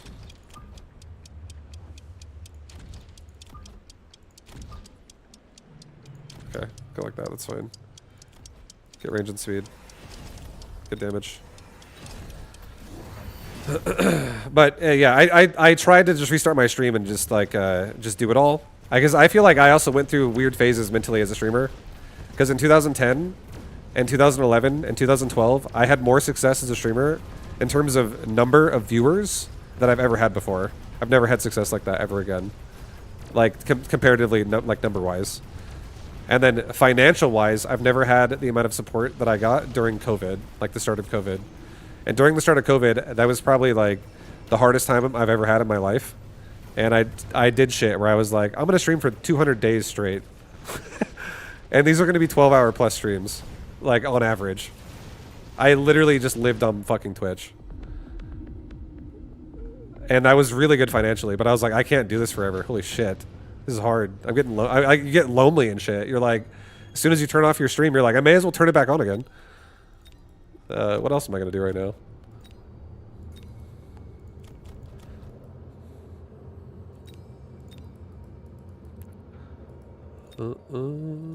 So that was my experience. I'm lonely. Chat, what are you up to? Exactly. You were so bitchy at some point. Yeah, it's because I was upset, bro. I was pretty fucking... I was definitely not in a good headspace in COVID myself. Like, I legit would brag about how much weight I lost, which is not healthy. I wouldn't brag about it, but I always say shit like this. I'm pretty relatively open. But I would say things like, oh yeah, guys, I went from 190 pounds down to 160 pounds in 1 month. I lost a lot of weight. I'm feeling great. I was fucking like starving myself every day.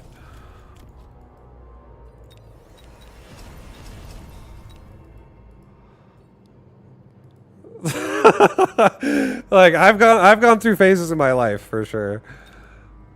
And nowadays I still full-time stream, yeah. Nowadays I view streaming as like quality gaming time for me, and I try to believe I can play whatever I want, but that's not always entirely true.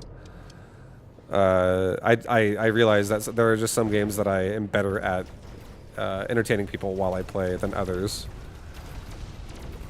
But in general, I just really I've learned to love streaming, and I enjoy doing it, and it makes it easier to do it on any game and also with any amount of support. Because I went through it once I quit StarCraft, I actually went to World of Warcraft, and I found the enjoyment in World of Warcraft. And my viewer count literally went down to like 20 viewers daily, and it was like I just built like a. There was definitely some people that showed up like almost every day while I did that, and they were like, "Yo, Vibe, what up, bro?"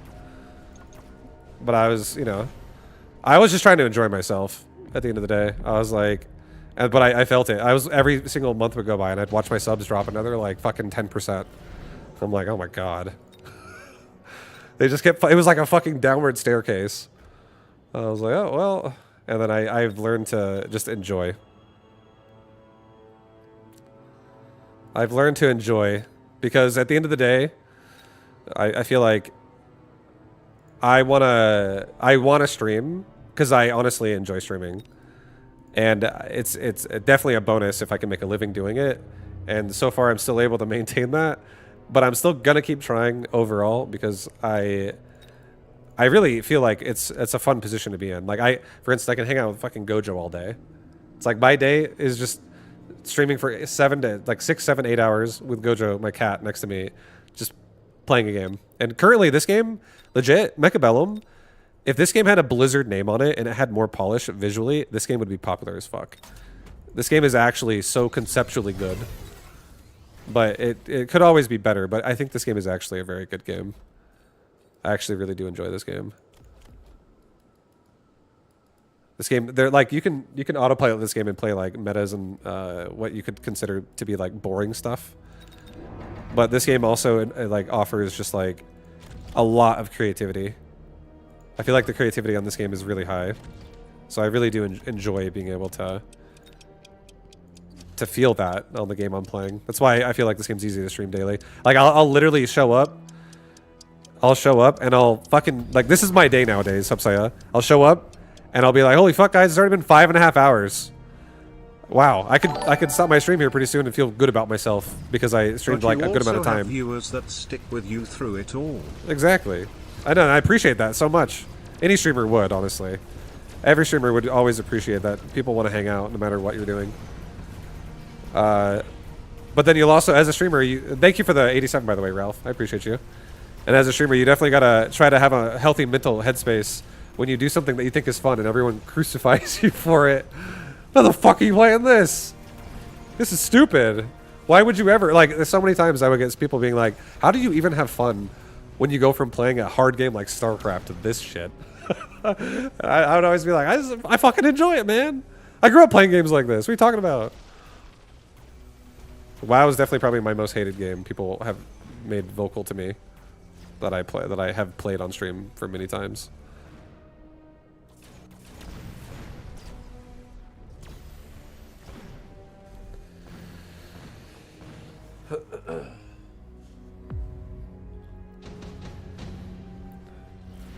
All right, efficient light, extended range. Yo, extended range Phoenix. Okay, just take this. Just take that. Level up every Phoenix. Level up my Phoenix that are on the melter. We're going towards the melter area again. Get range again. Get charge shot. Let's make these Phoenix like just delete everything. Let's get another. Let's sell off the storm color. Let's get fangs. Let's put them behind. This way it covers Phoenix at the end of the fight. We don't need speed.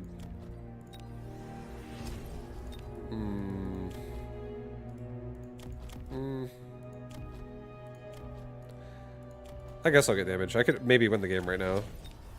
It's very possible. Let's missile device this again. Let's also missile device like right here and just hit the Arclight and the crawlers and some of the fangs together. Been doing good outside SC2 with other RTS games. Yeah, that's sick. Honestly, I feel like it's really scary to quit StarCraft. It's really, it's scary as a streamer, right? Because you're like, okay, look at what I've built for myself.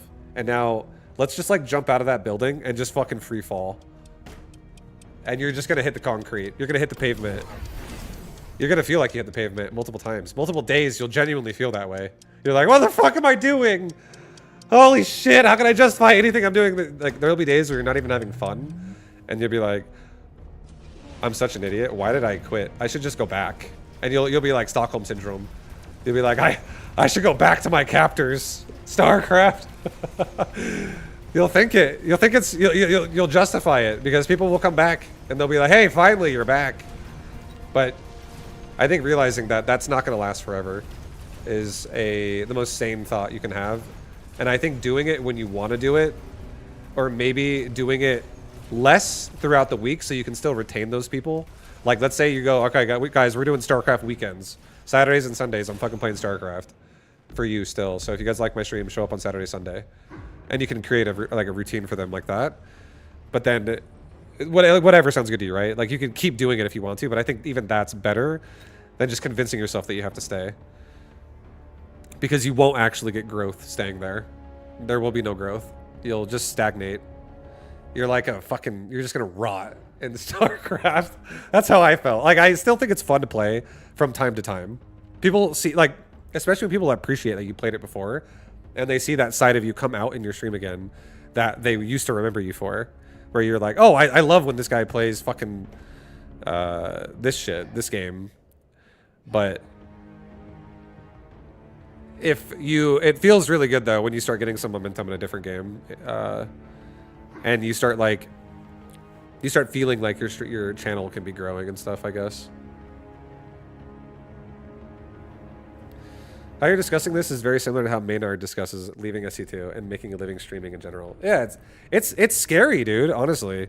Whenever if you're someone who built yourself up on one game and everyone that expects to turn on your stream is like, yo, where's that content at that you normally provide me? And you say, bro, I'm not doing that anymore. They're gonna be like, oh, well, see ya. And you have to be okay with that. You have to be like, oh, okay. Well, hopefully, have a good one, man. Like, definitely just allowing people to, trying to understand people, and if they don't want to watch you, then they don't want to watch you, and just being okay with that. It's hard to accept that, but I feel like it's just all you can really do for yourself to not feel resentment towards your viewers either. Because if you start being like resentful towards people if they leave your channel, then it's gonna put you in like a shitty headspace all day.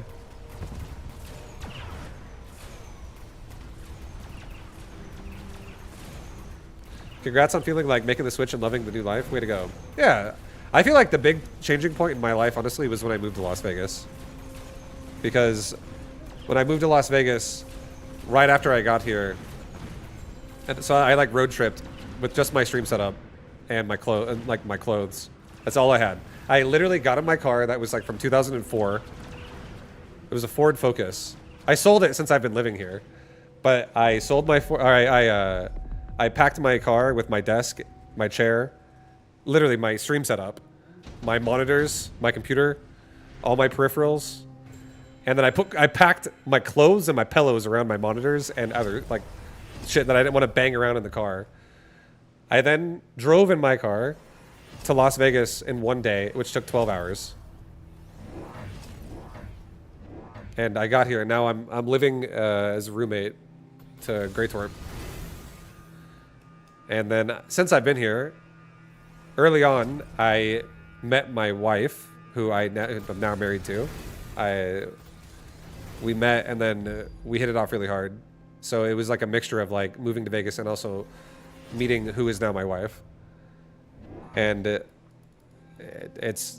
I feel like a really big appreciation for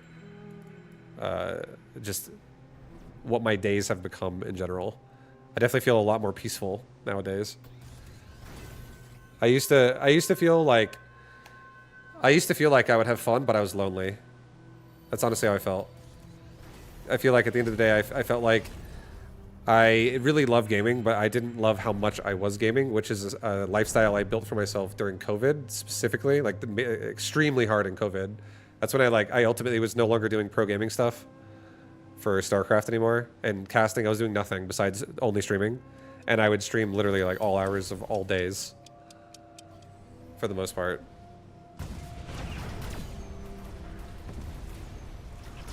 And realizing that that's not sustainable for me is also why I haven't done a subathon. Because I'm afraid of that shit right now a little bit. I need a WoW expansion to do that. But then I don't also even want to play new WoW expansion, so I don't know.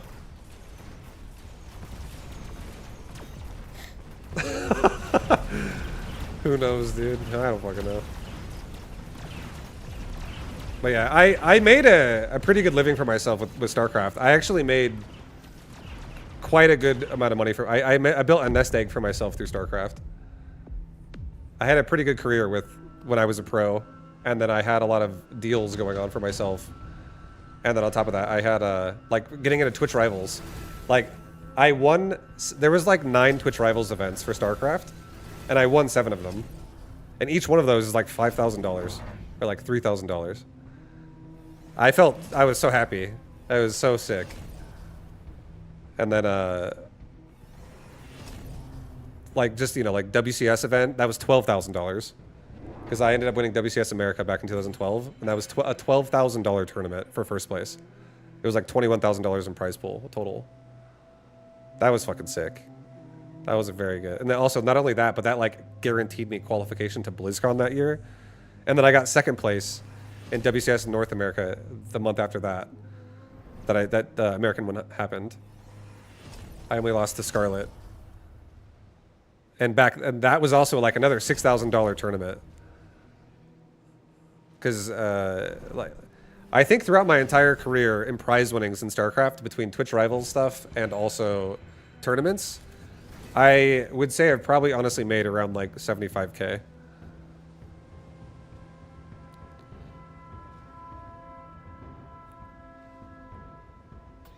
And then that's not even streaming stuff. Streaming stuff is fucking crazy.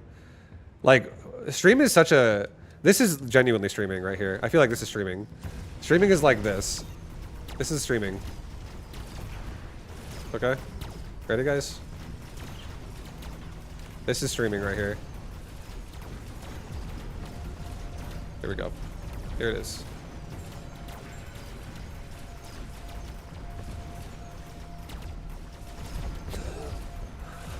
That's streaming.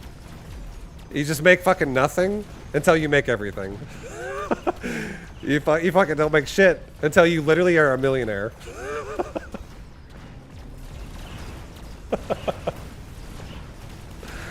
I'm not a millionaire.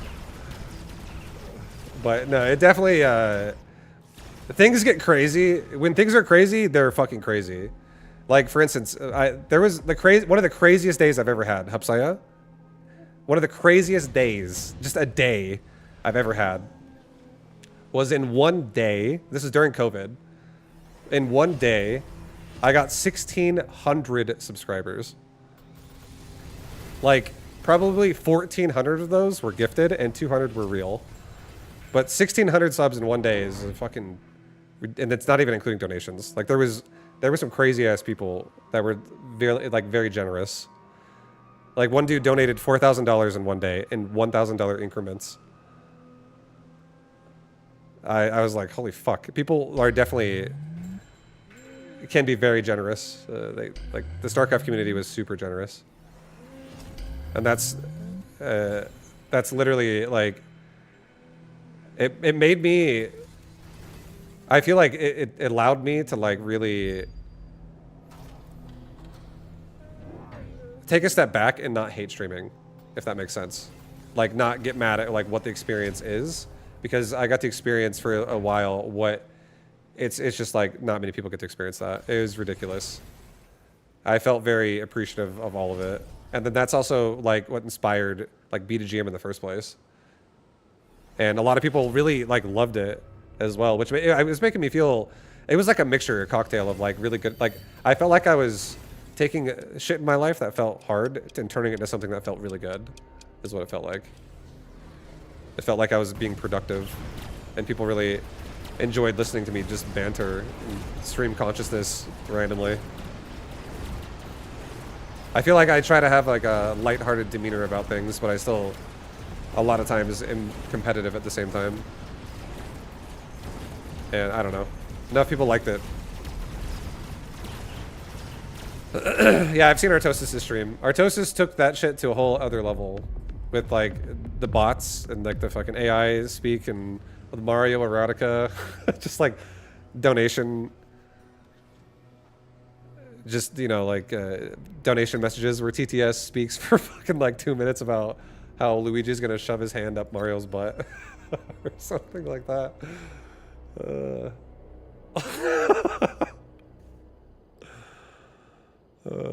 Yeah, no worries, Hapsaya. You're a streamer. You're like a comrade in the trenches. I know you've been streaming for quite a long time as well, and I also fellow StarCraft brethren, regardless of where we end up in the future. StarCraft definitely was a fun time at times. I say I didn't like StarCraft 2 anymore in 2016, but it was like a mixture of not liking it and liking it ever since then. But I genuinely will say my passion for being good at StarCraft died in 2016. I didn't care anymore, and that made me have fun. It made me actually able to enjoy myself. Because when I used to care, I used to get a lot more tilted. If I would play bad.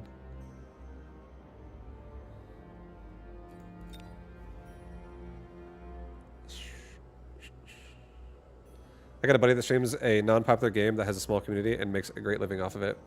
Yeah, no, for real. Like, you can definitely make a good living being a streamer who streams to like 50 people. If those 50 people are like keeping your engine running and it's just like a joint. I think really the thing about streaming that I like a lot is consistency of allowing people to join the channel and just be part of what's going on, regardless of what you're doing. If the energy of the person is like something you enjoy being around. So like if I'm streaming and someone's like, I don't really like, there are literally people that constantly tell me, I don't even play this game vibe. I don't even know what's going on in Mechabellum, but I like watching you stream. And I feel like one reason why people like watching me stream is because when I stream and I also smoke weed, I get really like I'm like a fucking cheerleader almost. I'm like, let's fucking go, marksman! Yes! Come on, baby! And I don't know. I feel like people just enjoy a good environment, like a fun vibe, a fun environment. And not everybody has enjoyed the same thing, obviously. Not everybody enjoys the same. Not everybody would enjoy the same thing, obviously, but it's just lighthearted. And I feel like I've tried to combine, like, I feel like I'm just a relaxed person. I'm usually like, I don't give a shit, it's fine, whatever. Like, I'm the kind of person that, you know, doesn't complain a lot, I feel like, most of the time. And if I am complaining a lot, I feel like that means I'm frustrated. And I care too much about what I'm complaining about. And not always, but I feel like a lot of times I tell myself that. Because sometimes, obviously, you're just what you're dealing with is like annoying, and it's like warranted to complain. But I feel like I've gotten decent at realizing on Twitch, like if I just make whatever happens, I don't know, whatever happens in the given last 5 minutes, I can laugh about it, no matter how bad it is. And I can move on, and I can still enjoy myself. So there'll be times when, like, here's an example of what I mean, okay? When I was a pro gamer, and I was really good at StarCraft, I'd be more, like, snappy at people if they would question what I'm doing. And sometimes it comes out a little bit as well. It's part of who I am. But I've done a lot of work on myself, like, mentally, internally, just trying to not snap at people, because I'm like, people honestly could be just asking questions. That's totally entirely possible. They could just be fucking asking an actual question and not actually knowing. Because back when I used to stream StarCraft, like in the very beginning, when I thought I was super good at the game, I was also like, somebody would ask me like, oh, I don't understand why you're not building spine crawlers. And I'd be like, tempted, like my blood would boil for a second. I'd be like, it's because I'm a fucking idiot. Oh my God, how could you even ask such a dumbass question? And I wouldn't say that out loud, but I would be like, all right, so everyone always wants to fucking say, you know, I would say something, but over time, and since I've relaxed, since I'm no longer, you know, playing StarCraft professionally, in the sense of that game, I started like, the best way I want to say it is I started calming down on people with questions, and calming down and not thinking everyone's trying to attack me. Because when you're a pro, you definitely you fucking beat yourself up and shit if you have bad results, and if people make fun of you because you have bad results, you're just like, especially if it's warranted, you're like, I fucking hate you guys. You know, it's just different. It's different.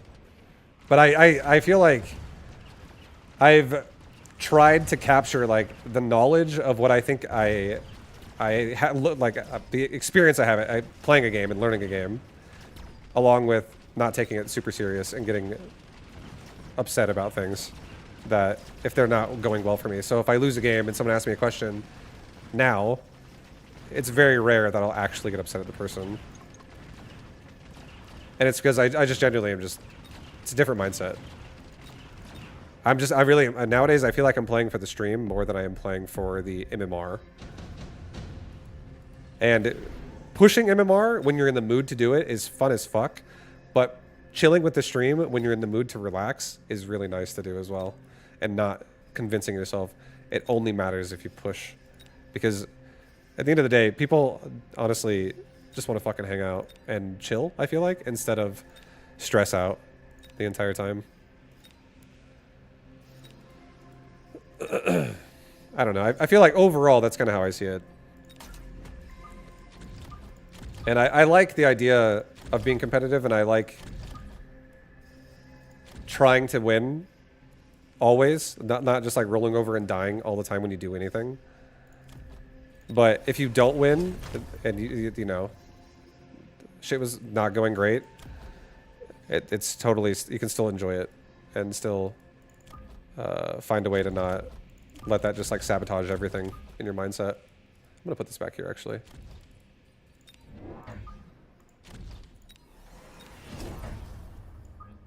I feel bad for always asking shit builds now in Mecha. What do you mean? To me? Like I said, this is the mindset. Like, I've been a streamer since 2010. So this is my mindset. I just described my mindset back in like the very beginning, when I used to be more like I genuinely was more of an elitist. I would do well a lot, and I was really not. I've never been an asshole, honestly. I don't want to make it sound like I was a fucking absolute dick. I've always been pretty nice, but I used to always think people would be more. I would think more like, how could you not know this, as opposed to nowadays. I'm more accepting of people not knowing something, and you know, actually trying to help somebody out, and being relaxed about it, and just instead of like getting annoyed by someone not knowing something, it's more like appreciating that they're even part of the community at all, because the community is the only reason why I can even fucking stream. I grew up a little bit, you know what I mean? I changed my mindset, I feel like, to focus on what I think matters more. And streaming is much more reliable than winning tournaments. And I enjoy streaming a lot. So, as much as I wanted to win every tournament I played in, I literally only won like a few times and a lot of times it would be like, oh, I prepared for this for like over a month. Like for this upcoming one, and I'm preparing nonstop, but for this current one, I prepared shit for like a month. I like travel on a plane, go to the event, and you lose like the third round in to someone who's like from Korea, and you're like, fuck. Now I'm in the loser bracket, and like, you know, you feel terrible. You actually feel like shit. That happened to me so many fucking times. The amount of times that I got shit on by somebody from Korea. You think you're doing great, and then you get knocked out, and then you're done, and then it's all over. But again, I feel like I met a lot of really cool people in StarCraft. And I like to... It's really fun getting to see a lot of people over the years as well. Like, you know, whenever I see people that like I used to see in StarCraft all the time playing the ladder of Mechabellum, I think it's always really fun to see that.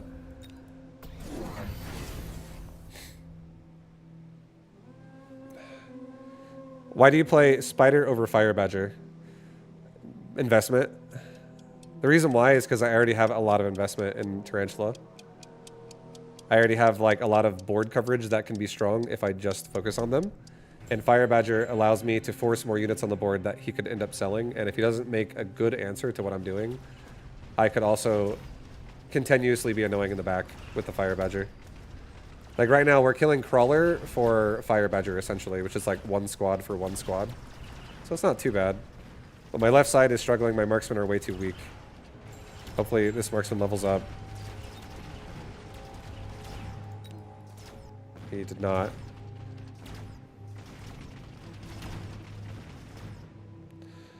Listening to your stream makes me feel less lonely, and I'm hanging out with someone. Yo, fuck yeah. It feels like I'm hanging out with someone. Yeah, and I feel like that's honestly the reality of like a digital world is like a lot of people probably just fucking, when they want to relax, they end up relaxing behind a screen. Doesn't always mean that's what you're going to do, but I feel like it happens probably daily for most people.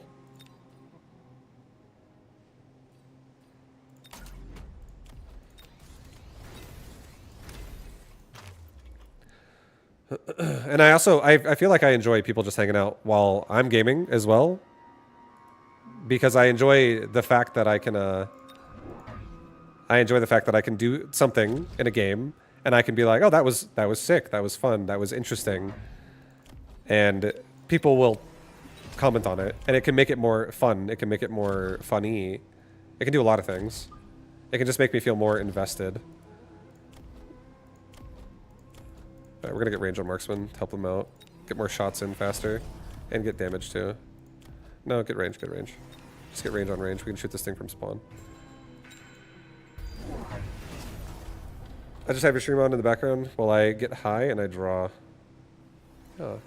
And I feel like there's definitely some people, one thing that I think that my stream that I try to encompass, or I try to do, I don't know if I'm doing it for some people. I probably definitely don't do this at all for you, but for the most part, I think I like the idea that I'm able to inspire people to do the things that they want because I'm just doing what I want to do. And the idea of that makes me feel, I guess, more proud to stream myself because I enjoy it, honestly. I enjoy it, and being open and transparent with people about like what I think about things might inspire you to do shit for yourself in a way that you otherwise might have been like, oh, I'm not going to think about that. I have no idea, but for some people, what I just said probably resonates a lot, and for some others, it probably doesn't very much.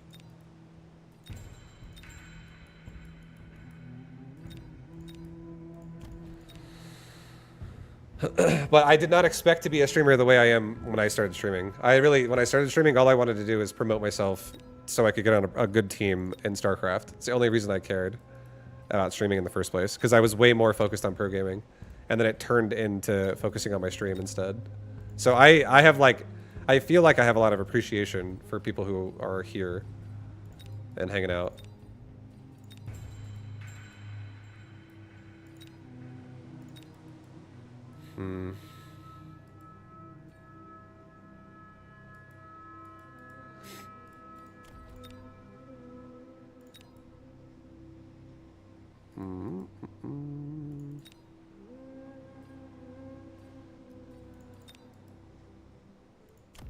He's got aerial spec. I could get him to turn it on, honestly. I'm just gonna do this. I'm gonna maybe get him to turn that shit on. I'm gonna have left side kind of pressure.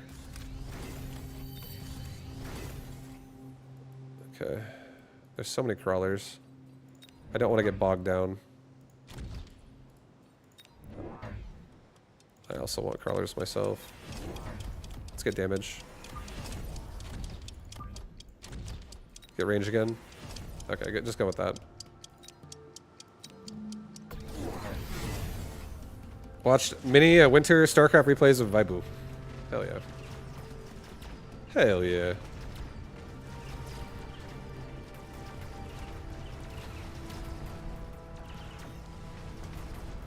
Yeah, I definitely have fond memories of StarCraft nowadays. I remember, and for a while, honestly, to give you guys another, like, Hupsai, if you're still here, to give you another truth and reality, for a while after I quit StarCraft, I actually would get triggered when people would fucking bring up StarCraft a little bit. I'd be like, ah, God, I have to talk about this again.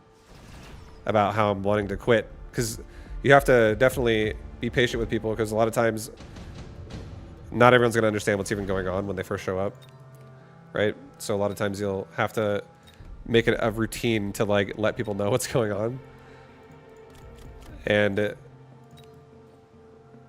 I feel like it's best just to honestly try not to trap yourself and try to actually, I used to think I couldn't allow myself to enjoy streaming because I had more responsibility to, like, be good at StarCraft. And ever since I changed that mindset to just try to focus it on enjoying the stream, it's actually, I feel like it's different, but it's definitely better mindset wise.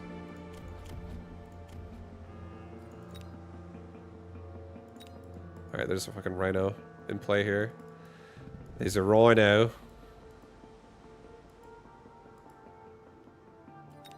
He's got charge shot already. He might turn aerial specialist on. Dude, we have absorb module is so tempting.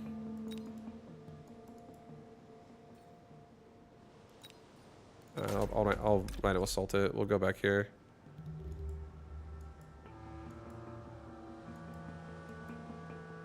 Maybe I'll go back here. I don't know if the Farseer turns around, actually.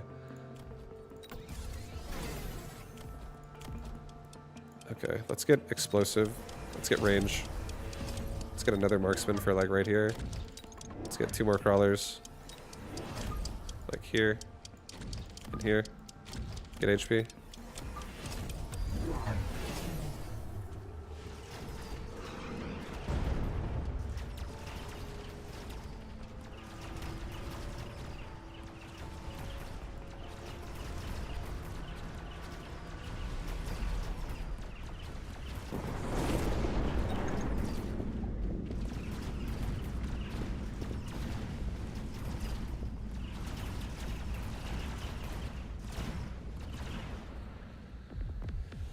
Oh, we got nuked.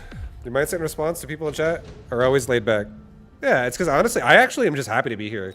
That's my genuine takeaway of all of it. Out of my whole path I've been on in my streaming career for 15 years, I'm just happy to still be doing it.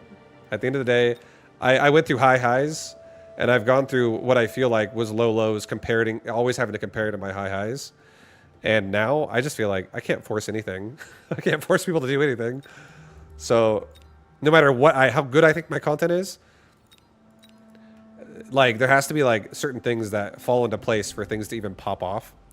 And it could also be like something like I'm playing a game that even allows that to happen because tons of people are involved with it. And somehow I'm also like pulling ahead of like standing out of that community as well to get a lot of attention. I don't even want to play games that are always popular necessarily. And I just try to be true to myself and just play what I enjoy. So the fact that I attempt to do that and people still like it, it makes me feel very, very lucky.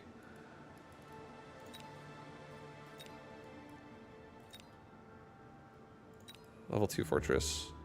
I don't really want level 2 fortress. It's pretty fucking big though. I'm taking 3 hounds for free, it's fine.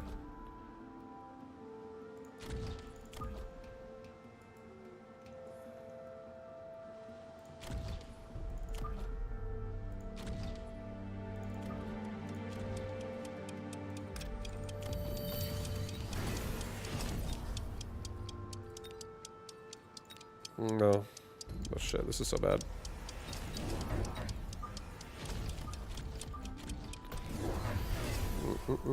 Yeah, I did not do a great turn there, but it's okay. We have a lot more DPS on right side, which is, it's okay.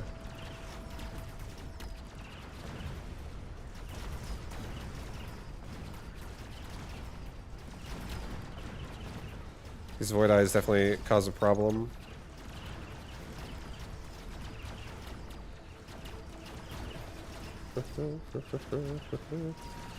Come on, Fangs! Yeah, we're starting to do it. I think it's actually starting to come together a little bit. The right DPS is kind of... Yeah, I feel like I wasted a lot of time that turn, but it still worked out. We got a lot of damage into the beefy side over here with our under-leveled units. EMP.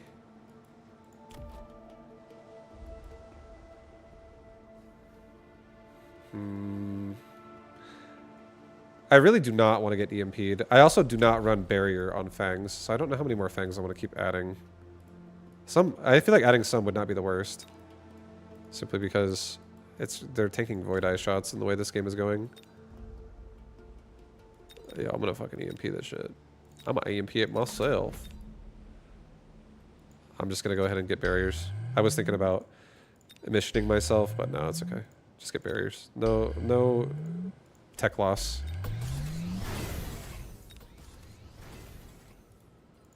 EMP over here.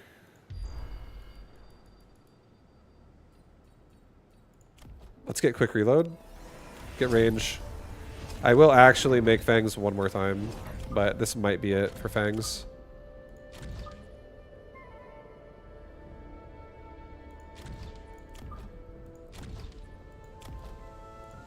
Let's also get 2 levels on my left tower, just to be extra safe. Okay, let's actually EMP this side. Take it back. EMP that side. Also helps the flank a little bit, because it'll take the range away from the Void Eye. I was way too aggressive during SC2 times. I got a lot of support from other streamers, but I was always raging, so it drove away too many people. Yeah, that's fair. It happens. But you don't have to always be that way. If you don't want to, if you want to collaborate more with people, you can always start. If you want, like, if you were to think about it, as to, if you plan on wanting to be a streamer for years to come, realizing that there might be something you could do differently, and then doing it that way instead, could be a, you know, you could. It's hard to do it, but you can start whenever you are ready to start, or when you want to start. The only real, I feel like the biggest scary part is the longer you wait, the more likely you might not be able to start. If like opportunities just don't present themselves anymore. And an opportunity might be something as simple as a game you even like to play.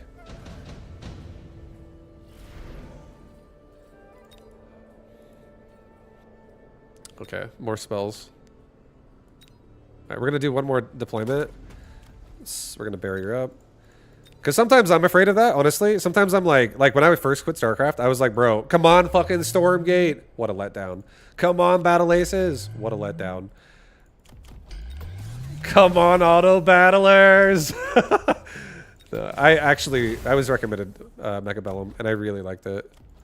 It was really fun when I first played it. Because I started getting these like feelings of I could do whatever I want in this game based on whatever I think sounds fun. And it's true in this game if you can play that way. I feel like you can actually you can have like a vision in your mind for like what you want your board to look like, and it can actually work a lot of times if you just know how to prioritize certain things that like need to happen on your board at the same time. I think I'll get mines as well. This does also allow us to, it's like having more chaff. And I have an extra 700. I do not want to get elite marksman. Or, sorry, assault mode marksman. I do not want that. Let's do a resupply. Let's missile. Let's missile.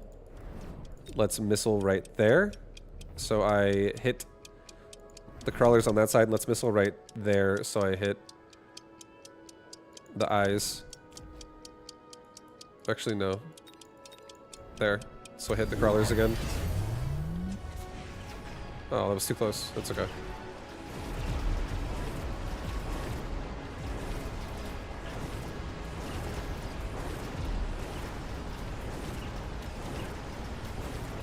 Our marksmen are going insane right now. He does have EMP armor on Void Eye, but I think we've already killed too much of his stuff. I don't think he has enough to keep up. Seems you have such mental clarity nowadays that if you ever went back to SC3 and get questions, why no spine crawlers? You could deliver a calm. I just don't think they are sexy. No, yeah, right.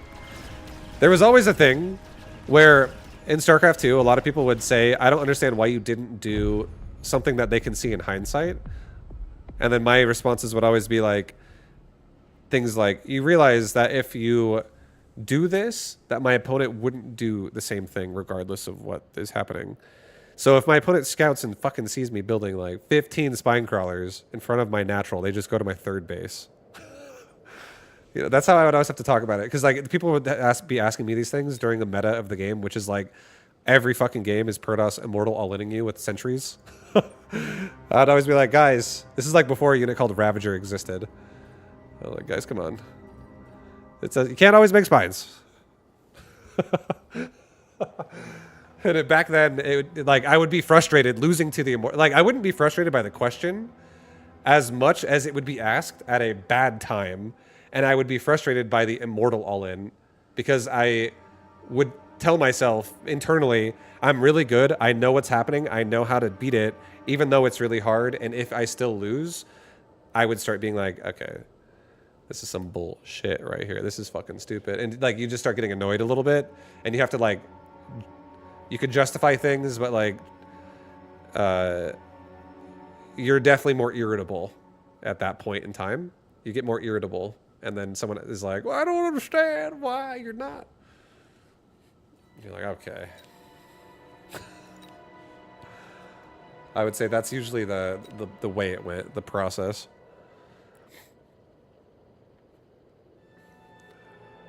And like I said, like that was a part of me. So even sometimes now, someone asks me a question, and if I lose a game, I might be, I don't know, flustered, I guess, and how I want to answer that. Because I'm like, do I want to, like, the last thing you want to do sometimes is explain stuff that you don't want to explain kind of shit. I don't know how to say what I'm trying to say here anymore. It's just easier to be flustered if you're frustrated, is all I'm saying. Nowadays, I don't really get frustrated as much because I'm just enjoying myself more nowadays. Or trying to.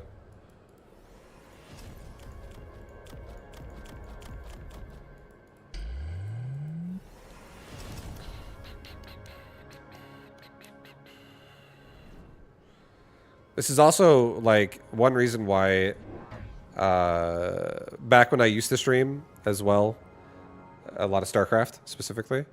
Towards the end of StarCraft, like for me, towards like 2020, towards like COVID time. The one person I would say I watched more than anybody, because I always thought he had a good mindset, was Neuro. I would watch Neuro a ton. Because Neuro, like, somebody would ask a question, and I would see how Neuro responded to it, and I'd be like, I like that more.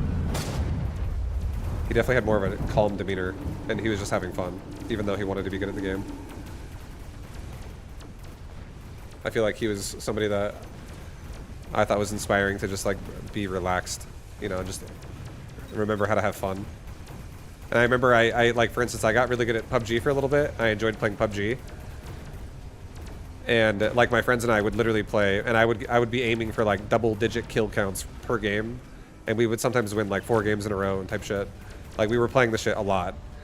And I remember when I played with Neuro, Neuro's like never played before, or he's brand new to the game, and he's like, I'm going fucking first person, and this is before.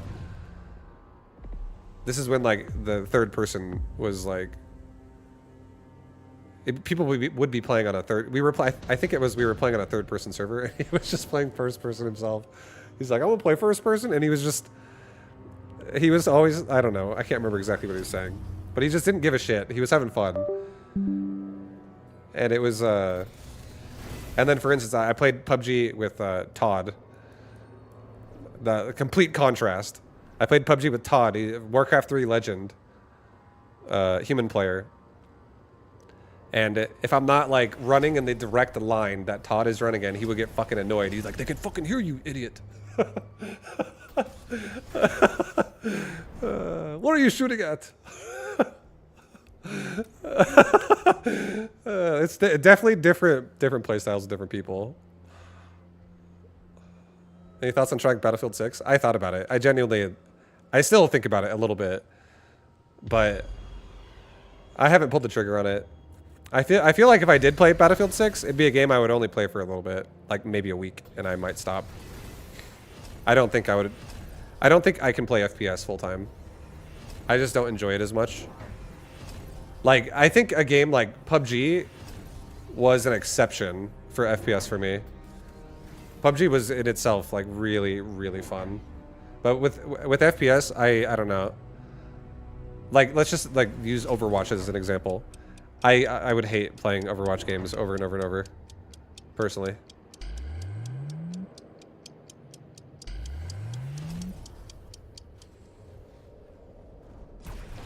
Like just like an arena shooter, and it's like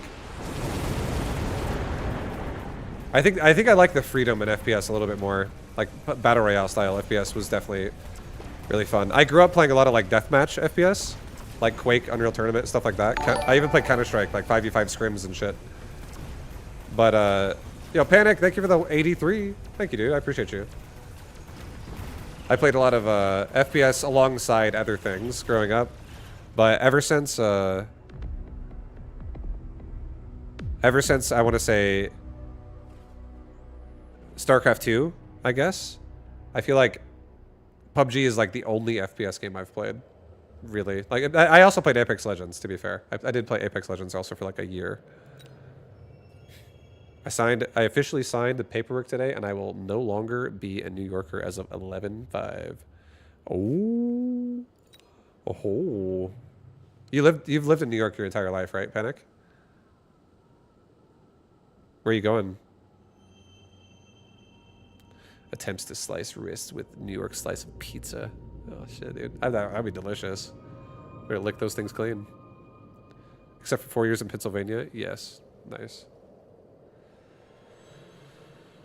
Have I ever played Deadlock? I did play Deadlock. I had my buddy, a StarCraft 2 friend of mine. He's a Terran player. His name is Druby. And he was playing a fuckload of Deadlock, and he was trying to get me to play Deadlock. I feel like he was my inspiration to play Deadlock. I played it. I want to say I probably played 30 to 40 games of Deadlock total. I didn't play a lot. I played a few days, and then I kind of stopped. You going to New Jersey? Oh, nice, dude. You're gonna have so much fun. You're gonna have a great time. You're gonna love it. think that's where Greytarp's actually from. That's where he grew up.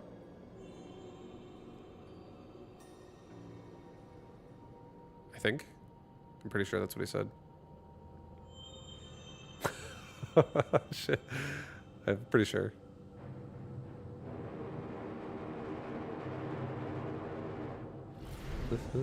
Your new apartment is double the size. Oh, I imagine. It's fucking New York is so expensive. Ooh, speed. Ooh, speed's back. Hello.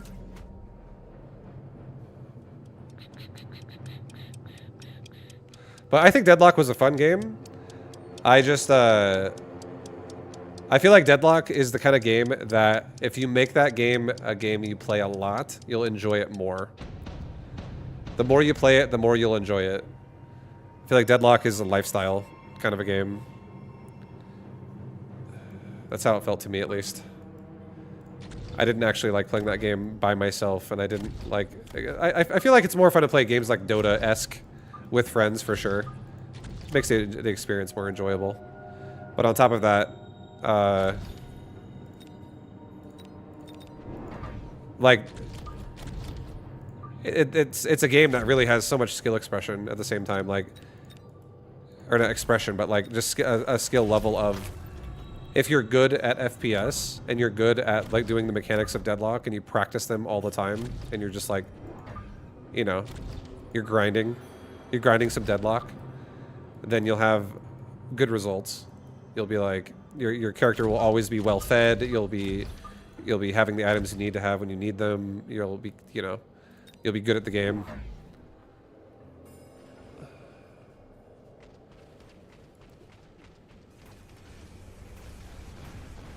I feel like I just haven't really established myself enough in like in a general sense in the FPS overall for me to enjoy Deadlock as like an investment. That's also why I didn't really like it as much. I was definitely not pro gamer at Deadlock. I barely played it, but when I did play it, I was also, to be fair, I was also playing with Drewby when I played it, and he was already high, so I was just joining him in his MMR games. I was getting fucking rolled. I was just getting destroyed. I remember those games, actually, now I think about it.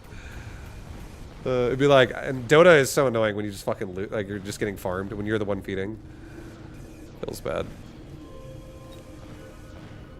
I think a Deadlock would be a game I would actually take more seriously if it was just a game that, if there was no other distractions around at that time when I played it. You know what I mean? Like if I had no other games I wanted to play, and I was like, yeah, fuck it, I'll just play this game for a while. And I got to a point where I was having fun, I would have probably played it more.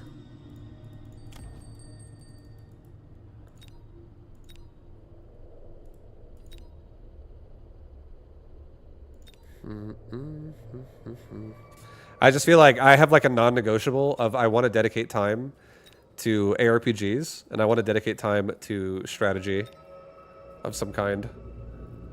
Like I enjoy those a lot, and I'm willing to take breaks and do other things, but as like daily streaming, I feel like I really enjoy those things. Subsidized balls, giant spec.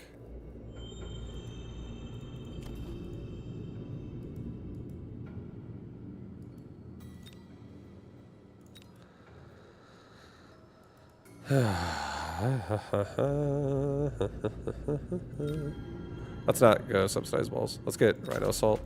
Put it here. Get a crawler pack behind my tower. Sell off this wall.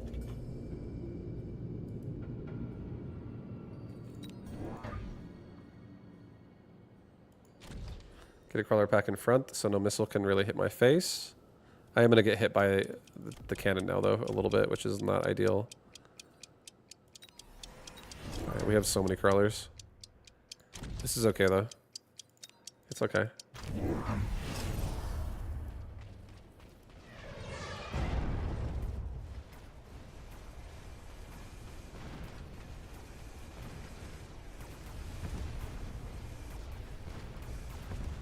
Looking for that paralyze. Come on. Come on, man. Seemed like it could be amazing, but it was just a bit too overwhelming for me. I think Deadlock would have been a game that I personally would have really loved if I had a consistent crew that wanted to play it all the time, and I had like people encouraging me to want to log in a lot. I feel like with FPS, that's usually how I play FPS. Just to be honest, I feel like I'm the kind of FPS gamer that I really only enjoy playing FPS if I have friends that want me to log in.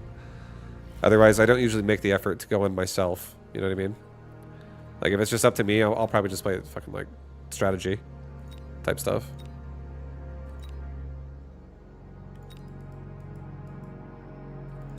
Typhoon is improved fortress. Okay, Typhoon's not that tempting anymore. Let's get a Farseer.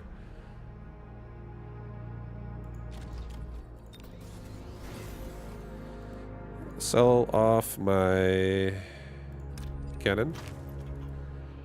There's a lot of crawlers on right side that I would love it if they could die. Just gonna get hounds over here. We really could use like Phoenix or something. Definitely could use some Phoenix. Let's back up a little bit more. Like one more. Okay, that's good. Okay. If my crew hadn't migrated to other games, I'd never stop playing Dota. Yeah, and that's if you know, playing with your friends is definitely a fun experience, especially if you have a friend crew that's consistent and they're like always, everyone's always logging in all the time. Let's actually cancel this. Get 2 hounds and get a crawler. I don't want a missile to be hitting my hounds over here.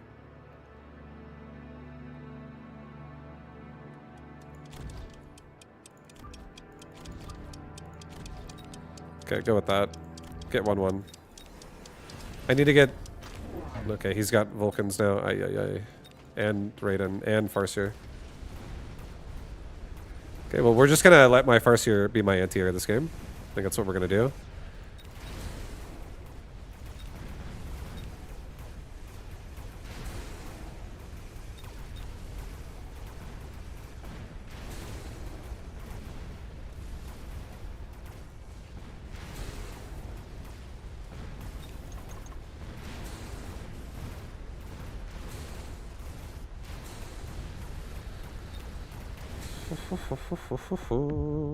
Diesel! Yo, Diesel!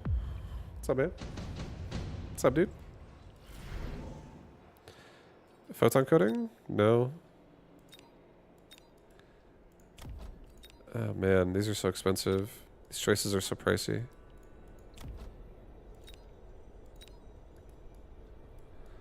I don't love this. I think we just need to get a paralyze on right side.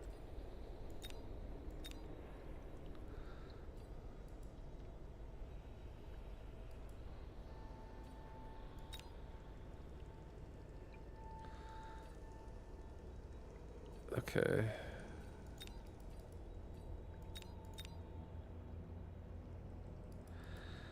Oh man, this is a little bit fucking rough for a secondary action. I kind of want to get range, honestly.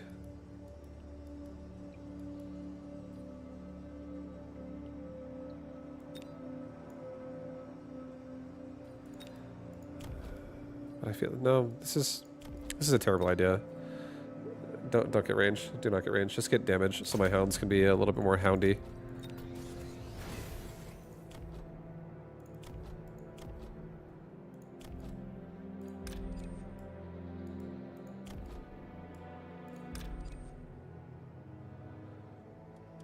Let's sell off a steel ball. Let's get 3 hounds and let's get range. I'm actually going to abandon the balls now that he has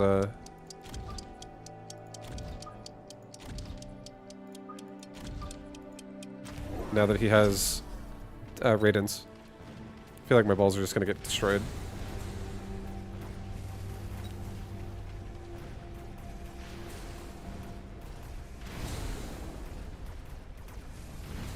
Okay, hopefully we can paralyze him quickly.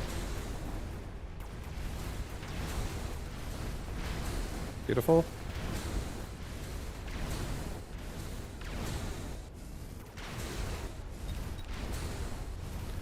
Oh ho! Hounds getting it done. 2 levels, really good. Tank productions, lightning storm. Yikes. Skip. I don't want any of this. I'm skipping. we sell off our other steel ball. I think we get 2 more Farseers.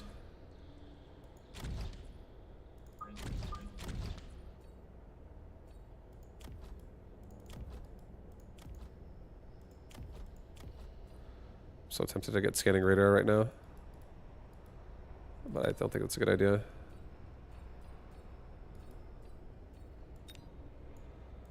I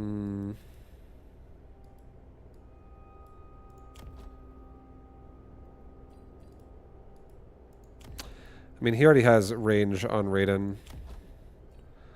Maybe we already... maybe we take anti-air on Farseer right now, just get it going already. And then on right side, I get... just like a crawler pack that also baits out missiles. So it's hard for him to get a missile in any direction here. Yeah, okay. We'll go like this. Get damage again. Just reinforce my damage as much as possible. So we can just kill shit as we get to it. Okay, here we go. Next round we'll most likely be adding in some actual tanks. This game might be a Rhino game.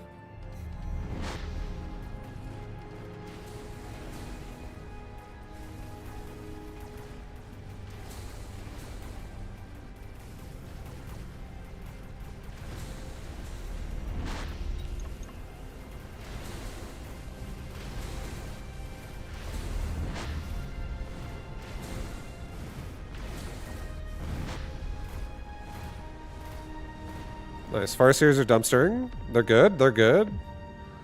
Farseers, let's go. Let's fucking go, Farseers. 2 Scorpions.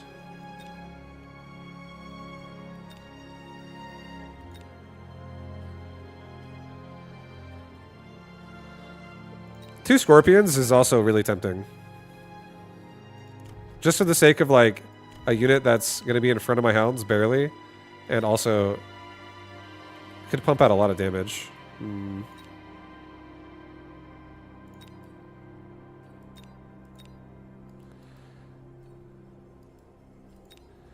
Shit.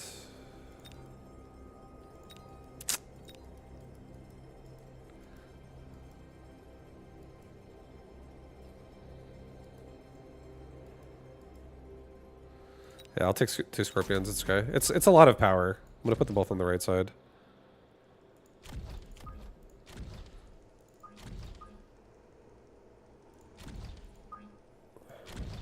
Okay. Level up, level up. I think we also take some power in the form of some rhinos, baby. Put them on the right. Maybe I actually sell a Scorpion. Maybe I get another rhino.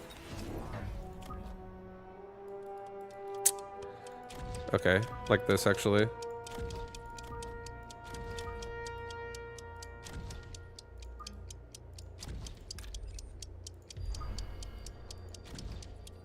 Okay, do that. Land a rhino on this Scorpion and try to kill the chaff.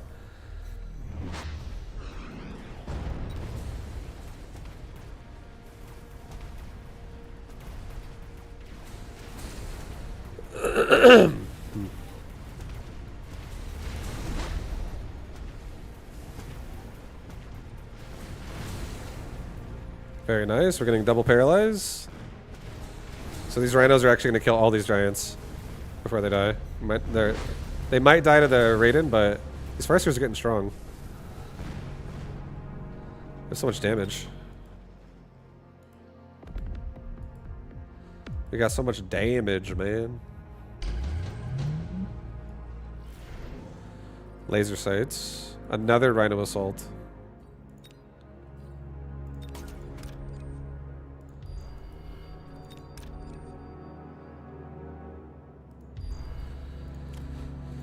Level up, level up. Give Rhinos armor, give Hounds...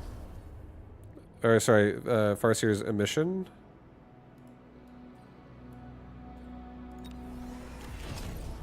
Give Crawlers threat. No. Don't do a mission yet. Do not do a mission yet.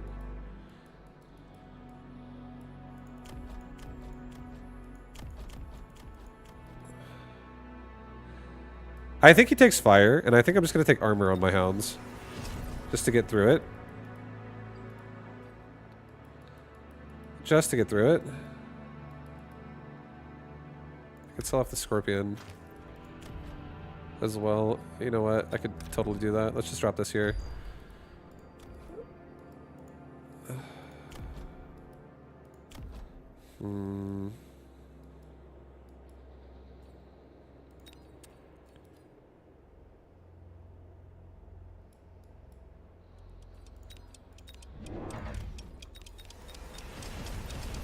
We're gonna get Wasp that lead the Rhinos on a charge.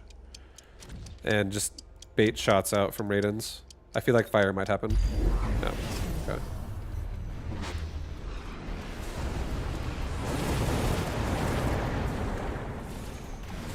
So now we have armor on hounds and armor on rhinos. So mostly hounds don't die now. So they're going to continue to be a problem in killing towers and giant units. We just need to paralyze. We have a very durable army though.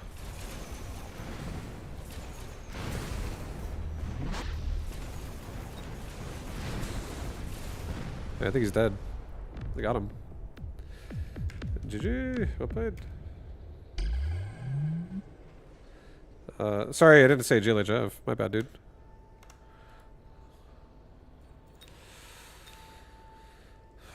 Nice. Nice. Nice, guys. Nice. Nice, we're 5-1 in this tournament right now.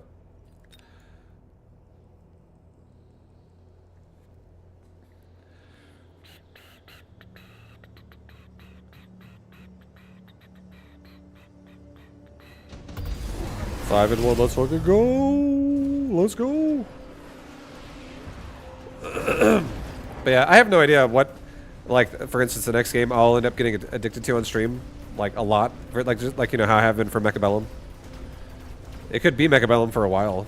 I think this game could still evolve so much in so many fun ways.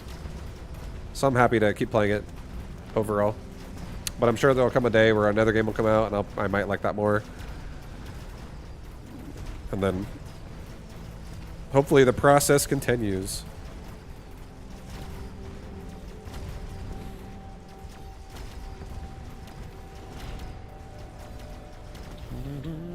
And yeah, shout out to everyone who's been, just to reiterate, shout out to everyone who's been in the stream for as long as you have, especially the ones that are like, I've been here since like 10 fucking years, dude. Or, you know, any amount of time. Appreciate you guys. Much love. Much love, dude. Yeah, look at that 63-month, 5-year badgeola. Big time. Oh yeah. I'm lurking, but I'm chatting today. Yeah, hell yeah. And anyone who lurks in my channel, you know, feel free to say hi if you ever want to. Don't have to, but if you ever want to, you can.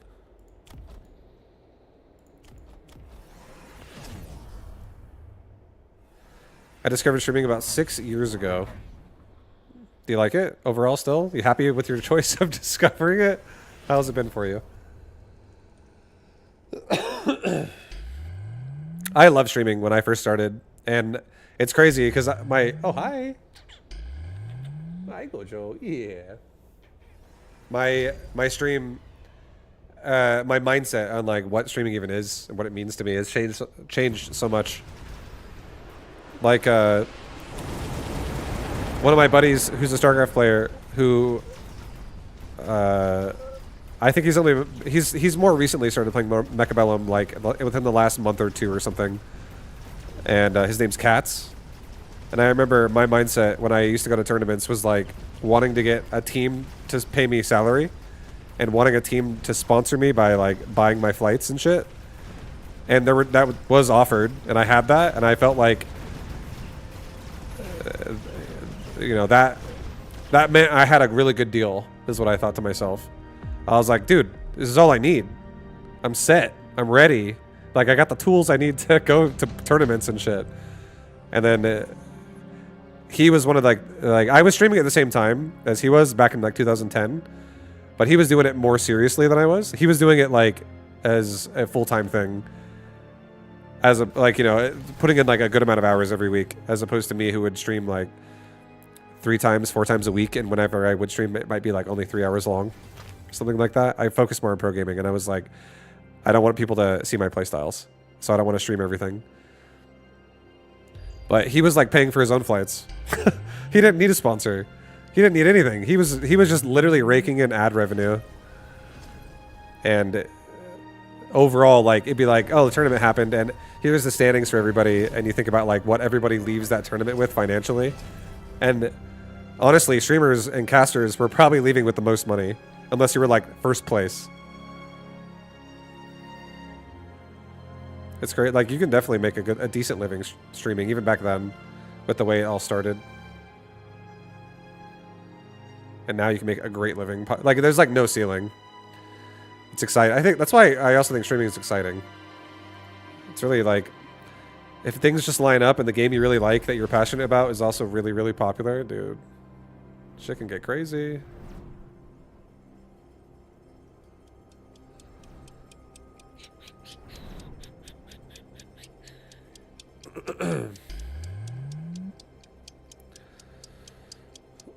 My buddy told me back in the day, Justin TV. Yeah, exactly.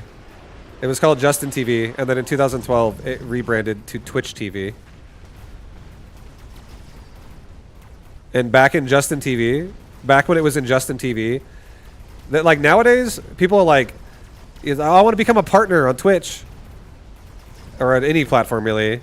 And to get like paid, you have to like meet these thresholds a lot of times where it's like, if you have X amount of this for a period of time, we'll consider you for like the partner program or the affiliate program or stuff like that.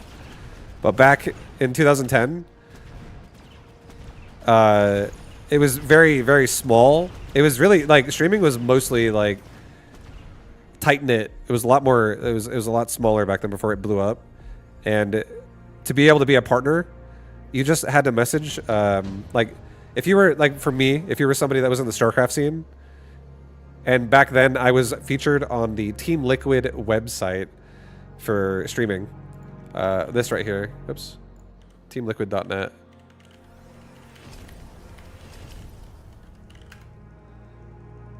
This website right here. And there's my name right there again. Vibe. Down in other games.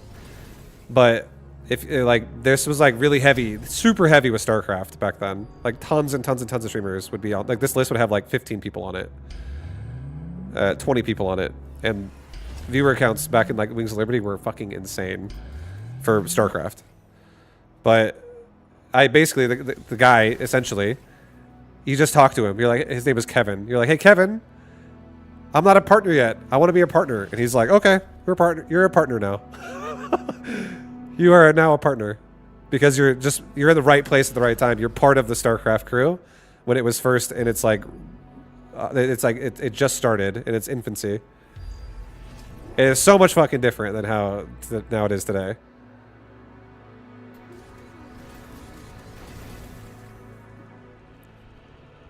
Thank you, Kevin. Yeah, dude. I streamed for 9 years and I'm still just a nobody cuck in the scene. No, you're not, Hapsaya. People know who you are. If you were a nobody, I'd be like, oh, Hapsaya? You play Terran, right? I think you play Terran. Yeah, I'm pretty sure I played you in it. You were playing like a siege tank build. You're like, no, motherfucker, I'm Protoss. Like, I know who you are. A lot of people know who you are. You're more known than you think. It's just that's the day and age of what StarCraft is nowadays. It's not as popping off as. Stream pros, right? As you said, you're a nobody. No, dude, you're definitely not. I was saying, I know who you are, so you're definitely not a nobody. And I'm not the only person who knows who you are. You could talk to anyone who's like from North American StarCraft, and if they played at all during during Legacy of the Void, on ladder on NA, they're gonna know who you are. You were pretty active, pretty consistently. So it's just one of those things where people get really that's the biggest problem with StarCraft is I think that StarCraft's all about like retention nowadays. It's not really that much about growth nowadays. And the reason why is because Blizzard doesn't really inspire anyone to believe otherwise. It's like if I could get a patch and it's like a miracle. What? There's a fucking patch? Oh my god. I thought the fucking Masters 3 bug was going to be forever. And it like still probably is to this very day. People fucking confused as hell. Like a brand new guy to StarCraft's like, bro, vibe. I'm Masters 3. The game just plays me Masters 3, man. I think that's it for me. I made it. I'm gonna go ahead and retire now. The guy's like 1700 MMR. Everyone's just confused. And for anyone who doesn't know, 1700 MMR is like Bronze League or like Silver League in that game. Masters would be like 4,500 or like 4,200 or something. It's just a bug where people were getting placed in Masters all the time. Everybody was so confused by it. And it was just a sign that the game is degrading and not getting patched and fixed. Because it was in the game, I think, for like 6 years as far as I know. Ever since like 2018. 7 years.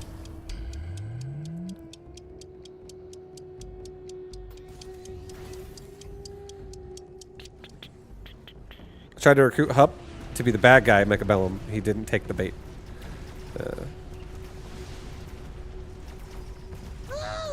Yo, Apucci!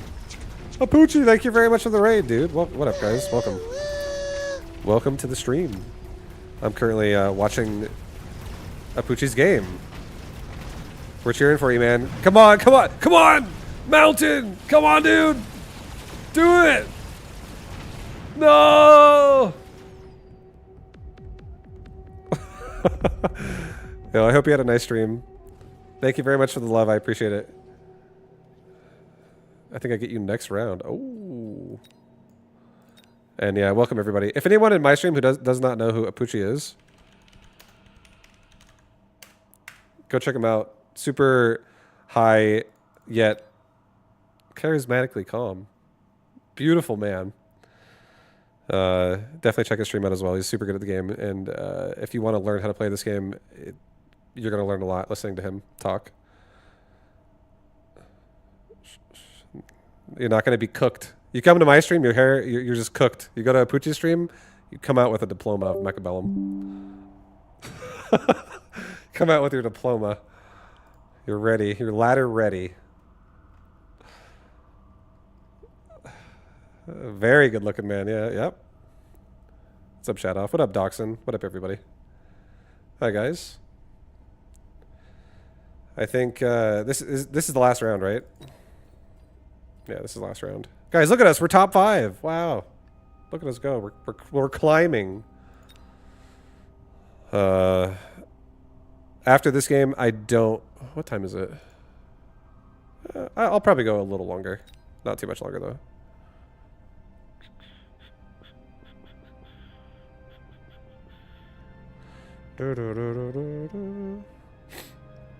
I think I'm just too brain-rotted by real-time games to play a turn-based type game like this.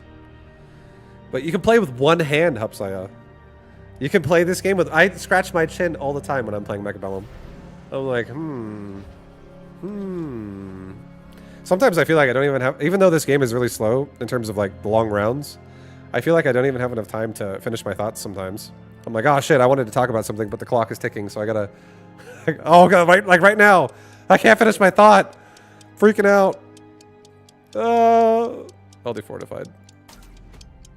Maybe your beard is just itchy. Yeah, it's all that cat fur. All my cat fur in my beard.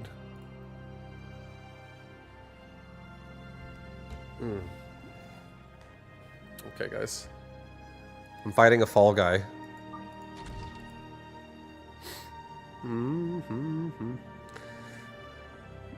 This sounds a mobile beacon micro in this game. Okay. I'm glad that somebody brought that up. Cobalt. What up, dude? Thank you. This is what we're doing. No, wait. We're gonna take a sneak attack to his tower.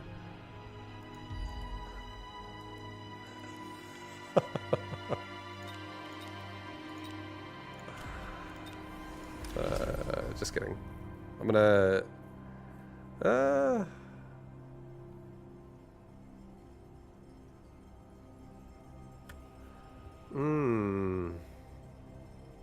Yeah, I'm gonna sell the rapid fire. It's okay.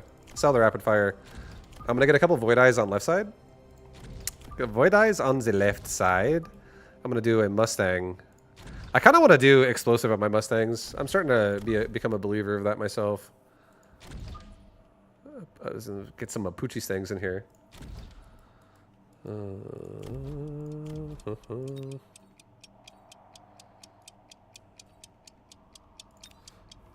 No.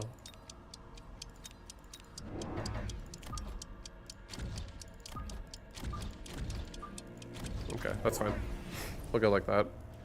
I just got some Void Eye coverage. Cannon's gonna help a little bit on this area. He's going crawlers. Everything's great. Everything's fine. I'm not even worried, guys. If you think I look at this board and you think I'm worried, think again.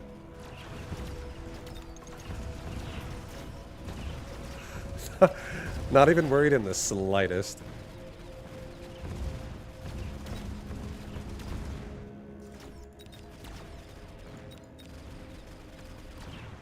You love going carry eyes? Carry eyes are honestly insane. They're so good. And have you... carry eye beacons. That's the shit. Dude, I can missile him. I could missile this, and I could crawler this, and I could get a guaranteed paralyze. He's gonna put a crawler here. It defends rhinos. I can't rhino him.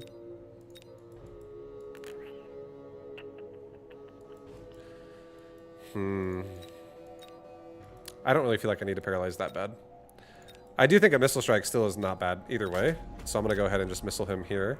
Just going to kill off a marksman. Let's sell off my cannon. Let's get another crawler back here. Let's get more voids. More on this side. Because I am afraid of a missile again. Possibly hitting me. Maybe get a crawler pack like against the wall on this side, actually. Get another Void Eye. Slightly behind the tower.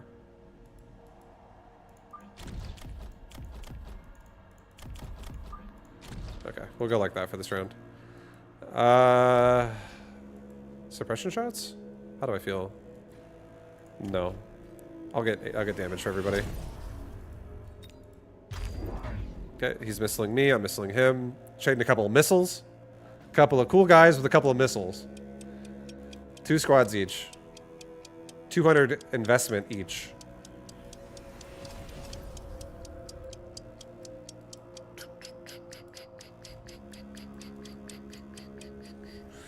I love Mustangs, but I also hate starting with them. Level 1 techless Stangs are so bad. Yeah. I would say I agree with that.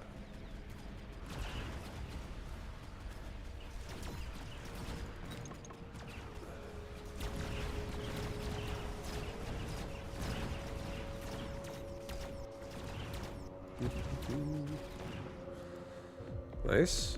Good, good, good, good, good.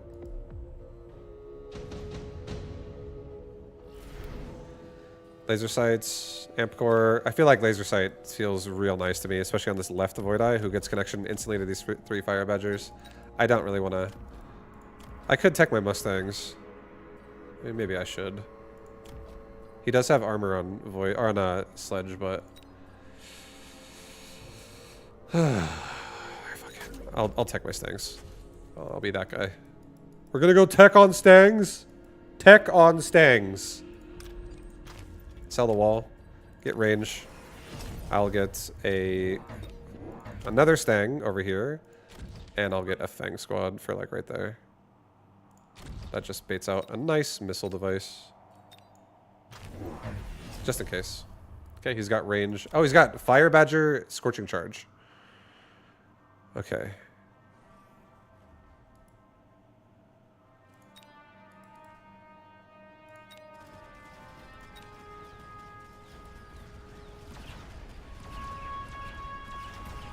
Oh, look at that fire. Oh, he's burning himself. I thought that Scorching Charge. It's so funny, dude. Void Eyes, get all the sledge. Oh, hi, Gojo. Hi.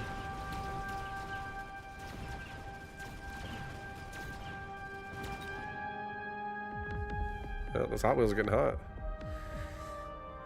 Suppressive shot kiting. I actually feel like, you know what I think would be a beautiful sight to see? It would be like multiple move speed modifiers on Void Eyes that have range and suppression shot, and they're just running back. Like, they're on the line, and there's like 3 squads of them, and they're just backing up, just popping targets. Oh, that would be so sick. Maybe get a Vulcan on either side. They got the AoE chaff cover while you run back. Maybe get some Phantom Rays with oil all across the front. Oh, dude. Like a funnel of death. Be a funnel of death. Is this the part where everything explodes? It could be. It could be. I'm tempted to take a Sandworm. I don't think he has anything that's great versus a Sandworm. I think a Sandworm could grow and become very strong in our army.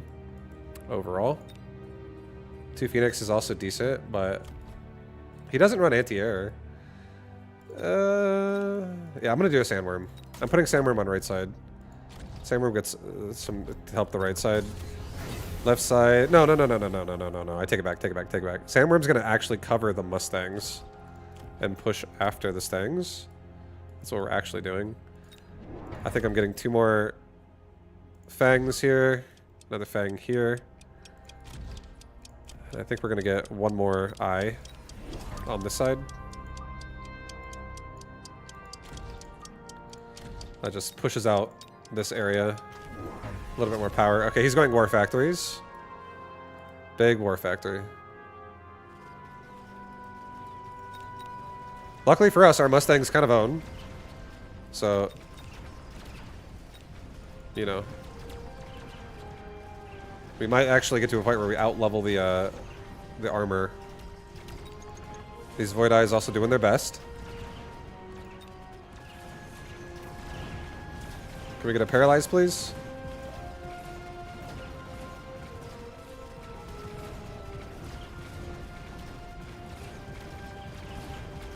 Oh god. Oh! Range device Mustang's almost leveled again. Almost. But yeah, armor on Sledge is definitely a thing. It's definitely going to be annoying for now.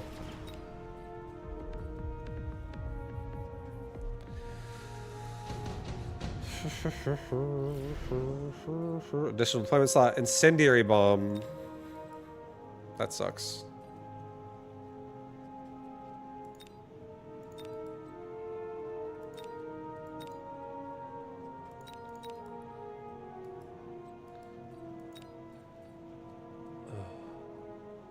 Okay, we're going additional deployment slot. I'm going to once again missile out his crawlers and his Phoenix. He has missile here and fire like here probably. He could do so much damage this turn. He really could. So I think what we're gonna do is I'm gonna do a mobile beacon, and I'm gonna have this Mustang run to the right and then up. And then we're going to give our Void Eyes air spec. And I'm going to give myself 4 more eyes.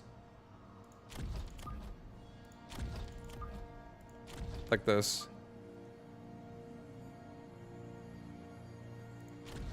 And we're going to push the right side extremely hard.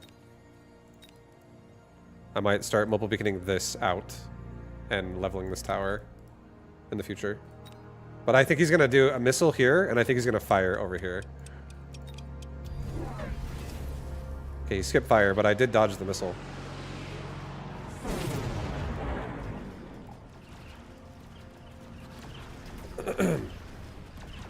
Whoa!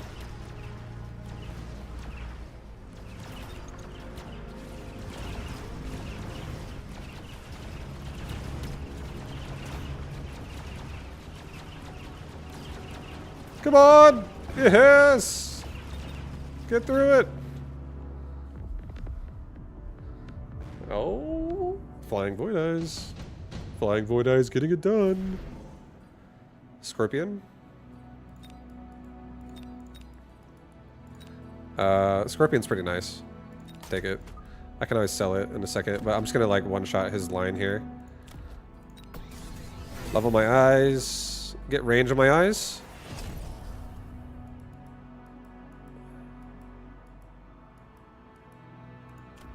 Let's sell off the worm. I really don't need a worm at this point.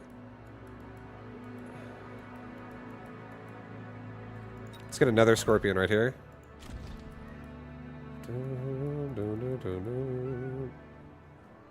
Oh, hi. Yeah. Okay. What else? Take range again for everybody. I think we just do a couple more crawlers like in the back. Oops. Yeah, do a couple more crawlers in the back. And do... Yeah. Who do I want to beacon? I don't really feel like I need to beacon anybody this time. I actually think left side doesn't need to run away. I think it's okay. Could be a level 2 horror factory.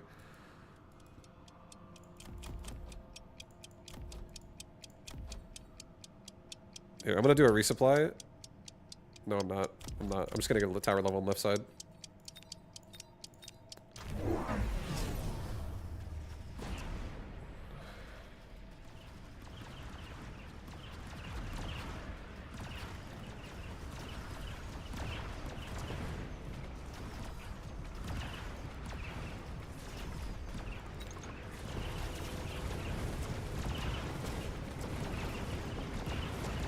We have so much damage.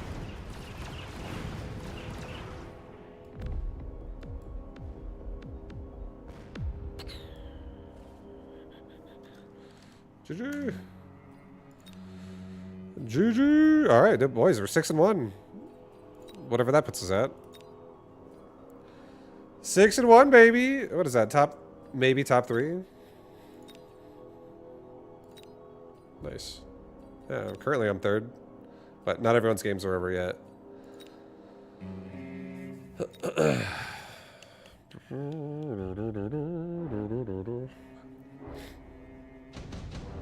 It'd be like PvPing with a WoW hunter. Dude, that's some of the best times. I remember PvPing on a WoW hunter. I PvP'd on so many things in WoW, actually. Played a warrior by far the most, though. But I love my hunter gameplay. Just running around.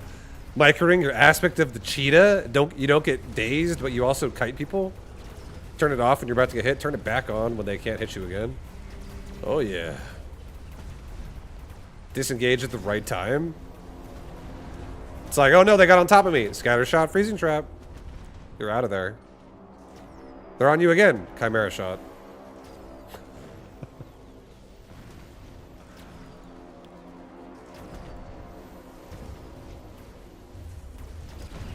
Or not Chimera Shot, sorry. Wyvern Sting is what I meant to say. Chimera Shot's the DPS one that's like 2 arcane shots.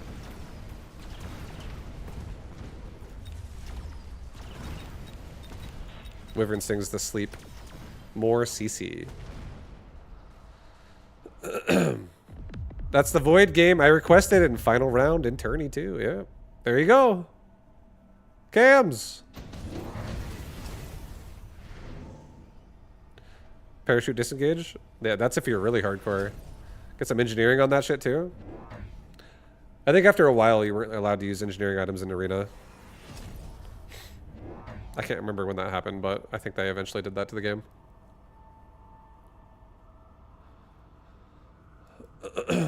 But for like Battlegrounds, you could definitely always do it.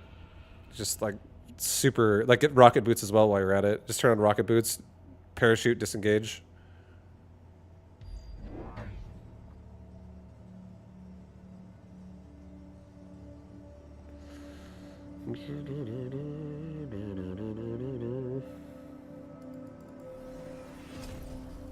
Pizza rolls.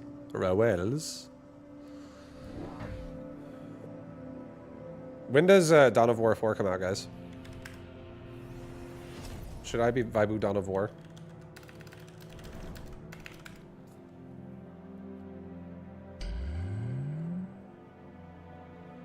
Alongside some mecha?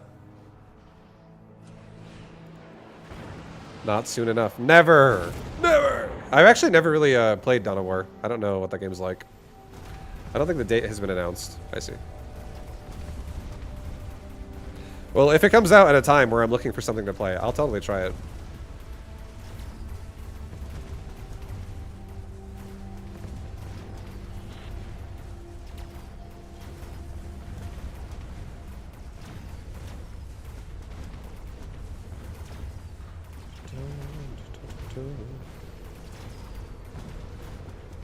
I don't know anything about it. How many factions are going to be in the game? Total. Or do they even know?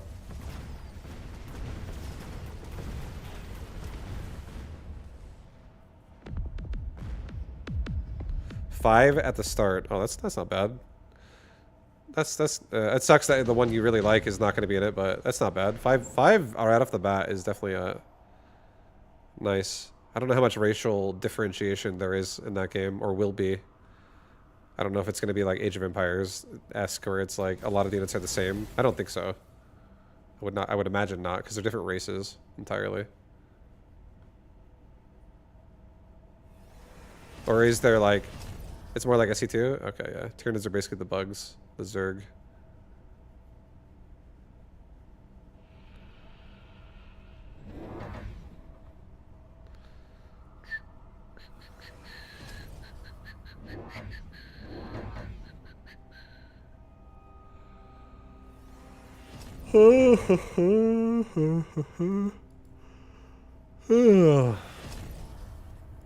Oof.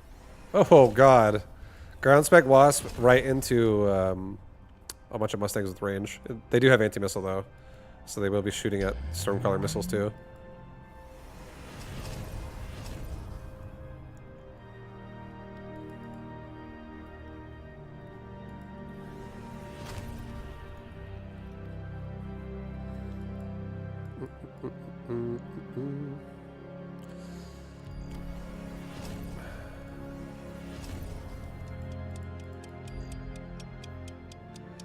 Da, da, da.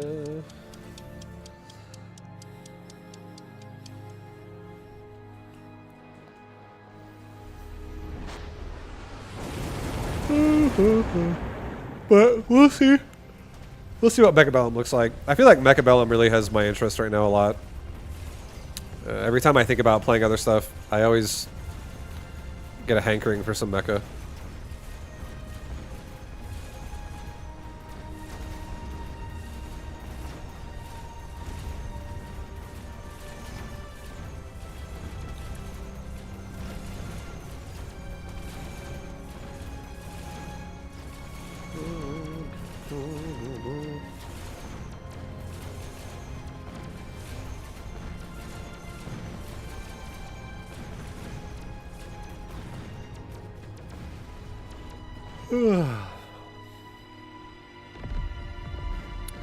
But as we were saying earlier, I would love it if this game actually did have some terrain maps, like different maps for 1v1.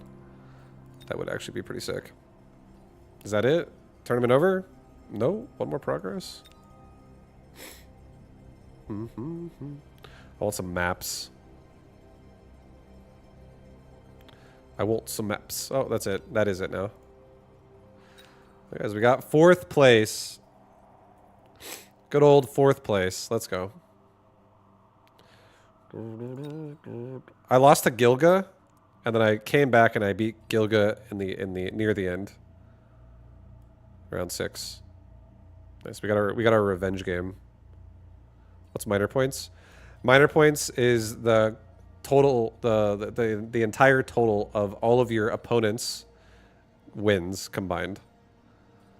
So between all my opponents, they won a total of 21 times out of all of them that I played against.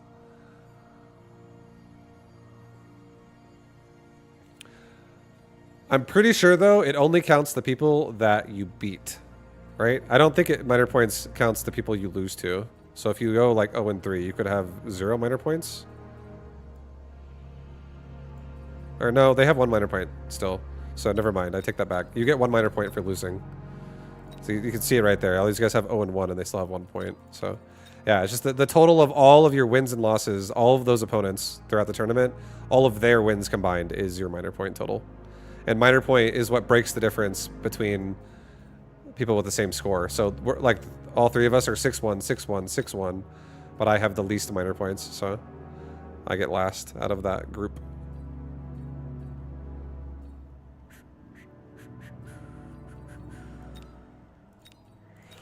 I'll play another game. We'll play another game. Congratulations on 4th place. Yo, thanks, dude. Thank you, Karasha. Karasha. GG, well played. Thank you for the stream. Yo, thank you. 5, good job in the tournament. Yo, I'm not done yet, guys. I'm gonna play one more game if you still wanted to watch. But thank you, everybody. I appreciate that. Thank you, thank you, thank you. Thank you. Alright, Saber Spec. Like permanent mud pits that act like oil but can't be lit on fire. Yeah, why not? I'd be down. Why not, dude? That would be a great place to set up a ranged defense, for sure. I do like the idea, though, of being able to counter terrain in this game. I do think it would be cool. Like, one thing we were talking about earlier, this is an idea that just randomly came up today, but something that I think could be cool is imagine if there was like a chasm or something like that that's like as big as this. Like you cannot walk here. Units, if they try to walk here, they'd have to like go around or go around. What if you had a crawler that could like, there could be an upgrade on the crawler. It's called Chain Link. And the crawler runs at the gap where like wherever it spawns, it runs directly the line it's going to like aggro into a unit. It runs at the chasm and then it like creates a bridge that other units can now follow across on top of it. And if you put like 3 colors together, you can make a big bridge. Or you put like a horizontal crawler and like it only doesn't reach as far, so your units can't get all the way across. You know, that'd be sick. But then you got like a little ledge here.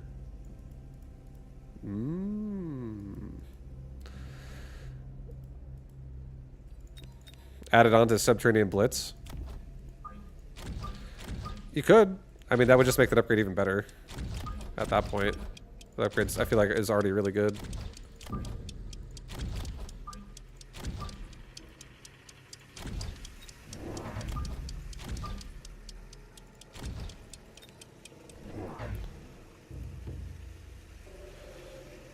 Sounds hard to balance.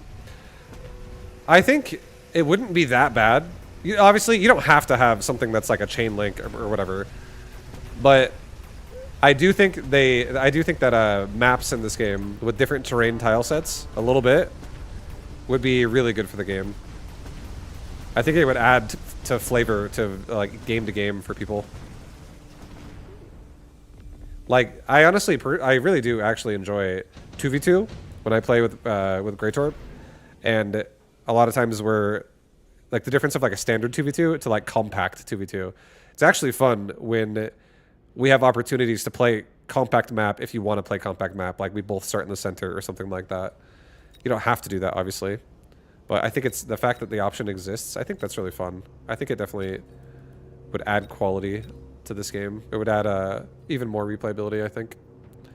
Compact gets crazy sometimes. Yeah, it does. And it's when it does get crazy, it's really fun. I think it's really sick. Missile Strike. Or Rhino. I think we do Rhino.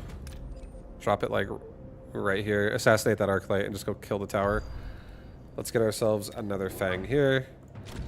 Let's sell off that fast cannon and let's grab ourselves like another Saber. Put it like right there. Let's just get some Saber power.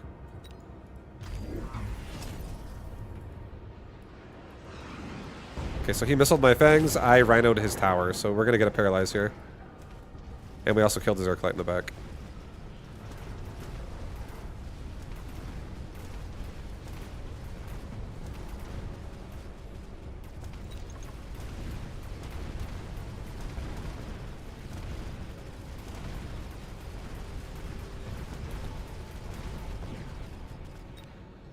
Rhino just slashed. Sliced and diced.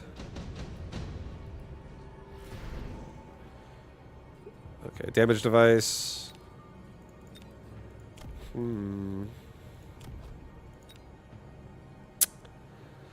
Honestly, I don't think we need a damage device that much. It's nice, but I honestly think money right now makes me feel nicer. Getting an extra 50 here. Because I could actually throw on... I'll have 700. I could throw on Fang range. That's 300 down to 4. Sell this back to 5. I could get 2 more Saber. I could get so much. Firepower is really nice though. Fuck. If we take this, I go down to 5. Or sorry, I go down to 6. I sell this back to 7. And then I can still get 2 Sabers in range. Okay, I'll just do it. I'll get the device. Okay, put it on this guy. I'm gonna take another Saber, sell this, another Saber. I'm just getting a really, really aggressive push going on. Let's get another Saber up here behind this Fang. Let's get another Saber there and another Saber like right here. Let's get aggressive. I'll get some more Fangs that push with this. But now we're protected from arc lights and stuff. Also, the tower is gonna get demolished.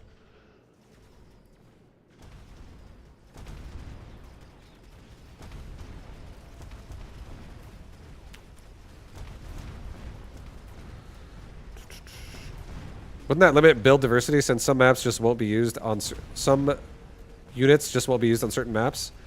No, I think that if you have enough creative things in the game, I definitely think that like terrain would actually open up more of the game. I think it would actually open up more upgrades to be useful. I think right now this map feels like it's just like a gut shot map. Like there's no obstacles, there's no obstructions. The only obstructions is like the initial buildings. And as soon as they're gone, or as soon as like rounds like start going to a point where they don't matter anymore, it's just like constantly you have all access to each other and you have like the standard flank.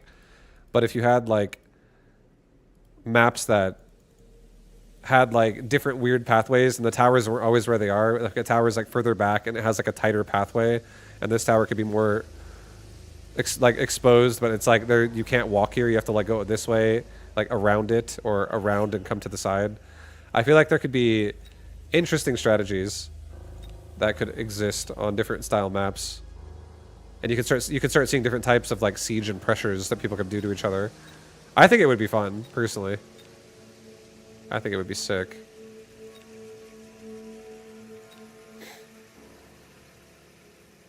Rhino specialist. Okay, we're gonna take Crawler. Crawler goes on the side. Crawler goes on the side. And this Crawler will go in the middle. I will most likely take Subterranean Blitz if I have to, but I'll just take the Crawlers for now. It really shuts down the Rhinos from being a problem. Let's get more Fang.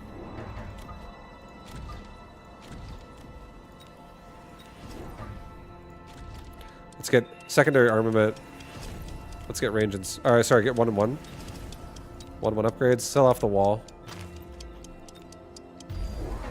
Okay, we got oil. There's the Rhino.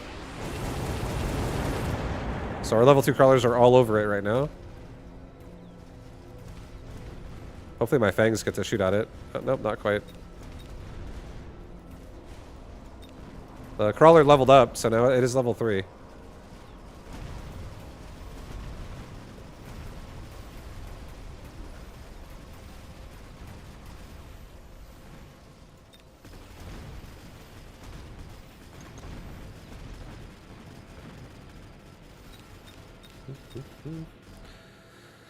I could see that as a fun alternate mode, but I would hate for that to be ranked.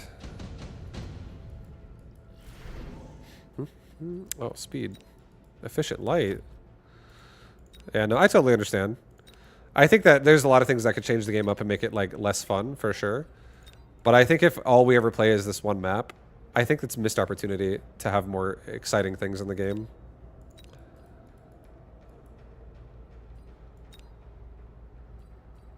I don't need... I kind of don't need range of all units. I don't. I'm taking efficient light, I think. Speed is okay. Speed's okay. I think I'm going efficient light.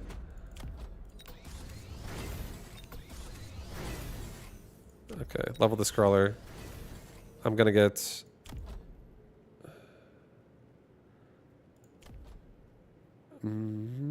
He does have Whirlwind. I guess I'll get a Saber down here. I want to be able to burst it. We have a Fang already.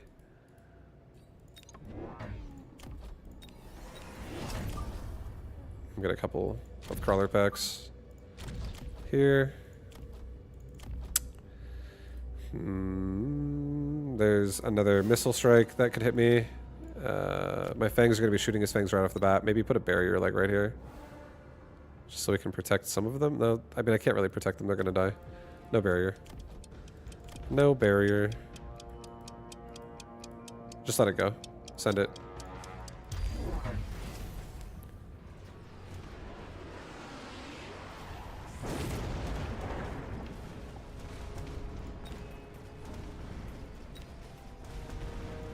Come on, Fangs, get it done! Kill him! Level up! There we go. Fangs got that level. That's really nice. So many Mustangs. These also have explosives, so we gotta be really careful.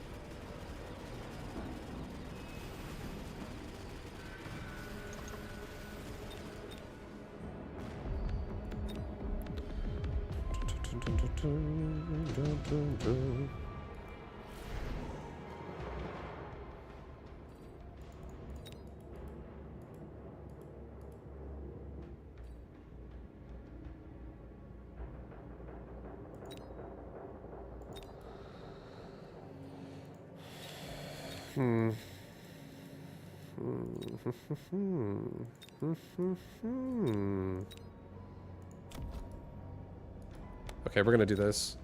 I'm doing 2 steel balls. Putting one right here, putting another one right here. I am going... No, put them here, actually. I'm gonna get armor on my balls. I'm gonna get a nice fat rhino over here. Level up that Fang. Crawlers, I do want to give them Subterranean Blitz pretty hard. Mechanical Rage my Fangs this round. Let's get a 3rd crawler. Let's get range and speed on everybody. Get a crawler pack over here. Get a crawler pack over here. There's a missile strike. Maybe don't do that. Do another one like...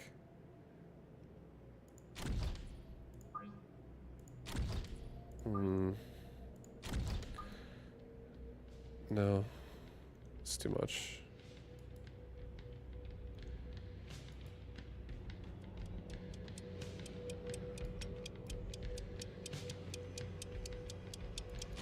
I'll start with this. I'll get the storm crawlers baited out on shooting at my crawlers right away. Do that.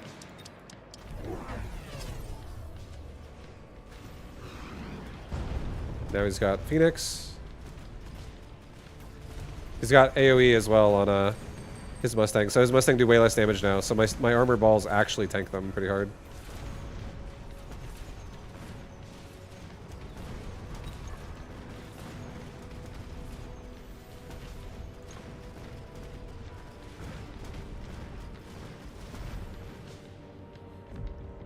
Oh yeah. Oh yeah, boy.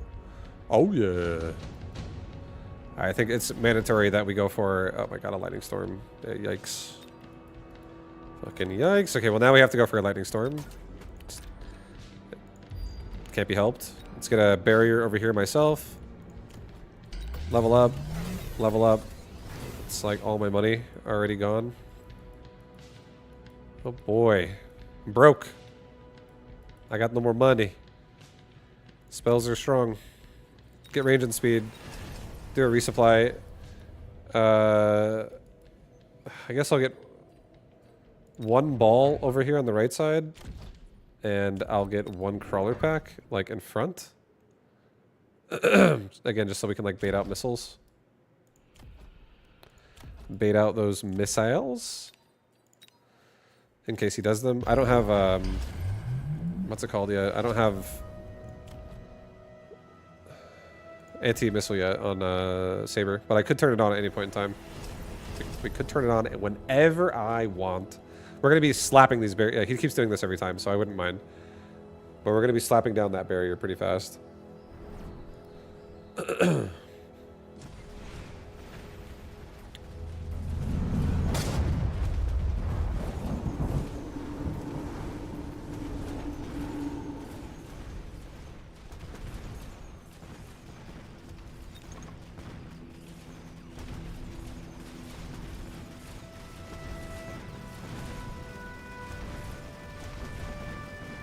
That's it. Saberfang! Saberfang, baby! I'll do one more.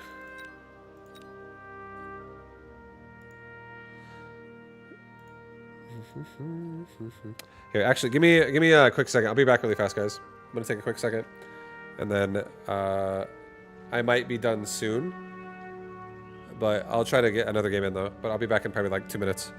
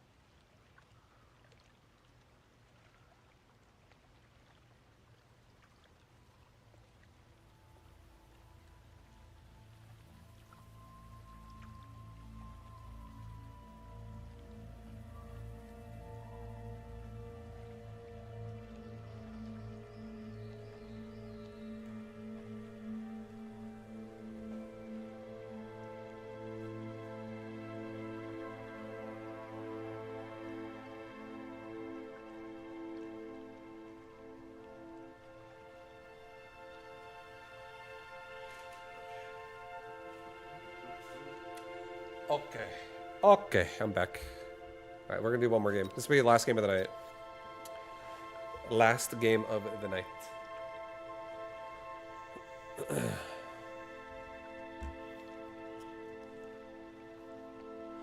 Also, I really do hope this game also gets, I don't know, I want there to be incentives and reasons why a mode like 2v2 would be supported, and why it would also be people even care to even play it at all. I feel like I want there to be like a system where there's like teams.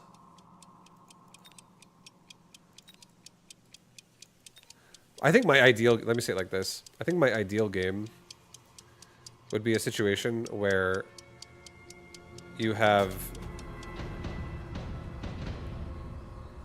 like a clan that has like multiple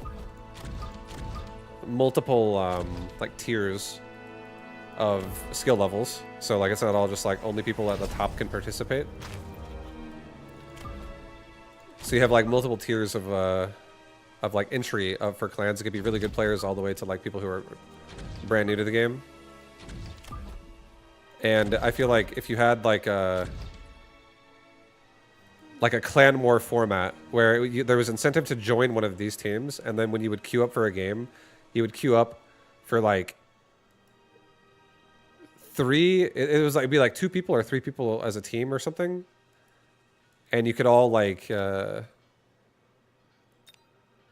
could play like a team aspect where you want your teammates to win and yourself. And then there's also like individual performance that happens too, where like your own MMR can go up if you did like exceptionally well or some shit. I don't know. I think that would be really fun. I think that would be fun. I feel like I really like the aspect of playing with your friends and playing with other people, making friends.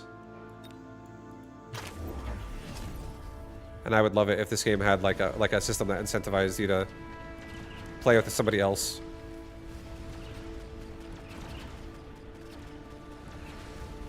Because I feel like, I don't know, like 2v2 is fine. I think 2v2 is fun. I enjoy 2v2. But I definitely feel like when I play 2v2, you run into a team every once in a while that's like around your rating, and then you'll run into a team that's like way below. Like often. It happens like every other game. And I feel like this happens just because there's not enough people who play 2v2. But if there was like a mode or a style where it became like the main form of playing the game over time, where you actually like wanted to do well for your teammates, but you're still doing it for yourself, and then vice versa, your teammates have the same mindset. I feel like it would incentivize more people collaborating with each other's, like people coming together and talking about the game and like discussing their thoughts is definitely like something that inspires you to you'll have more breakthroughs and shit. I don't know. I feel like it's just a fun way that could be played. The game could be played. It doesn't have to be that way, but I think it'd be really fun. We have no anti-air right now. I really should make some. If he goes Phoenix or Phantom Ray, I'm gonna have a bad time. So I'm gonna go for a Phoenix. I'm gonna get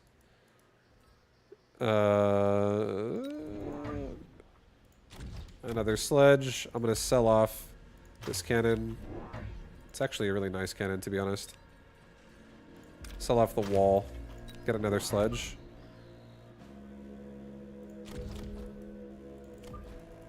Put a sledge like right there. I'm actually gonna, I think I might just keep this cannon. For now, at least. And then I'll get some more chaff in the front. That blocks missiles. Tuzon.com is the best version of mech. Yeah, I think it's definitely a fun way to play. It's a lot of times I usually end up just like playing solo as well myself, and when Greyturp and I play 2v2, a lot of times we end up doing it where like I'm streaming and he's also working while playing. But we still like, you know, we communicate in text here and there a little bit. But then whenever next time we talk, we always like a lot of times we talk about our games and shit as well at the same time. Or it could also be like in the moment too, and that would be also more applicable for most people. It's sick. Yo. Oh my god. What is gonna lose? Barely. Oh. But I think like clan war style, team fight style stuff, it's always so fun. It's really a good way to play. I find it's really inspiring to really like get interested in the game yourself because of it. We don't need speed, honestly. He might take speed. I think I might take advanced shield device. Clan would be sick. Yeah. This is how my brain kind of works. Okay, I'll just kind of describe what I think would be a perfect system for Mechabellum. A ladder season starts. Throughout the ladder season, people are playing games, contributing to their clan's rank, and it's kind of similar to what they're already doing right now with this red versus blue stuff. But you're like contributing to your clan's overall like standing in the ranks. Like there's like your individual ladder ranks, and then you have like your clan's ranking, and there's like statistics of like a spreadsheet of like how everyone's done so far for the clan, and then like you could the format could be playing with other people as well. That could be attempted, where it's like multiple 1v1s like how it is in 2v2. But then if like let's say you lose, the remainder of your army could like be attacking the other guy's board. It could be a bunch of like individual boards, but at the same time like they do have impact on each other based on who's winning and losing the game. Or it could be like just like a competitive format where you watch each other's rounds. Like you do a round yourself, your teammates are watching you, and then it's their turn. They do a round, you're watching them. And it's like more high stakes Mechabellum. And it's like these could be like the tournament games or something that happen at the end of the month. As like it's like a clan war that happens like as like a celebration to like finishing off the season. And then if there's some type of incentive as well, like if you do well in these, like the game is also working with like tournament organizers or like Mag1 or something like that. And then you're suddenly invited into like a invitational or something. And now you're playing for some form of a prize. I feel like that could be really fun. That'd be another cool thing the game could have. I just really like the aspect of like teams existing. And like there's a bunch of teams you could be on one of the teams essentially.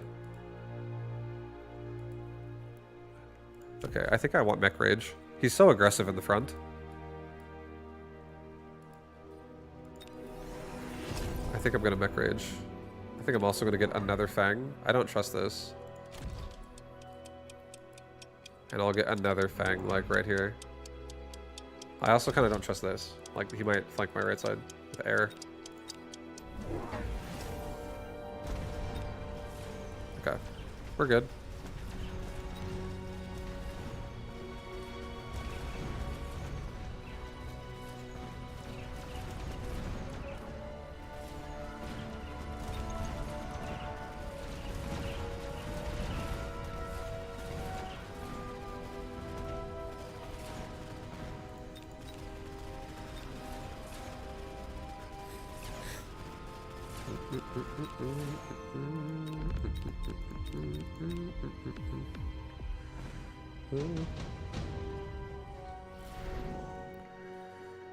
Mass-produced sledge? No. It's too late for that. Fortified Mustangs.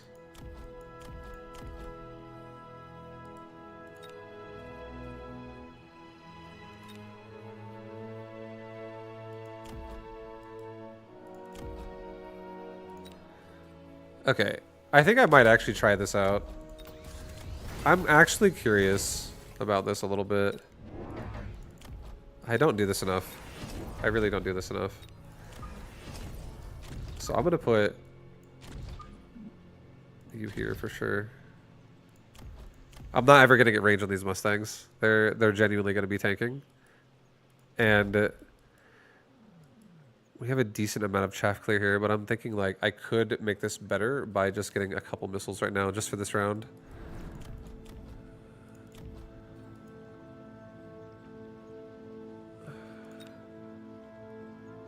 Yeah, just send 3 missiles at him. And this one will go here, this one goes here, this one goes here. And we get rid of 3 crawler packs. And this allows my Mustangs to maybe get level 2 out of this round and become actual like tanky tanks and have 2k a piece, which is like the same as I mean it's I don't know. I don't know. It's okay. I just want to see how I feel about this. I want to think I could like this.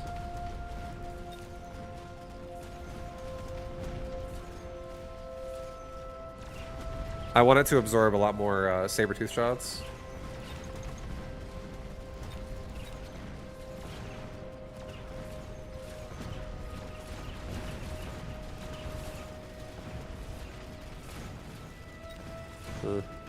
Yeah, we need some tanky mods. I need some tanky fucking mod. Look at this. I got fortified and fortified. 217. Oh man. Okay, Typhoon is actually insane. We're having a massive chaff problem.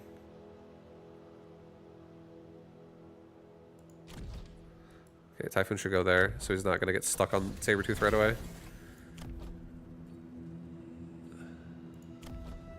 Let's also get EMP on my sledge right now. Let's sell off this thing.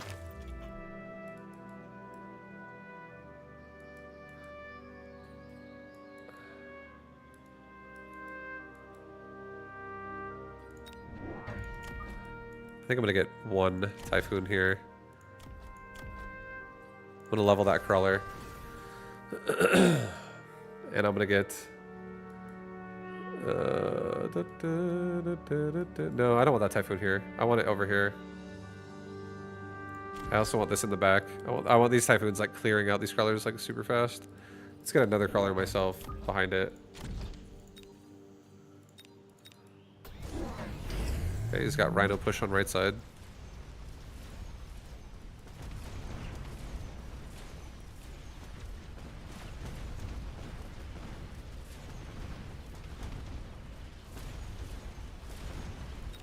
Yeah, these Mustangs are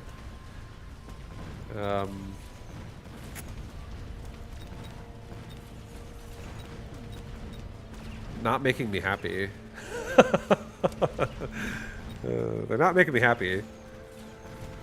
Making me pretty sad right now, actually. I think we're dead. Made me so unhappy we're dead. GG.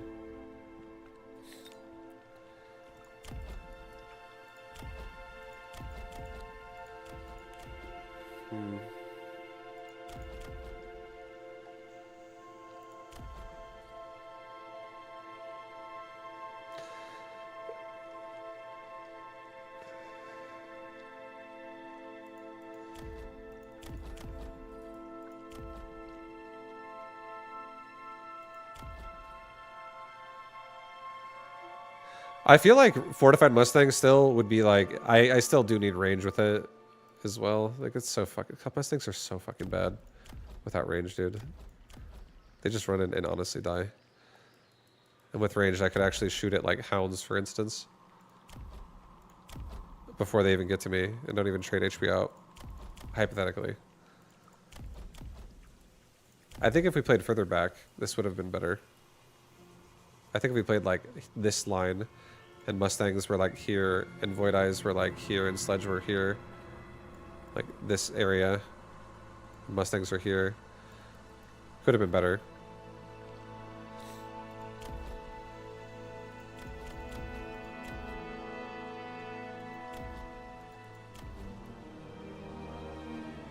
Also, getting Fortified Mustang allows me to get range on both Sledge and Mustang, and it doesn't have a problem of Mustangs being in the front. So yeah, I still think they need range with it. I feel like I don't use Fortified Mustang a lot, and now after trying it this game, and like it just felt like shit, it really does still need range to be like not awful. It's just now it hits like this breakpoint where it's in front of your other units that also get range. I'll definitely try more of it in the future, but I think if I go Fortified Mustang, I'll have the mindset of getting range on them first still. But they're just now going to still be my tank more so than not. All right, anyways, guys, I guess that does it for me tonight. Sorry we ended on a loss, but we did get 4th place in the tournament today, so we crushed. Absolutely crushed it. Crushed it, dude. But thank you guys for hanging out. I appreciate you guys all watching the stream, and I hope you enjoyed it. Tomorrow is Sunday. I think the plan for tomorrow, guys, is going to be Sundays going forward are going to be a night stream or maybe a day off. I think that's my new schedule I'm kind of looking at, possibly. I'm going to try it out for a little bit and see how I feel. But, yo, Vix, thank you for the 21. Wait, it's a win because $5. No, thank you, Vex. I appreciate that. Thank you for the 5. Yeah, I'm gonna try to I'm gonna change up my Sundays a little bit, and I think I'm probably gonna attempt to not stream Sunday mornings for a little while, but we'll see. Life's always crazy, so anything can happen, right?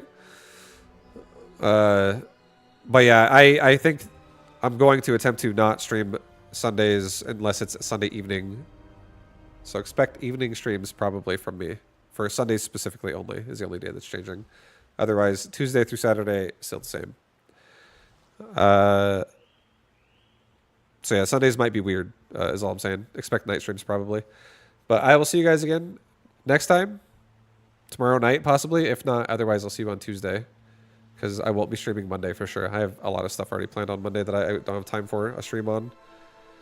But I'll probably see you guys again tomorrow night.